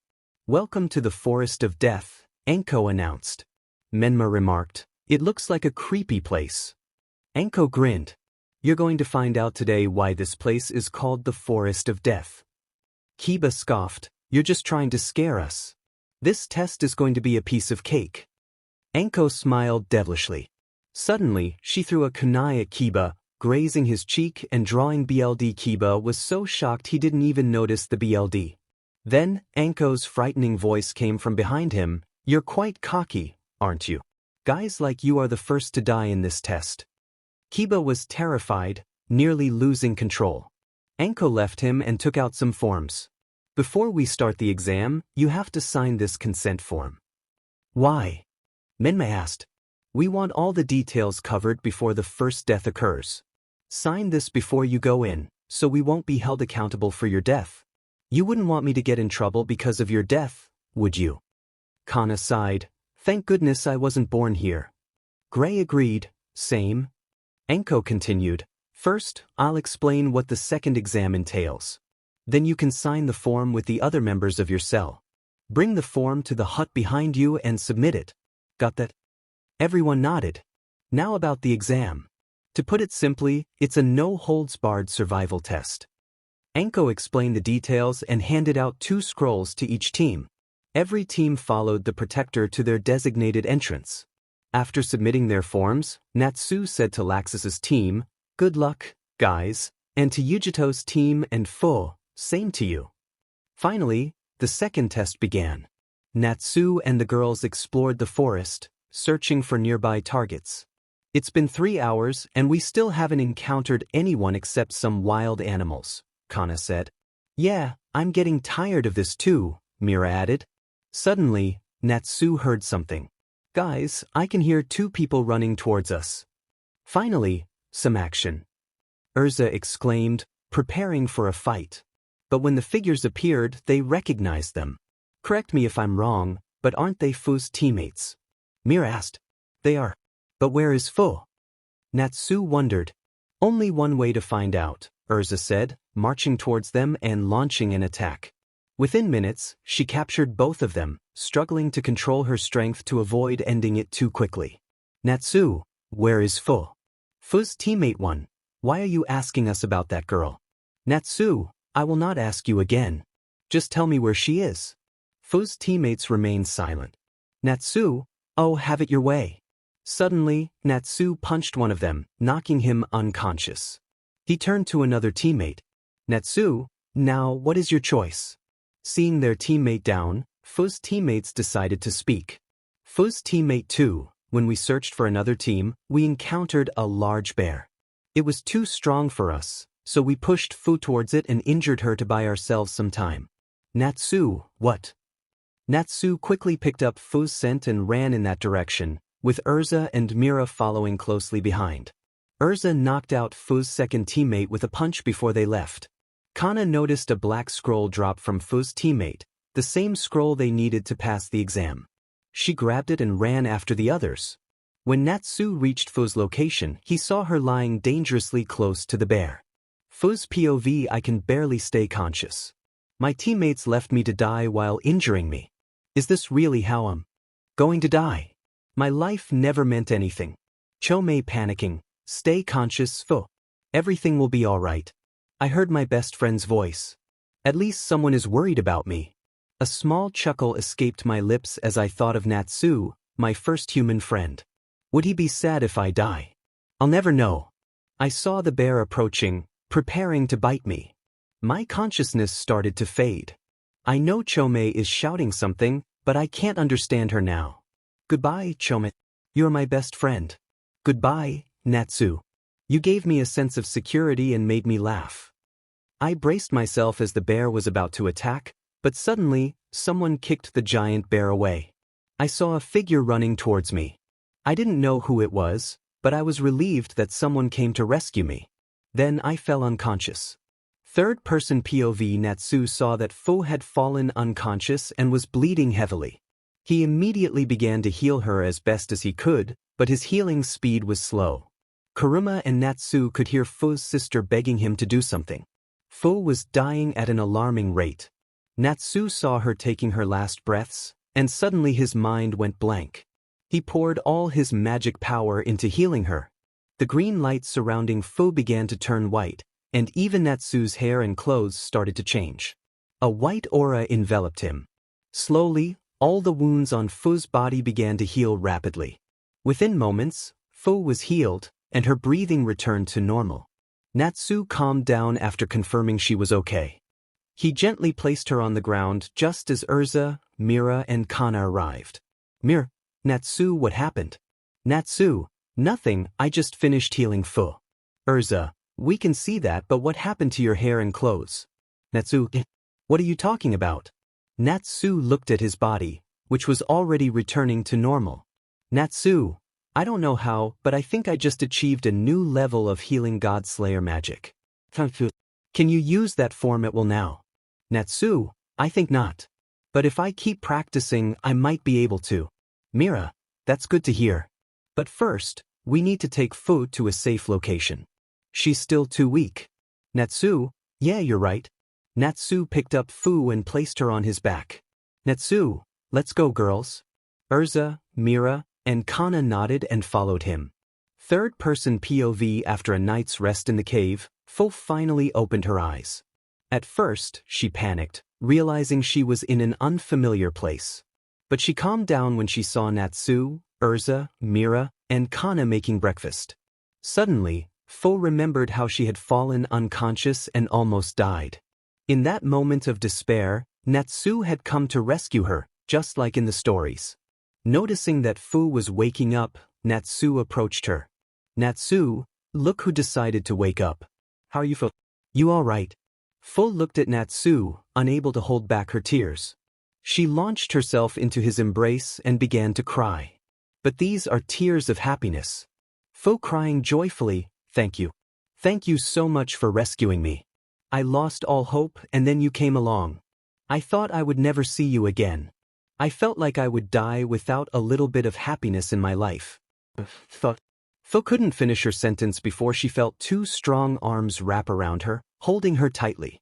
The warmth and sense of security in Natsu's embrace made her stop speaking and cry again. Natsu held her close, allowing her to calm down after the terrifying ordeal she had faced. He understood her pain, having experienced trauma himself.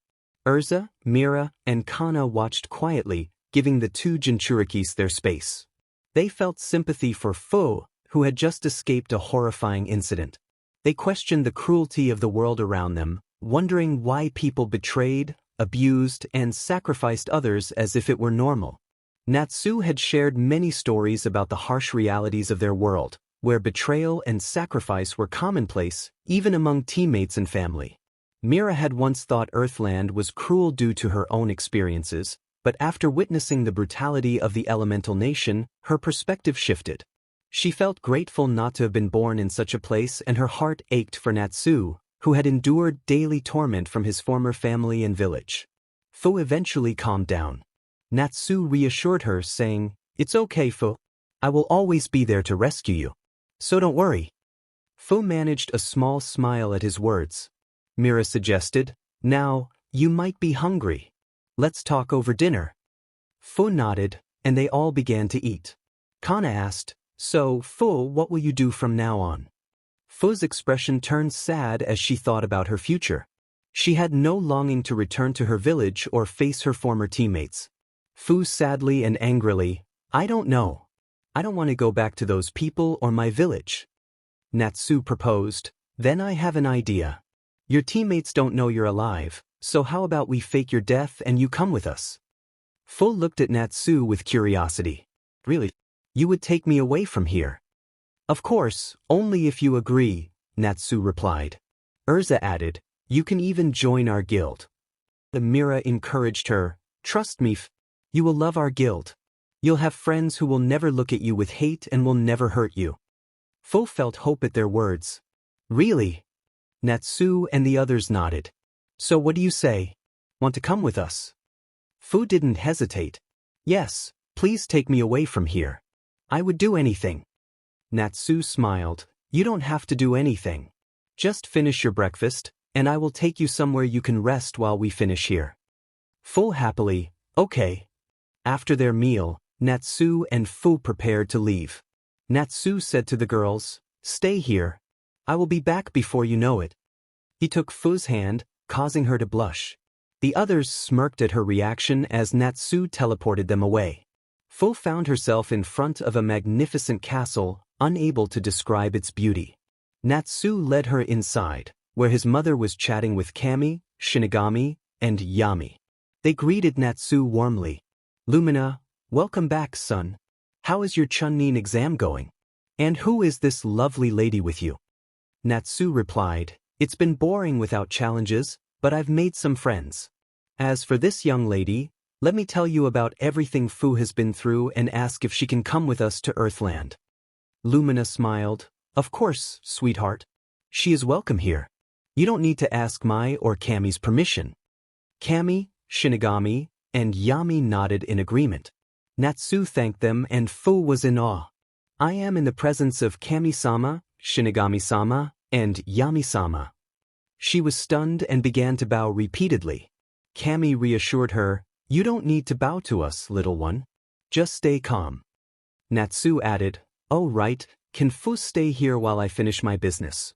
Kami, "Of course, we love to have her company." Natsu, "Thanks. Fu, stay with them. When I finish the exam, I will come to pick you up." "Fu, can you take care of Nats?" Natsu smiled. "Natsu, you too." Natsu looked at the others.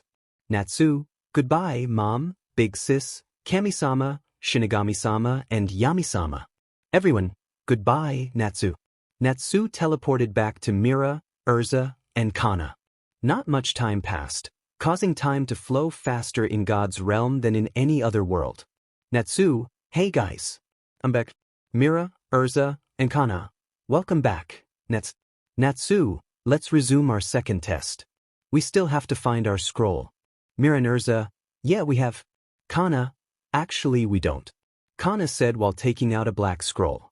Natsu, Mira, and Urza. "Mira, when did you get that scroll?" Kana, "Yesterday." "Well, it turns out Fu's team had exactly the same scroll we needed." Natsu, "So all that's left is to go to the tower." Then let's go. Everyone nodded and left for the tower. Luckily for the other team, they didn't encounter Natsu's team, and Natsu's team easily reached the tower. When they entered the room, they saw something written there. Mira, looks like they're telling us to open the scroll here. Natsu and Kana opened their scroll, and suddenly Zabuza appeared from it. Zabuza, congratulations, Natsu. You made it in record time. Urza, so if we opened those scrolls before coming here, then we would have been disqualified. Zabuza, yep, that's right. Natsu, well, it doesn't matter anymore. We passed, right? That's what matters. Mira, Urza, and Kana, great. Zabuza, well, you still have 2.5 days before the third test starts. So take some rest before it begins. Natsu, Mira, Urza, and Kana. On the day of the third test, every team that managed to pass the second test arrived at the big hole where their Hokage, Jonins, and exam instructors were waiting for them. Mito, Satsuki, Hinata, and Ino looked at Natsu's team as well. Mito, yes. Looks like Big Brother Naruto's team also passed. Natsu looked around and saw Fu's 2 teammates standing over there. Natsu approached them. Fu's teammates saw Natsu coming towards them and instantly felt terrified, wondering what he wanted. Natsu, because of you, Fu has suffered. Pray to your God that you do not face me or my teammates. If you do, there is a world of pain waiting for you. Natsu said while releasing some intensity and then returned to his team. Everyone in his way moved aside. Natsu reached his team. Kana whispered something in Natsu's ear, which was only heard by Mira and Urza. Kana whispering, who knew my boyfriend was such a great actor? Mira and Urza, our boyfriend. Laxus, hey, how was your test? Natsu saw that Laxus's team and Yujito's team were approaching them. Natsu, piece of cake. What about yours? Yujito, our test also went smoothly. Gray, boring. We could have finished that test in a single day if Laxus and Haku hadn't started getting all lovey-dovey. Laxus and Haku blushing, we are not. Mira, oh really? Your faces say otherwise. Minato cleared his throat to start his speech. He looked around, and his eyes fell on Natsu, who was looking at him with a serious expression. Even Kushina, Kakashi, Tsunade, Jiraiya, and other jonins were also looking at Natsu. Minato started his speech, but Natsu didn't show any interest, so he ignored it. Minato, okay then, everyone, let's start our third test of the Chunin exam, the preliminary rounds. Minato pointed at the board. Minato, the match schedule is as follows. Sasuke Uchiha vs.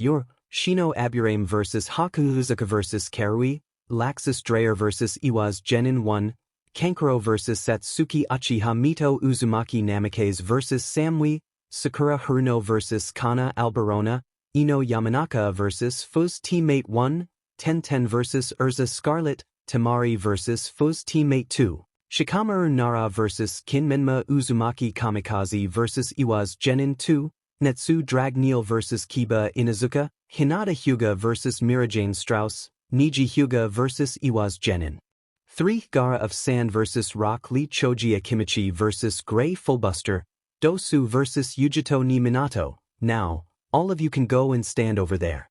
Minato pointed to a place outside of the arena. Minato, after your name is called for the fight, then you have to enter the arena for your match. Now, without delay, let's start.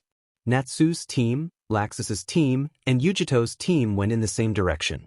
Satsuki, Hinata, Ino, Mito, and Menma also wanted to go over there, so they followed and stood near them.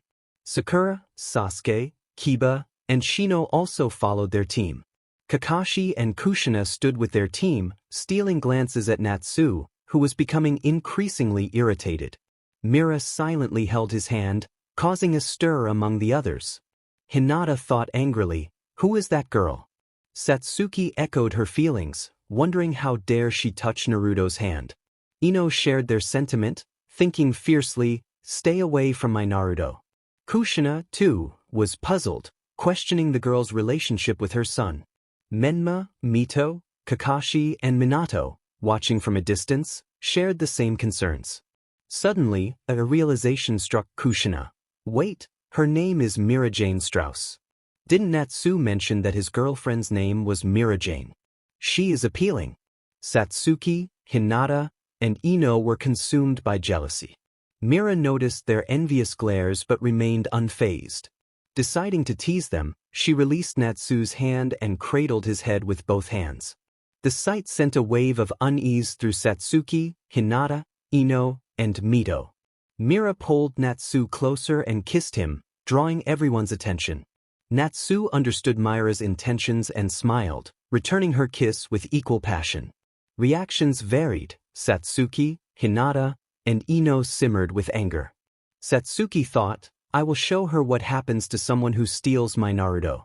Hinata vowed to make her pay in their match. Ino echoed their sentiments, fuming silently. Sasuke and Kiba were equally furious, with Sasuke thinking, why does this loser have everything that belongs to me? Kiba declared he would humiliate Natsu in their upcoming match. Kushina, Tsunade, and the other women were speechless at Natsu and Mira's bold display, while Jiraiya and Kakashi laughed, with Jiraiya hurriedly jotting down notes. Minato cleared his throat, signaling for the matches to begin. Hayate announced, all right everyone, let's start the first match of the preliminary rounds. Sasuke and Yoroi, please come to the arena. Both competitors stepped forward. Hayate called, Hinny. Sasuke taunted, give up? A loser like you will never defeat me.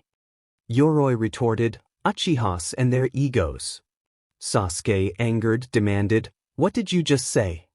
Yoroi replied, what, do you have a hearing problem? Sasuke charged at him, but Yoroi threw a barrage of kunai, causing Sasuke to lose his balance and fall. Seizing the moment, Yoroi rushed to attack, but Sasuke managed to grab his hand and lock him in place. From the stands, Natsu observed that Yoroi seems to have quite an interesting ability. Kana asked for clarification, and Natsu smiled, urging her to watch closely. Mira, Urza, Gray, Laxus, Haku, and even Yujito's team focused intently on the fight. Yujito inquired, do you think Uchiha will lose? Natsu replied, nah, I don't think so, but it won't be easy for him. In the stands, Sakura cheered loudly for Sasuke, causing Kiba to wince. Menma and Mito covered their ears, with Mito sarcastically commenting on Sakura's volume. Meanwhile, Satsuki and Hinata were fixated on Natsu and Mira, whose hand was still held by the white-haired girl. If looks could kill, Mira would have been in trouble. Aware of the jealousy directed at her, Mira leaned into Natsu, intensifying the envy from Satsuki, Hinata, and Ino. In the arena, Yoroi broke free from Sasuke's grasp and attacked, grabbing Sasuke's head and slamming it to the ground. Sasuke struggled to rise, realizing he was losing strength. After a moment of thought, he understood Yoroi's ability. He could steal chakra from anyone he touched. Sasuke kicked Yoroi away and, using taijutsu he had learned from Lee, struck Yoroi in the face, sending him flying. Sasuke followed up with a series of attacks until Yoroi was knocked out. Hayate announced, the winner is Uchiha Sasuke. Sasuke walked back to his team, smug, but noticed that Hinata, Mito, and his sister were still focused elsewhere. Likely on Natsu and Mira, igniting his anger further. Sasuke thinking angrily, I will get that guy. After Hayate confirmed that Sasuke had reached his place and Yoroi was sent to the hospital, he announced the next match. Hayate, now for the second match, Shino Aburame vs Haku Momoichi. Please both participants come to the arena. Both Shino and Haku nodded and started moving. Laxus blushing, good luck Haku. Laxus whispered softly so that only Haku could hear, forgetting Natsu's hearing ability. Haku, hearing Laxus's voice, instantly felt happy. Haku blushing, thanks, Laxus. Haku went towards the arena for her match. Natsu let those two have their moment but suddenly remembered something and ran towards Haku, who was about to enter the arena. Natsu, hey, Haku, wait a second. Haku, confused, stopped and looked at Natsu. He leaned in and whispered something in her ear. Haku, I will be careful. Thank you for your advice, Natsu. Natsu, no problem. After Natsu returned to his position, he turned to Laxus. Natsu, calm down, Laxus. I just gave her some advice for her match. I'm not making a move on her, so stop with those jealous stares. Laxus's jealousy turned to embarrassment. Laxus stuttering, Natsu, I completely believe you.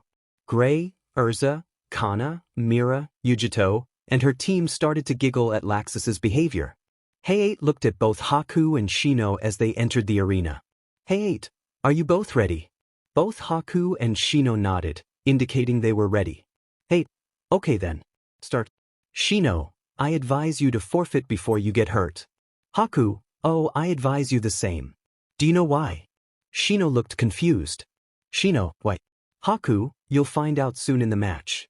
When you figure it out, you'll realize you don't stand a chance against me because I am one of your natural enemies, and you have very bad luck matching up against me. Haku made her first move and charged towards him. Although Shino didn't understand, he wisely kept his guard up and prepared to defend against Haku's attack. Shino released his bugs and ordered them to attack Haku. His strategy was simple: keep Haku busy while his bugs entered her body to devour her chakra. As time passed, Haku showed no signs of being affected by the bugs. Shino started to worry and feel frustrated. Haku, you're thinking, my bugs aren't working, right? Shino shocked. What? Haku, didn't I tell you I am your natural enemy? Shino recalled her words but still didn't understand why. Haku smirking, oh, you still don't get it. Let me explain. Do you know my full name?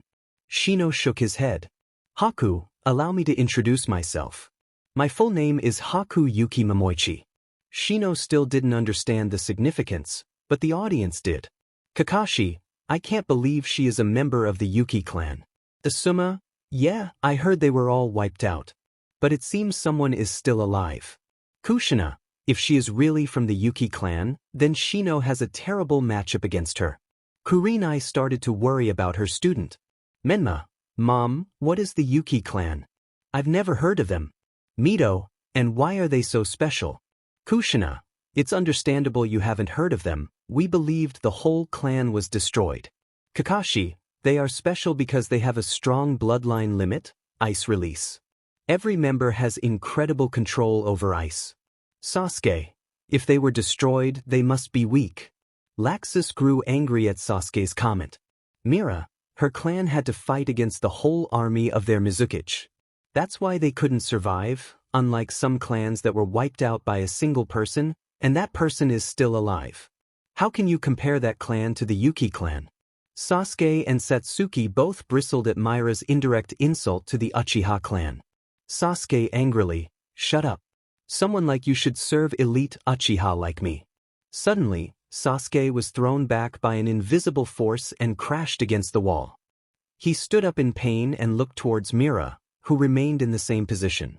He glanced at Natsu, who was glaring at him, silently warning him to stay silent. Satsuki was angry at how Natsu defended Mira. In the arena, Haku said, looks like you still don't understand. I am from the Yuki clan. My clan is known for our ice release. Shino immediately realized what that meant. Haku, looks like you understand. All the bugs that you wanted to enter are already dead. So you know what that means, right? Shino tried to think of any possibility, however slim, where he could win. But every scenario he imagined ended in defeat. He had only one choice left. Shino, I surrender. Haku, good choice. Hey-8, the winner is Haku Yuki Momoichi. Haku smiled and returned to her group. Flashback Haku, looks like you still didn't understand. Let me give you a hint. I am from the Yuki clan. My clan is known for our ice release. Shino immediately realized what that meant. Haku, looks like you understand. All the bugs that you wanted to enter are already dead. So you know what that means, right? Shino tried to think of any possibility, however slim, where he could win. But every scenario he imagined ended in defeat.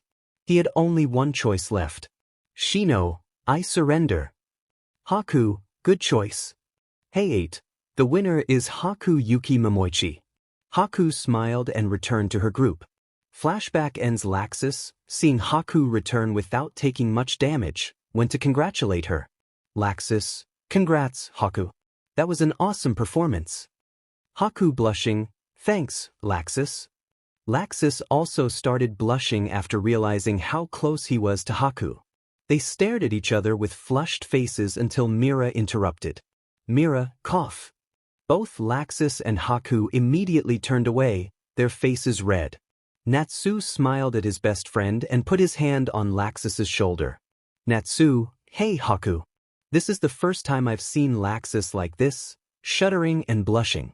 And you can probably guess it's because of you. He has strong feelings for you. It's his first time, so he's having a hard time with this. I can vouch for Laxus. Mira, Urza, Kana, and Gray can vouch for him too. He's a great guy who will always keep you happy and stay loyal. So, will you give him a chance? Mira, Urza, Kana, and Gray nodded in agreement with Natsu's statement. Laxus heard what Natsu said and felt his whole face heat up. Laxus blushing hard, Natsu. Haku, okay. Haku said, also blushing. She knew that even a blind person could see that she and Laxus had feelings for each other.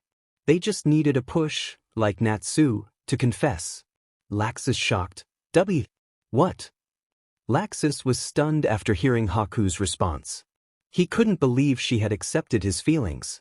Haku blushing, can we talk privately, Laxus? Laxus dumbly nodded, and they both stepped outside the exam hall. Mira saw Laxus and Haku leaving. Mira, I bet 5,000 jewels that when they come back, they'll be holding hands and Laxus will have Haku's lipstick on his lips. Urza, you're on, Mira. Holding hands I understand, but a kiss. That's too far for them. Gray, I agree with Urza. Yujito, what are jewels? Natsu, it's currency from our hometown. Yujito and the betting team nodded. Samui, I don't want to participate in that bet. Kana, well, I'm with Mira on this one. Mira, thanks, Kana. Let's wait and see. Trust me, we are going to win this. Hey 8, for the next match, please both participants come on stage. Karui, okay guys, it's my turn. Yujito and Samui, best of luck. Natsu nodded. Kana, go and show that weirdo what you're made of. Karui smiled at them. With Laxus and Haku sitting under a tree. Laxus spoke.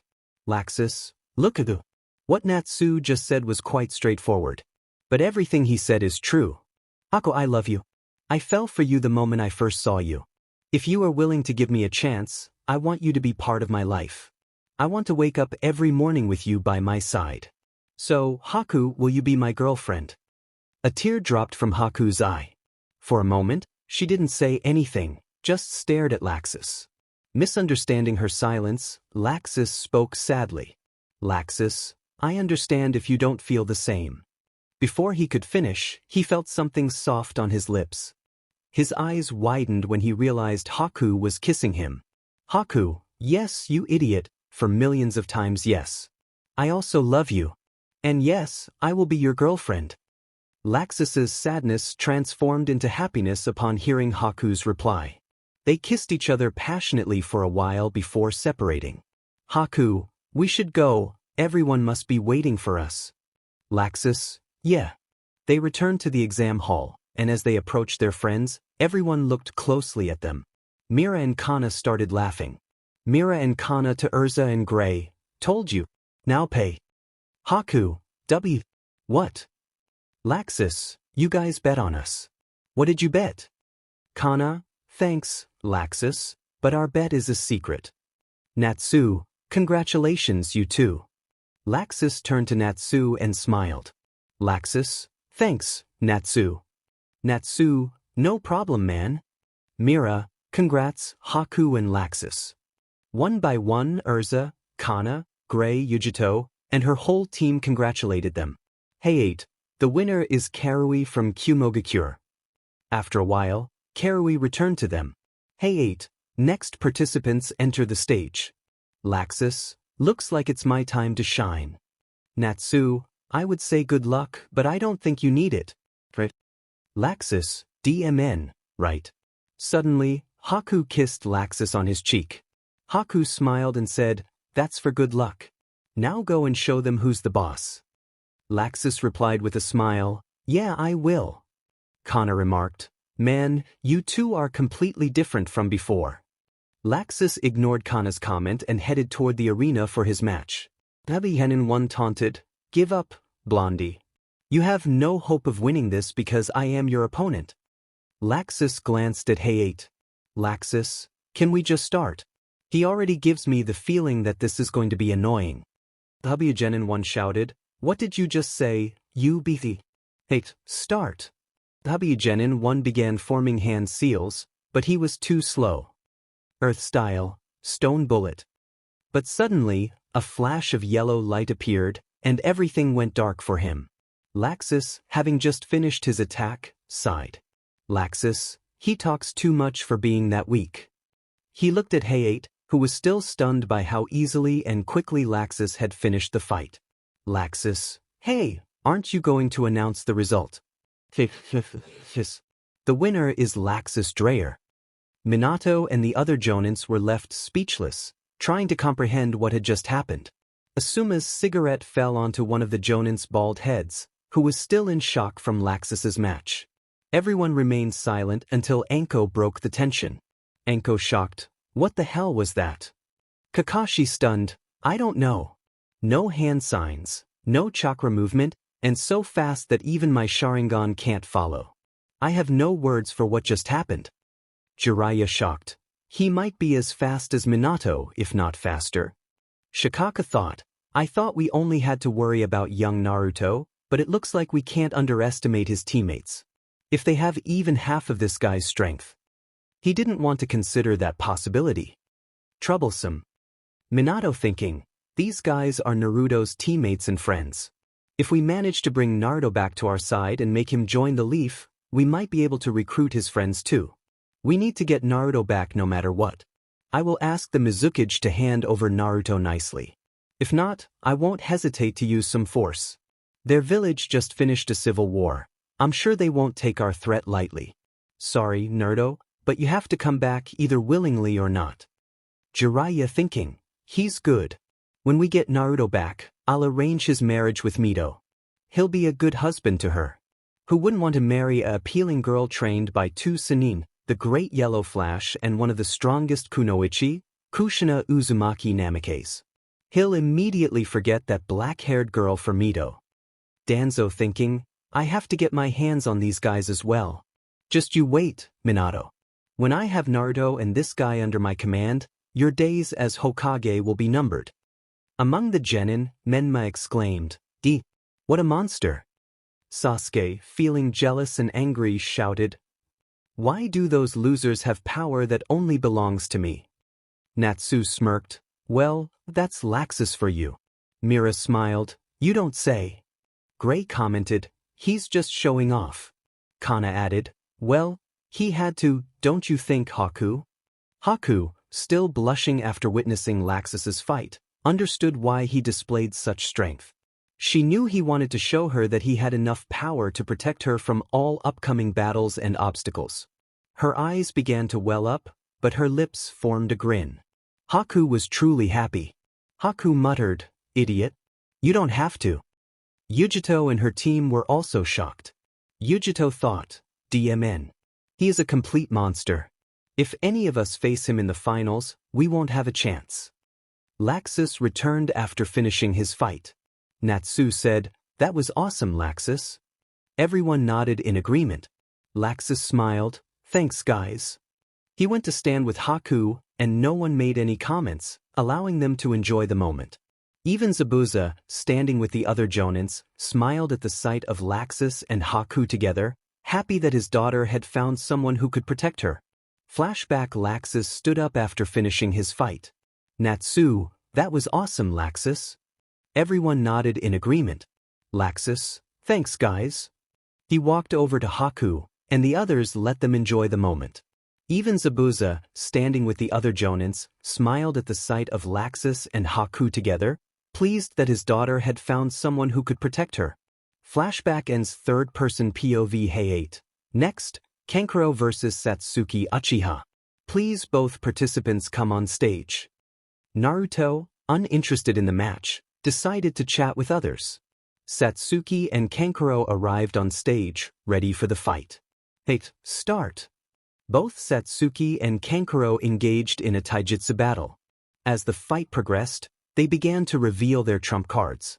Kankuro's puppets and poison posed challenges for Satsuki, but in the end, she managed to claim victory. Hey 8. The winner is Satsuki Uchiha. Satsuki glanced at Natsu, hoping to prove herself in this match. However, when she noticed that he wasn't looking her way, disappointment washed over her as she walked back to the stands. She had just wanted his recognition. Hey 8. Next match, Mito Uzumaki Namikaze vs Samui. Please both participants come on stage.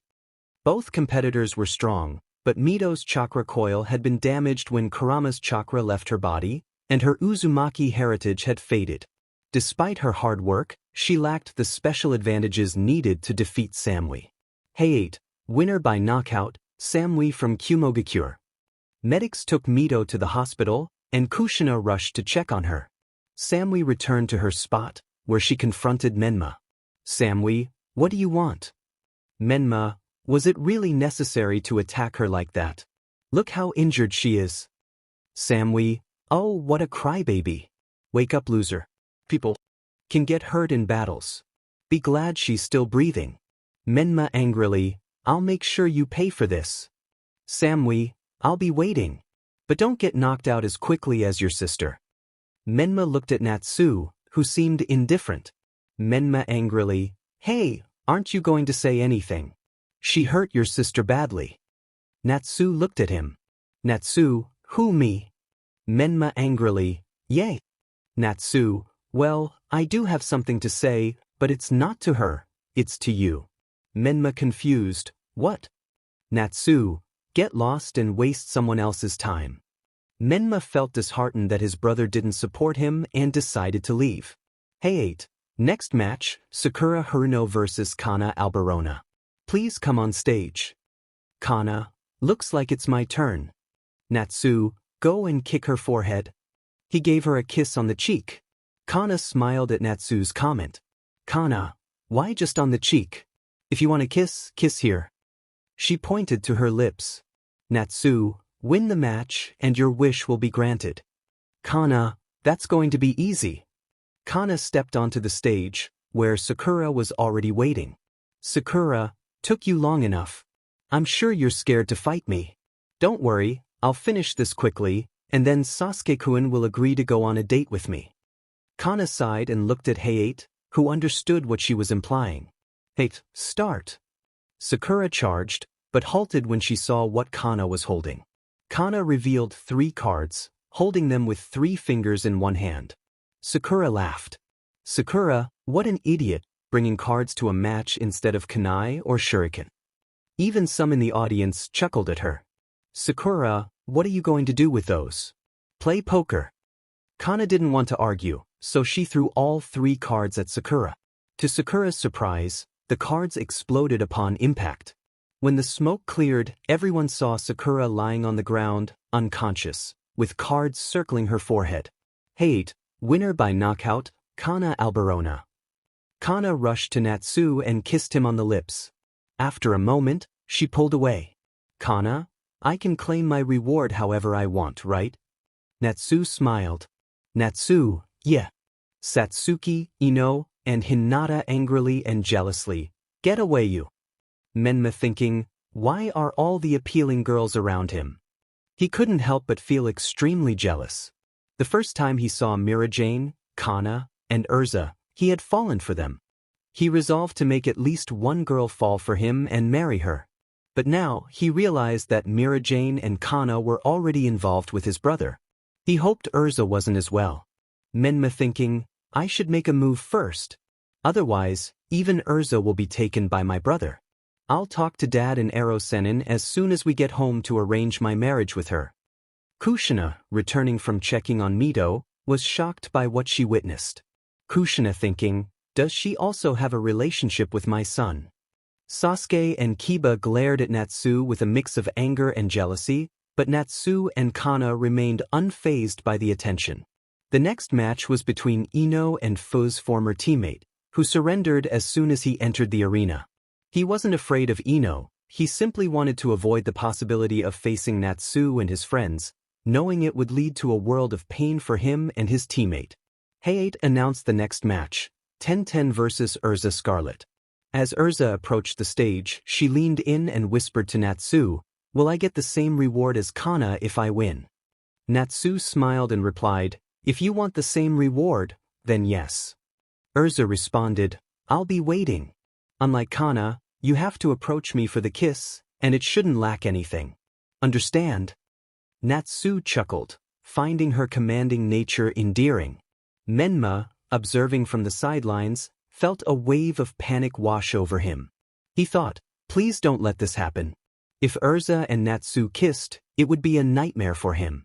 As Urza reached the stage, 10-10 remarked, "You have a sword with you. Are you a sword woman?" Urza replied, "Yes, I am. Why do you ask?" 10-10 responded, "Nothing. I just like your sword." Urza smiled, "Thanks. My boyfriend gave this to me as a birthday present."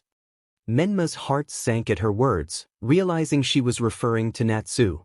He had hoped to win Urza's affection but knew he had to let go for her sake and his brother's. 10-10 commented, "Wow, he sure knows how to choose a birthday present." Urza nodded, "You can bet on that." Hayate called for both competitors to get ready, and they nodded in agreement. "Okay then. Start."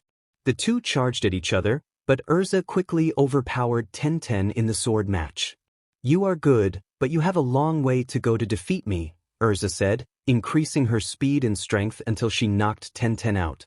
Hayate declared, winner by knockout, Urza Scarlet. Unlike Laxus and Kana, who had shown off, Urza had held back to match her opponent's level. Kushina, watching closely, wondered if Urza might be an Uzumaki because of her red hair, but she couldn't recall any survivors from the destruction of their village. Meanwhile, Minato thought she looked ordinary, while Danzo schemed, considering her a potential target for leverage against Naruto and his friends. After the match, Natsu approached Urza and kissed her, which she reciprocated with equal passion. The crowd reacted with excitement, even more so than when Kana had kissed Natsu, as it became clear he had relationships with three remarkable women. Men were envious of Natsu, while women envied Mira, Urza, and Kana. Following Urza's fight, the next battle was Temari against Fu's teammate, who also chose to forfeit, wanting to avoid any confrontation with Natsu's group. The subsequent match featured Shikamaru against Kin, which proved challenging due to Shikamaru's laid-back attitude. However, he ultimately won through clever strategy. Finally, it was Menma's turn to compete against a jenin from IWA, a match that he managed to win, though it was difficult for him. However, he was able to overcome his weakness through hard work. Hayate, now, the next participants are Natsu Dragneel and Kiba Inuzuka. Please come to the arena. Natsu, it's my turn. Kana, I would say good luck, but I don't think you need it. Urza, same. Mira, but good luck with handling his irritating comments. Natsu sighed. Natsu, don't worry, I will finish this as soon as possible. Gray, are you also going to show off? Natsu, nah, I'm not even going to move my muscles in this. Laxus, what? Natsu, I will use one of my summons. Laxus, well, that's one good way to conceal your true strength. Natsu, I know, right? Natsu went to the stage where Kiba was already waiting for him. As soon as Natsu entered the arena, everyone started to pay more attention to his fight, eager to figure out his abilities and analyze his full capabilities. But they didn't know it was useless. Kiba, took you so long. Natsu, yeah, I tried to avoid any of your bragging. Kiba became angry at that comment. Kiba, why you? Natsu, listen, I know you don't like me. But don't worry, I feel the same way. None of us want to drag this out longer than necessary. So why don't we skip the bragging and start the fight? What do you say? Kiba, fine. I'm going to wipe that smug look off your face. Natsu, oh please, you are more than welcome to try. Kiba's anger grew with every word from Natsu. Hayate, all right, are both participants ready? Both Natsu and Kiba nodded. Hayate, then start. Natsu looked at Kiba. Natsu, you're going to use your dog in this fight, right? Kiba, yeah, so what? Natsu, nothing, I also have a few dog-type friends. Who wanted to join this fight? Let me summon her. Natsu concentrated for a moment.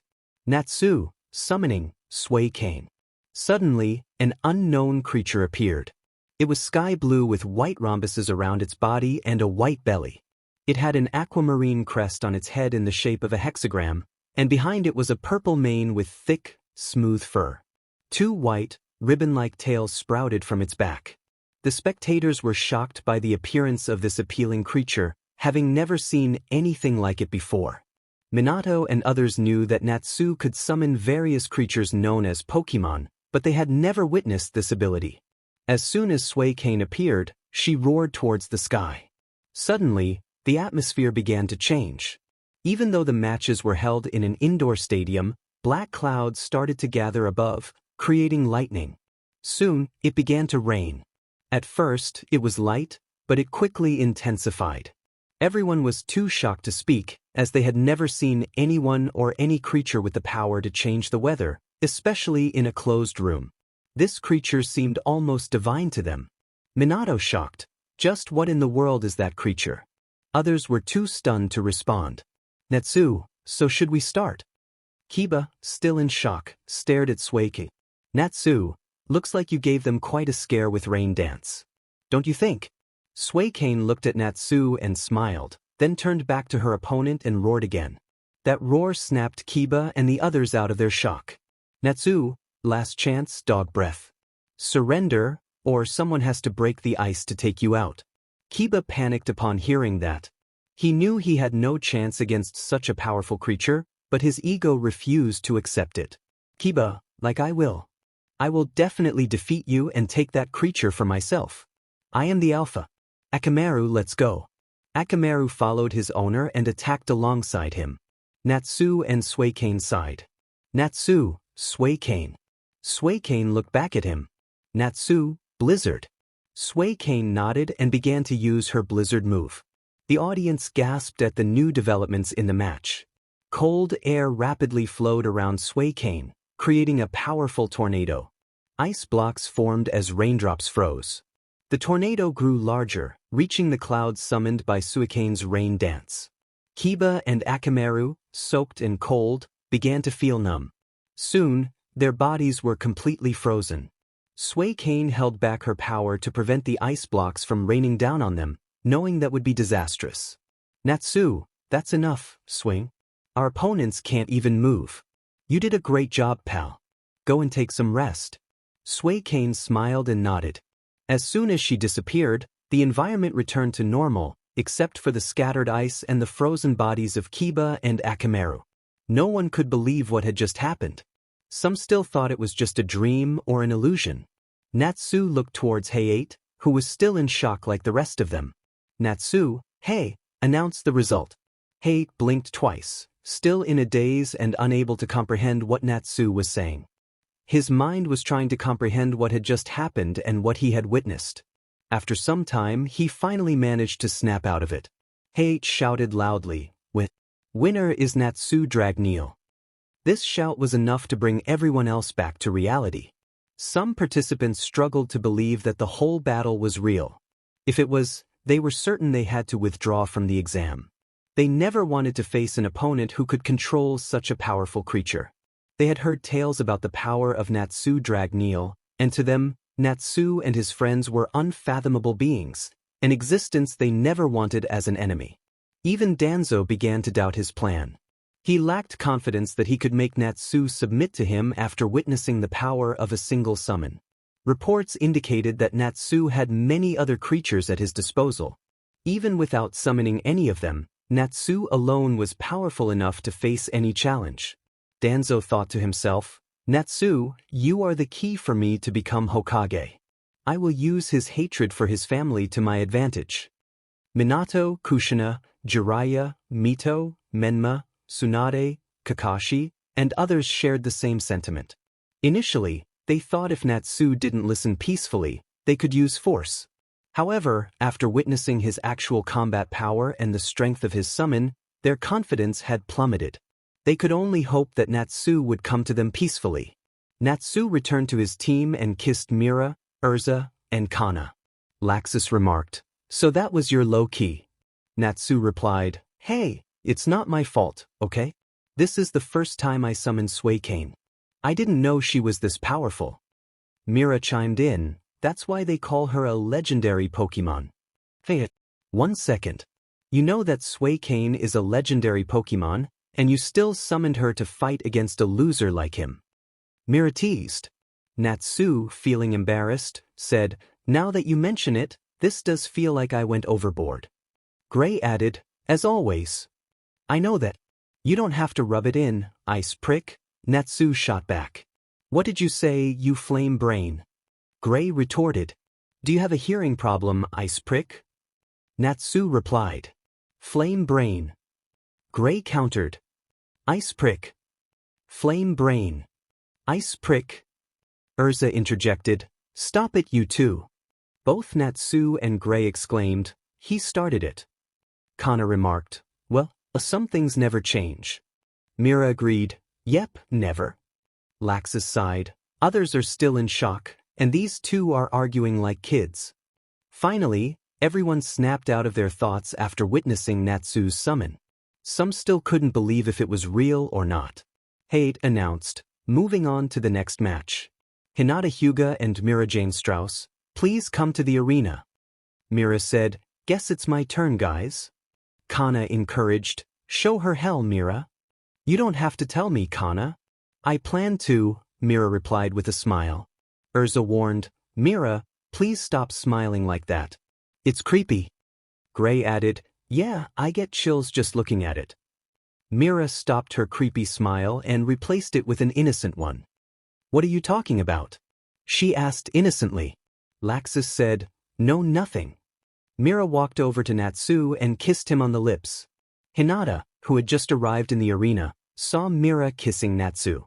Hinata shouted angrily, I will kill you.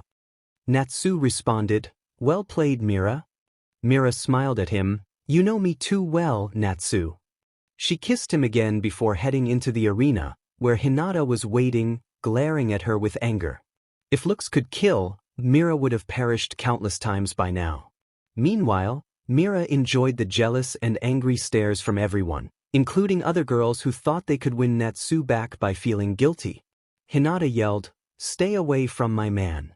Mira retorted, hey, that's supposed to be my line. Some people think they can win Natsu back after what they've done.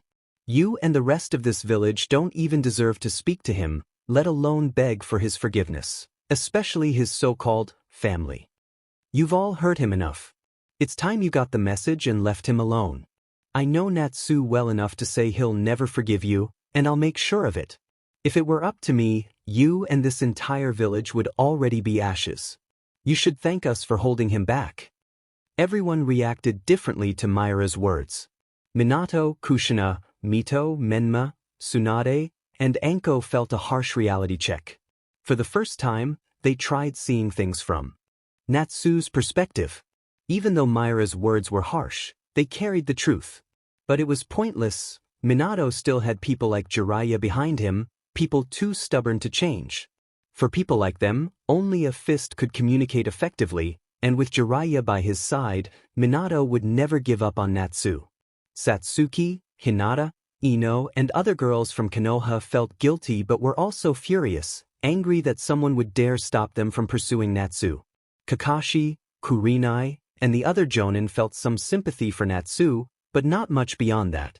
Sasuke, Kiba, Sakura, and Danzo were filled with jealousy. The civilian council and others from Konoha who were present were deeply offended by Mira's statement. Natsu, Urza, Kana, Gray, Laxus, and others from Natsu's side agreed with Mira's words, feeling as if she had voiced their own thoughts out loud. Hinata shouted, no one can stop him. Naruto belongs to me. Someone like you will never keep him from me. Mira replied, I thought I'd talk some sense into you, but I should have known it was pointless. There's only one language you understand, and I'll speak to you in that language. Hate looked at both sides and announced, ready. Fight. Hinata dashed toward Mira, throwing kunai, which Mira easily dodged. Thanks to Natsu, Mira's hand-to-hand combat abilities had improved tremendously. While dodging, Mira began preparing a curse spell in her hand. Hinata was too easy an opponent, If Mira's power was at level 100, Hinata was barely at level. Mira decided to end the fight quickly. Hinata tried to close the distance, hoping to use the 64 palms technique. Mira smirked, intentionally leaving an opening for Hinata to exploit. Just as Hinata got close, Mira unleashed her trap. Mira gathered her spell around her fist and struck Hinata's stomach as soon as she was within range. Originally, Mira had planned to use her full strength, but Natsu had warned her not to. If they used their full power, their opponents might be seriously harmed. Although Mira felt the urge to defeat Hinata, she held back. As soon as Mira's punch connected, Hinata froze. Her entire body began trembling, drenched in sweat, and her face turned pale, as if she had seen a ghost. Moments later, she collapsed unconscious onto the ground. The audience had no idea what had just happened. Even though Mira's attack hurt Hinata, the result seemed far too extreme. Hay-8 announced, winner by knockout, Mira Jane Strauss. Mira smiled and returned to Natsu and the others. As soon as she reached them, she kissed Natsu and hugged him. Kana asked, "What was that, Mira?" Urza added, "Yeah, we've never seen you use that move before." Mira replied, "Oh, it's nothing, guys. It's just a little move I created with Natsu, specifically for people like her." Mira smiled innocently. Laxus remarked, "That smile doesn't match your words, Mira." Gray nodded in agreement. Urza said, "You know what, Mira? I don't even want to know. Knowing you, it's probably terrifying." Kana agreed, "Yeah, I agree with Urza on this." Natsu didn't say anything, only smiled. Urza and Kana had guessed correctly. When Natsu first heard Mira's theory about creating the spell, even he was speechless. Mira's move had locked Hinata in an infinite nightmare loop, where the victim experienced endless torment in their dreams. Though only a second passed in the real world, the victim would suffer through what felt like millions of years of nightmares. On top of that, the curse ensured that Hinata would have frequent nightmares for the next 5 months, waking up screaming every time she slept. The only way to lift the curse was if Mira allowed it. She had designed the spell specifically for people from Natsu's past. Medics quickly transferred Hinata to the hospital, with Kurinai following close behind. Minato asked, "What did that girl just do?" Kushina replied, "I don't know, but judging by Hinata's condition, that move is dangerous." Kakashi silently nodded. Shikaku said, "This is getting troublesome. All of Naruto's friends have terrifying abilities." Asuma added, "Yeah, no joke." Danzo couldn't say anything. Sasuke and Kiba simmered with jealousy, while even Satsuki and Ino began to fear Mira, hoping they wouldn't end up like Hinata. Meanwhile, Jiraiya, Minato, and the others tried to come up with a counter for the move but found nothing. They didn't even understand what had happened.